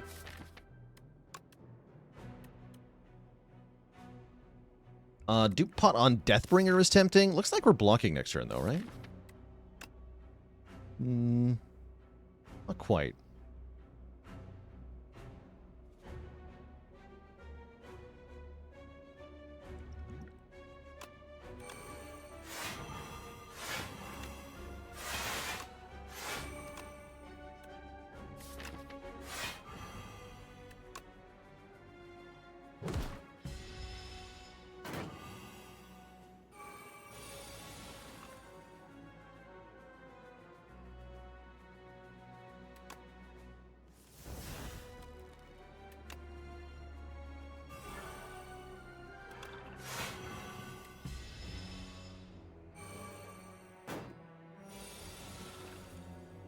I probably shouldn't have even addressed the question, honestly.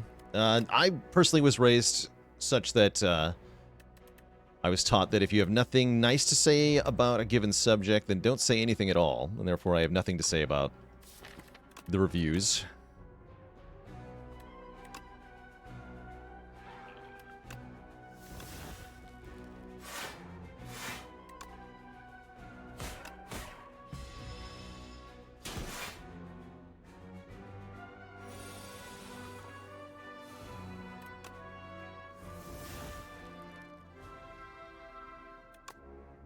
Alright, we can kill you with End of Days.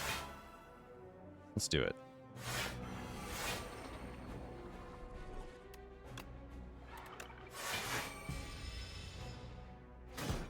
Alright, looks like we made it through the boss fight, even if it did cost me my potions.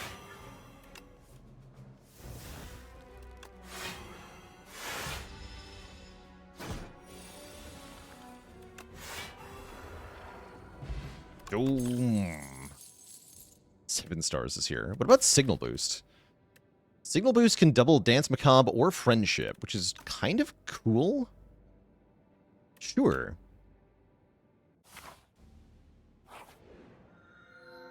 Your guards are dead. When you play 2 or fewer cards in a turn, take half damage from enemies is kind of interesting. With a deck like this, we can definitely use that to our advantage.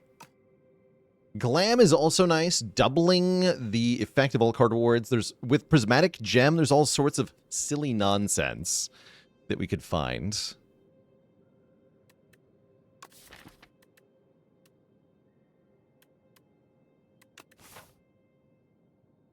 How am I beating Doormaker? Doormaker says we should add more cards. Okay, let's take the Glam.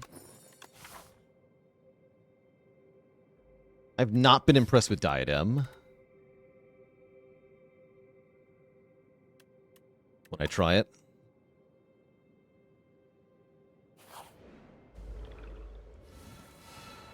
Ooh. That's hot garbage. Let's draw 1 card. Impressive to draw 6 attacks here. 7 times 5 is only 35. But I can reave. I know I can squash. And reave. Do better.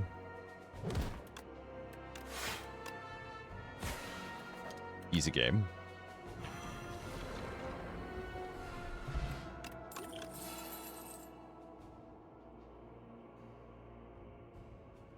Okay, 3 crappy common cards with replay. Don't you like that they have replay? Yeah, whatever. Get this trash out of here. Let's keep looking at card rewards. I'm going to keep seeking cards on purpose. We don't want to take events here because we took Glam.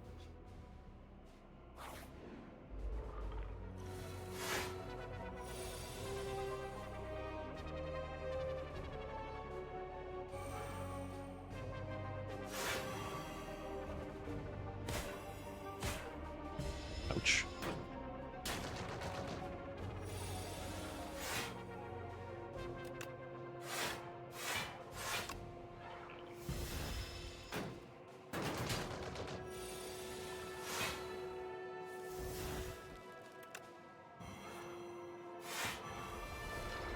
Doom. They're all bad, though. I guess Anticipate's not terrible. I'll take the Anticipate. Or Dex 1 time can be kind of useful.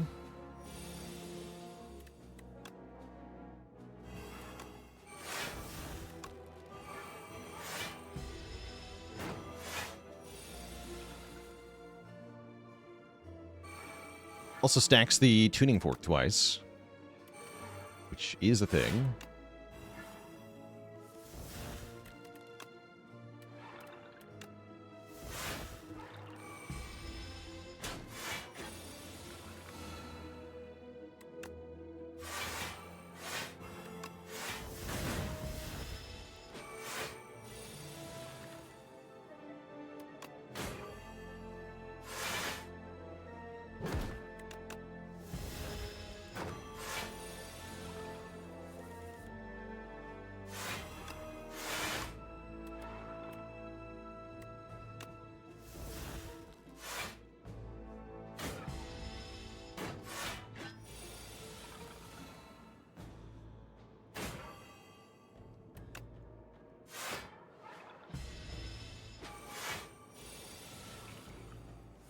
Foolish.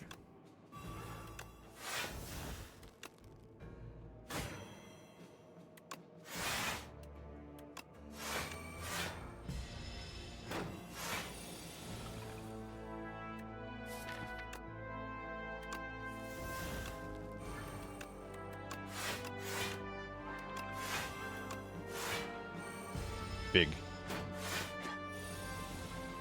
Very big.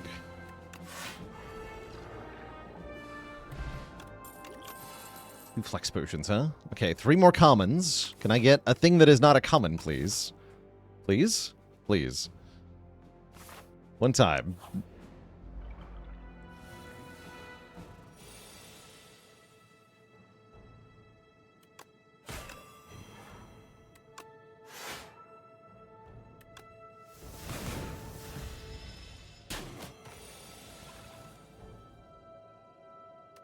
Hmm.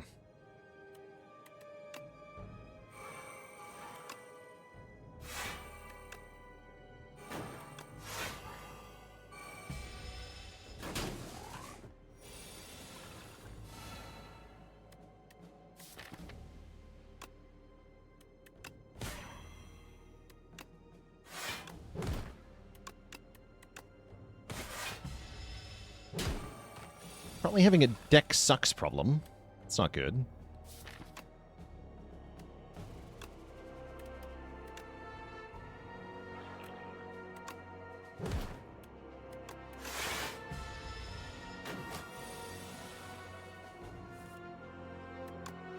Why does my deck suck?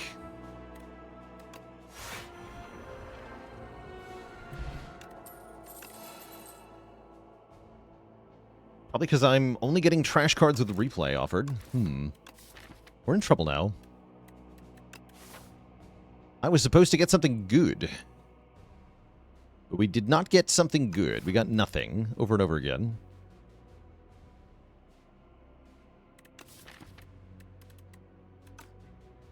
Maybe it was diadem.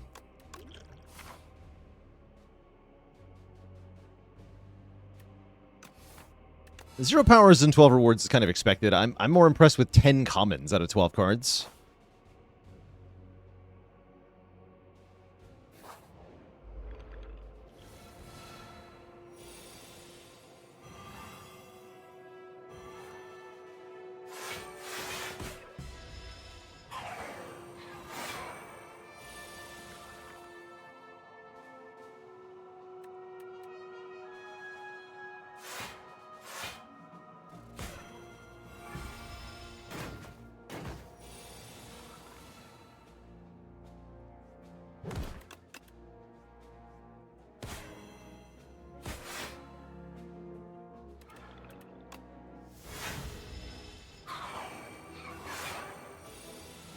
The Schlorping.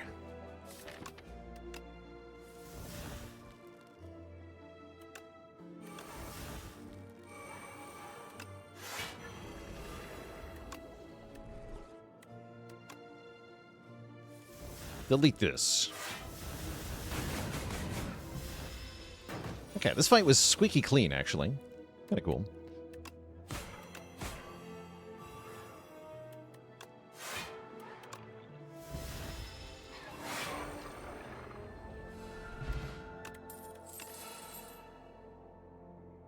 More garbage, though. 3 more commons, so we're now at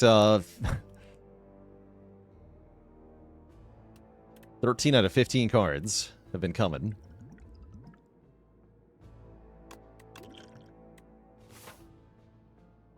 But that's why you just keep taking more. Smile.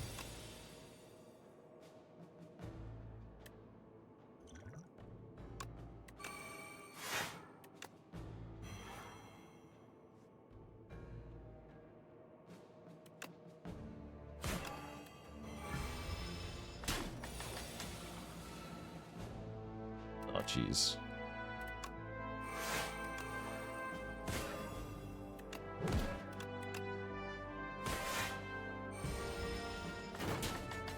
Wronged you.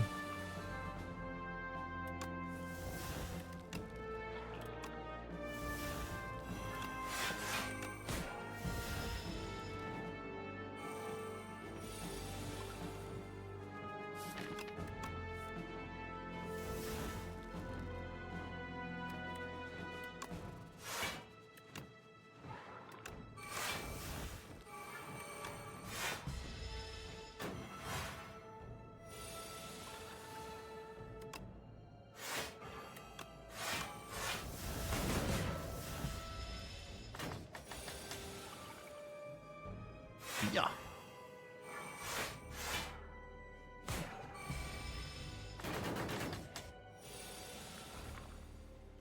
How'd I get so good at math? I usually just close my eyes and hope that the numbers work.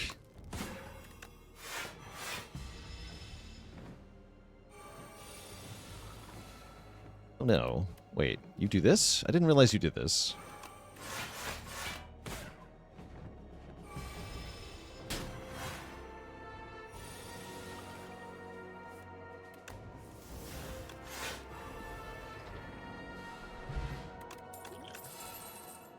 Bouncing Flask with replay. Okay, that's a bit weird, but I will take that.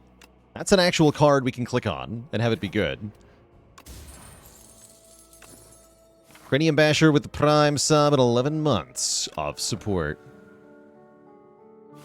It's called Vibe Mathing. I like it. I'm going to fight this Elite, for better or for worse here. This is a good one to fight. Although this is not the turn 1 draw we were looking for. It will get the job done, actually. I think I have to Doom Potion here. Yeah.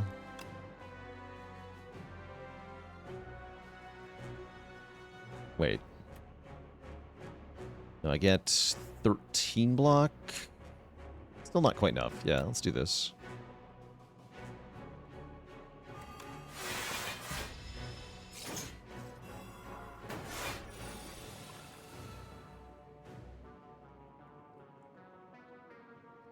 I have Dance Macabre. Okay, so we play double Bouncing Flask.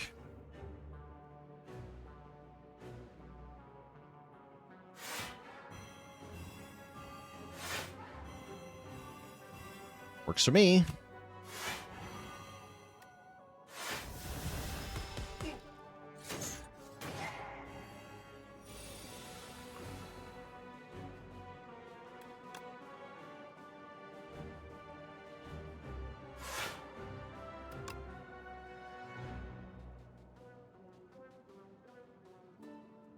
Okay, I'm definitely going to take some damage here.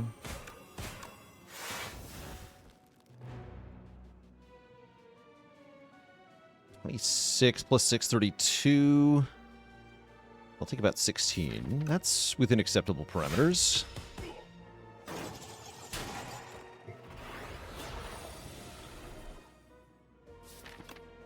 I'll allow it.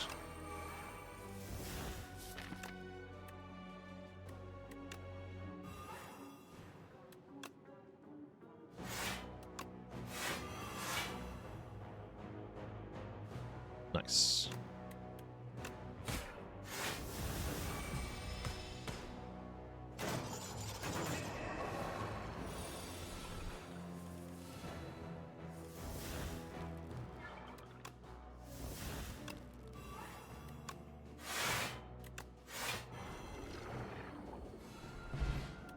Great. Replay Friendship. Replay Defy. I don't actually think I need Replay Friendship. That's too much energy. Replay Defy sounds good, though. Chester, see you with the Prime sub in 3 months. Yeah, it's too much energy.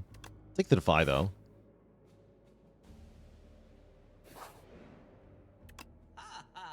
Lighters here.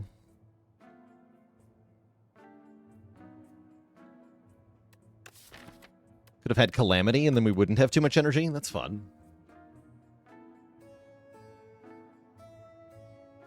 Only get 1 rest site, yeah? Correct. Pair is looking pretty good.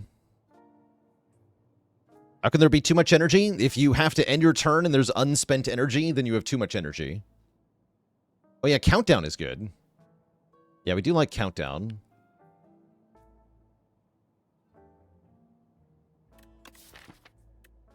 If only I'd taken all those crappy common attacks, the Mystic Lighter would have been amazing. Wait. all the commons come back. I should have listened. I should have listened. No.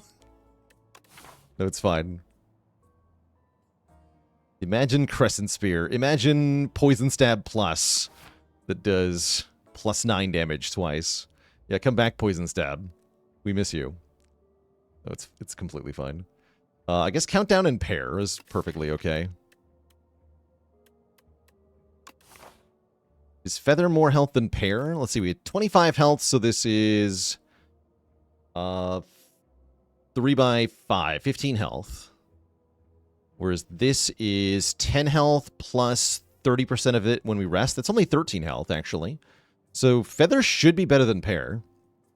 And it's cheaper.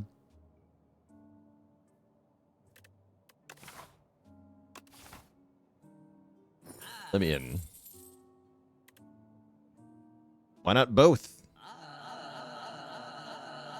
The merchant is a scammer.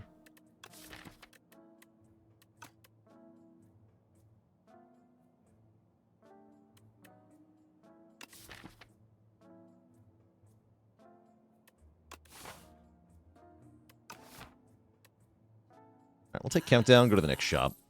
I could look for more replay cards, but I think I'm out of health.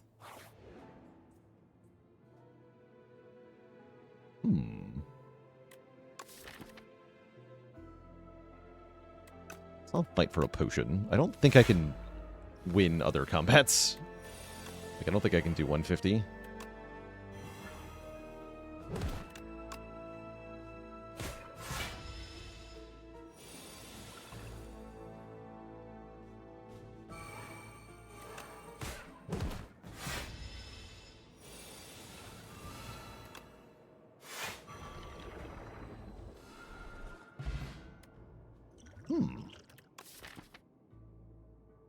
Interesting.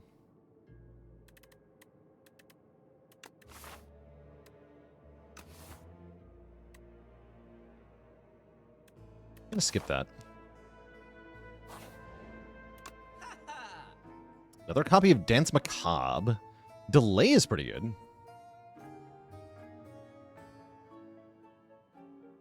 I like Delay a lot. 2-cost block card goes a long way here. I'll take that. Unfortunately, we're a little bit shy of being able to afford the second copy of Dance. Alright, let's see if we can beat the bosses. I'm not sure about this. It's a nice turn 1, though. I'm going to Electrify Exhaust. No, I'm not. Going to add a bunch of souls to the draw pile.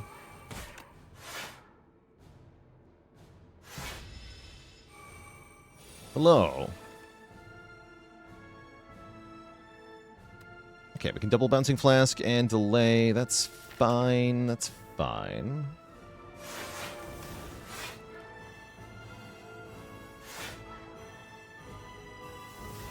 Take only one here. No drawing this turn, so unfortunately the soul and our 9 energy is wasted here. Now it's time we use the Beetlejuice. So tiny!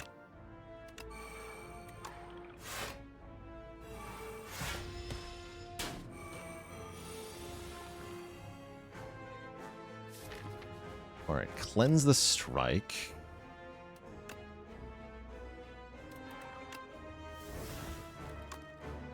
Blur. Signal boost is too late because I already drew my powers. That's kind of lame. Snap Unleash then, I guess. I think we just kind of lose, though. Yeah, I've got to use Death's Door now. We're cooked.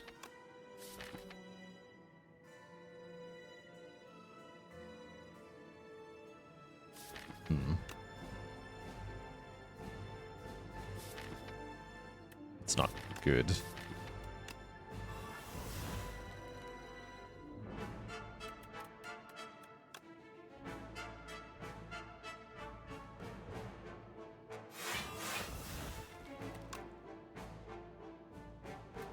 Try not playing the Death's Door, actually.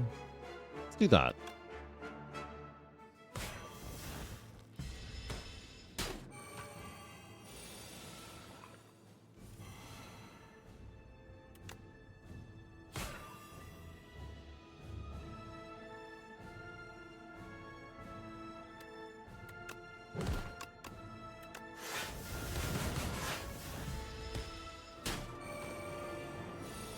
Shrinking has worn off.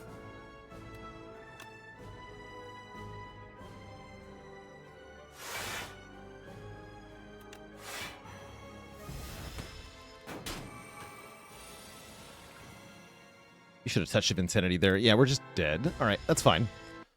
GG. Good riddance to that run. So the replays felt especially bad. I don't think that would have been better with Diadem, I'm going to be honest. Maybe with more powers in the deck. But yeah, that did not feel great.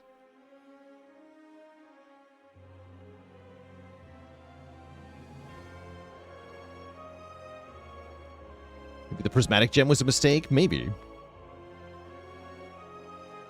I think the upgraded Starting Relic would have been okay. Yeah, Gem Glam, maybe just a bad combination. That might be it. I was hoping we'd get something cool, but we did not.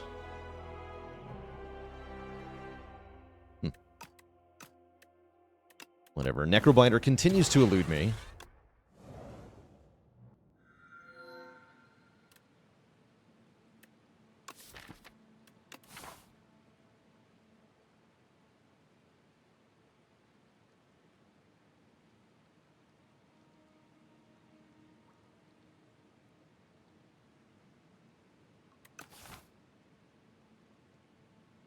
Transform 2 pretty tempting here. Yeah, let's do it. What do we get? Bulk Up and Loop. That's a fun combination. Like I get my orb back. That's going to want us to add a lot of zero-cost cards.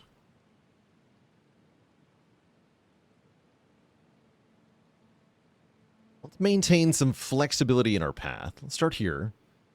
And then we can take the path of less resistance or the path of more resistance, depending on how we're feeling. Could fight as many as 4 elites, but I don't think that's happening. We actually don't block that well. With only 3 defends.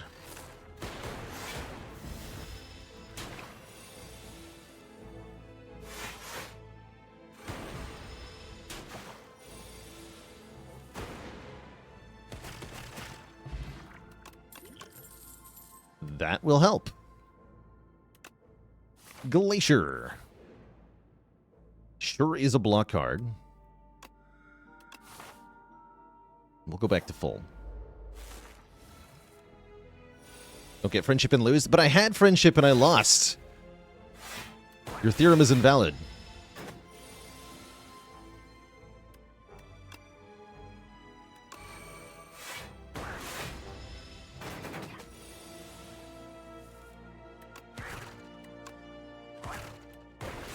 Yeah, Necrobinder is a character that I think is very energy hungry in general.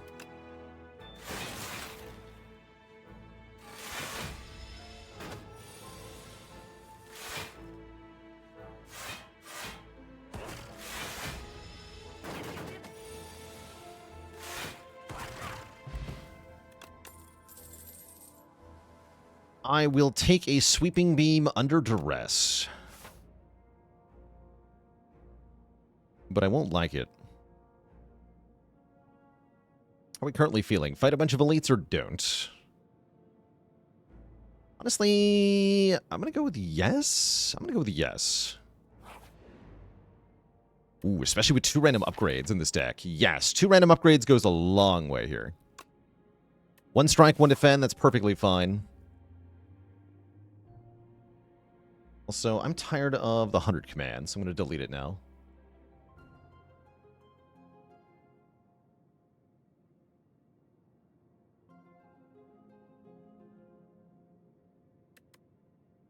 Ace Venturema, thanks for the Prime sub and 6 months of support.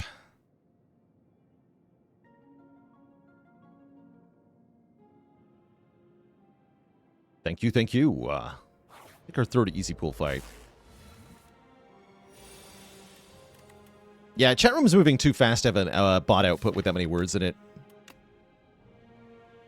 It's just how it is.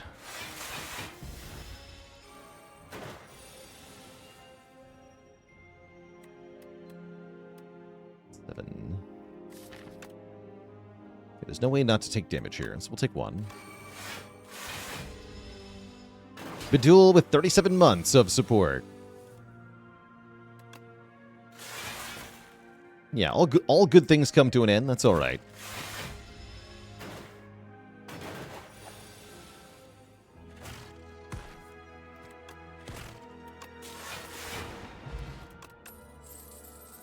Here we go. There's the zero-cost block I wanted. I'll be taking that. Panel lens. I have to go really low on max health. Gonna be like a Giga Chat of block, though. I'm into it. 50 out of 50.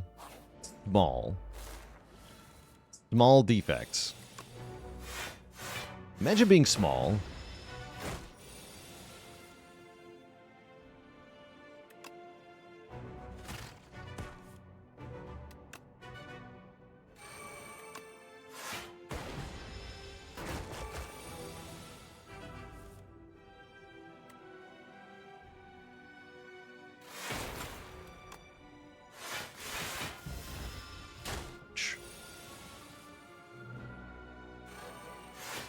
Slow to get going here, but once we do, we're pretty good.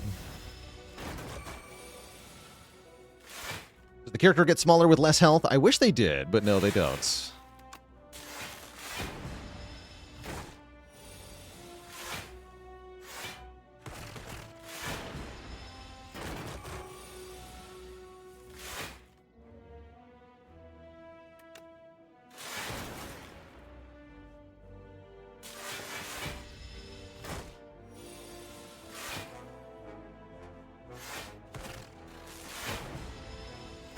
Getting stunned now. Might not have been the best stun timing, actually. It's alright.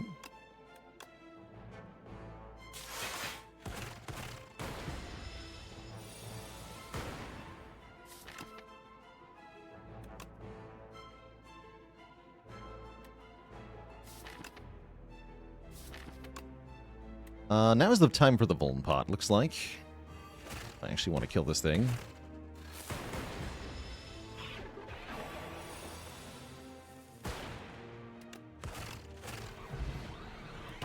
Dead.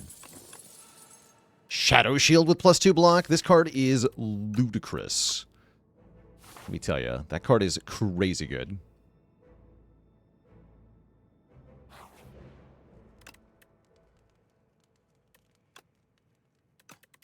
One Shadow Shield is kind of all we need to win really everything. I'm going to upgrade my loop, since I have a Dark Orb. And I'm going to upgrade Shadow Shield and Dual Cast. Okay, that's kind of all we needed right there. That's extra dumb in the best way.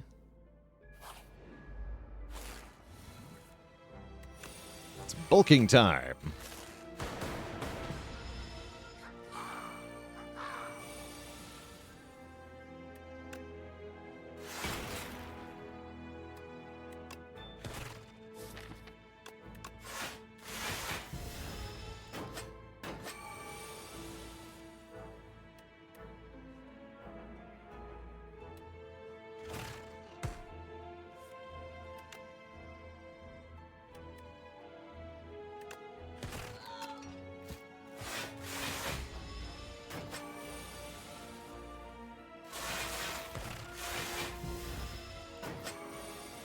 One's a big number, though.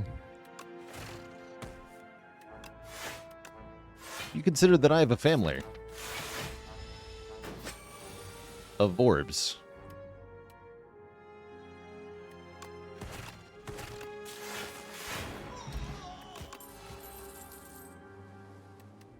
Big Glacier's pretty cool, but not as cool as Big Hologram. Whip Quasin, thanks for the Prime sub in 34 months.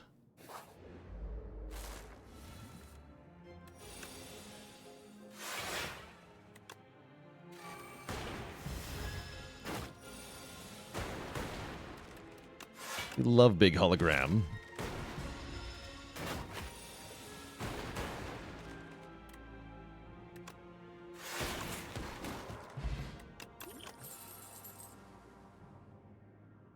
Another loop. How fun. Let's go with yes. I don't think loop is normally very good in the early game, but with Dark Orbs, it's a bit of a different story. Compacting the fish? You think I'm worried about the fish? Get out of here.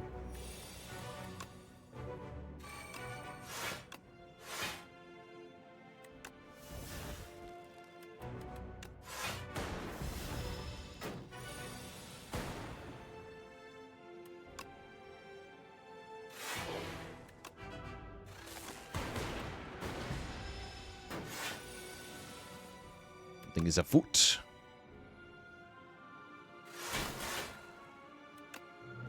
Okay, next turn's going to be a bit spicy, actually.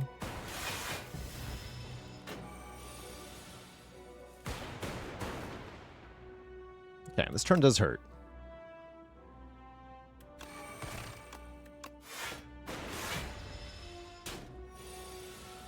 Should be LB tick, though.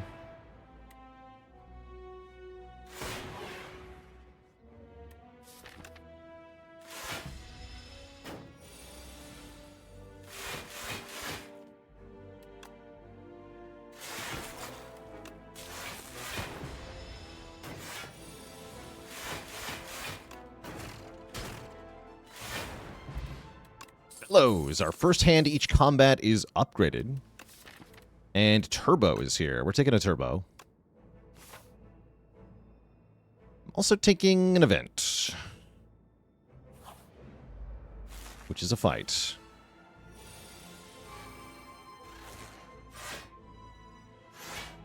Play that just for the fork here. I may need the block from the tuning fork momentarily. Looks like I do.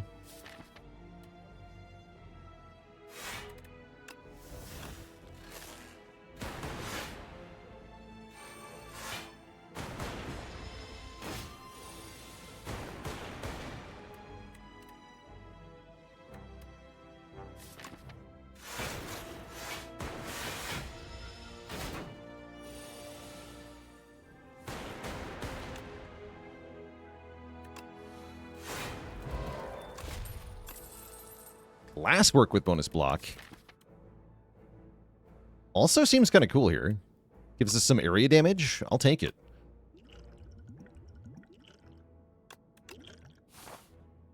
And we're going to go for one more elite here.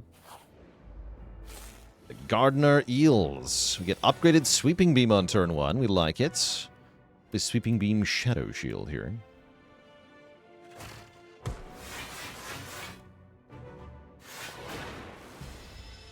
Where the glasswork we just took is going to be quite good. Oof. That draw ain't it, though. Ouch. Dang. And none of this helps me, unfortunately. Bummer.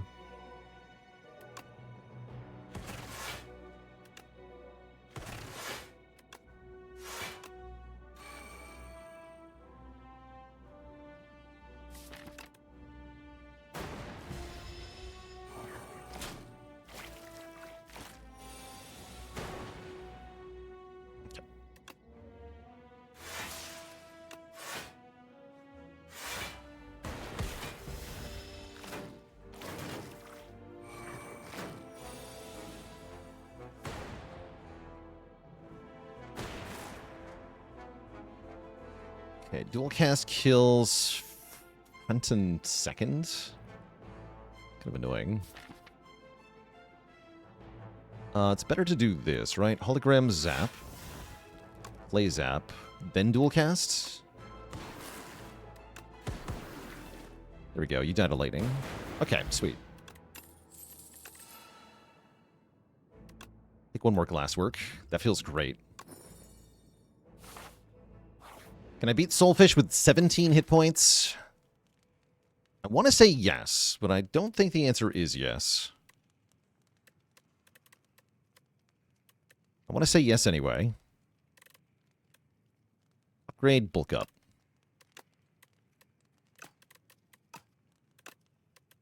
Depends on the power potion, a little bit.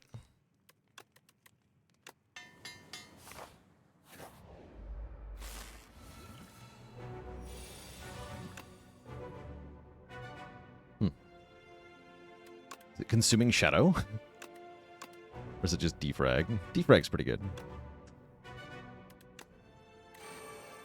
Use this too. Looks like I need some help.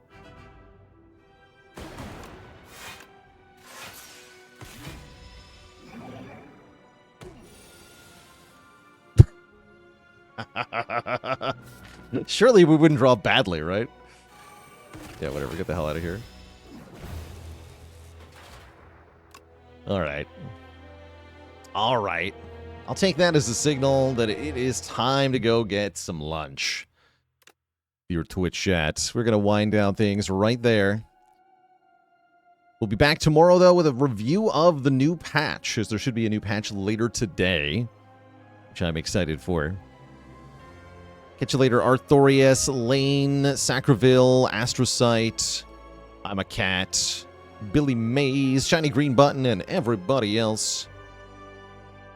Catch you all on the flip side. Until then, my friends, have a very good one. Toodaloo.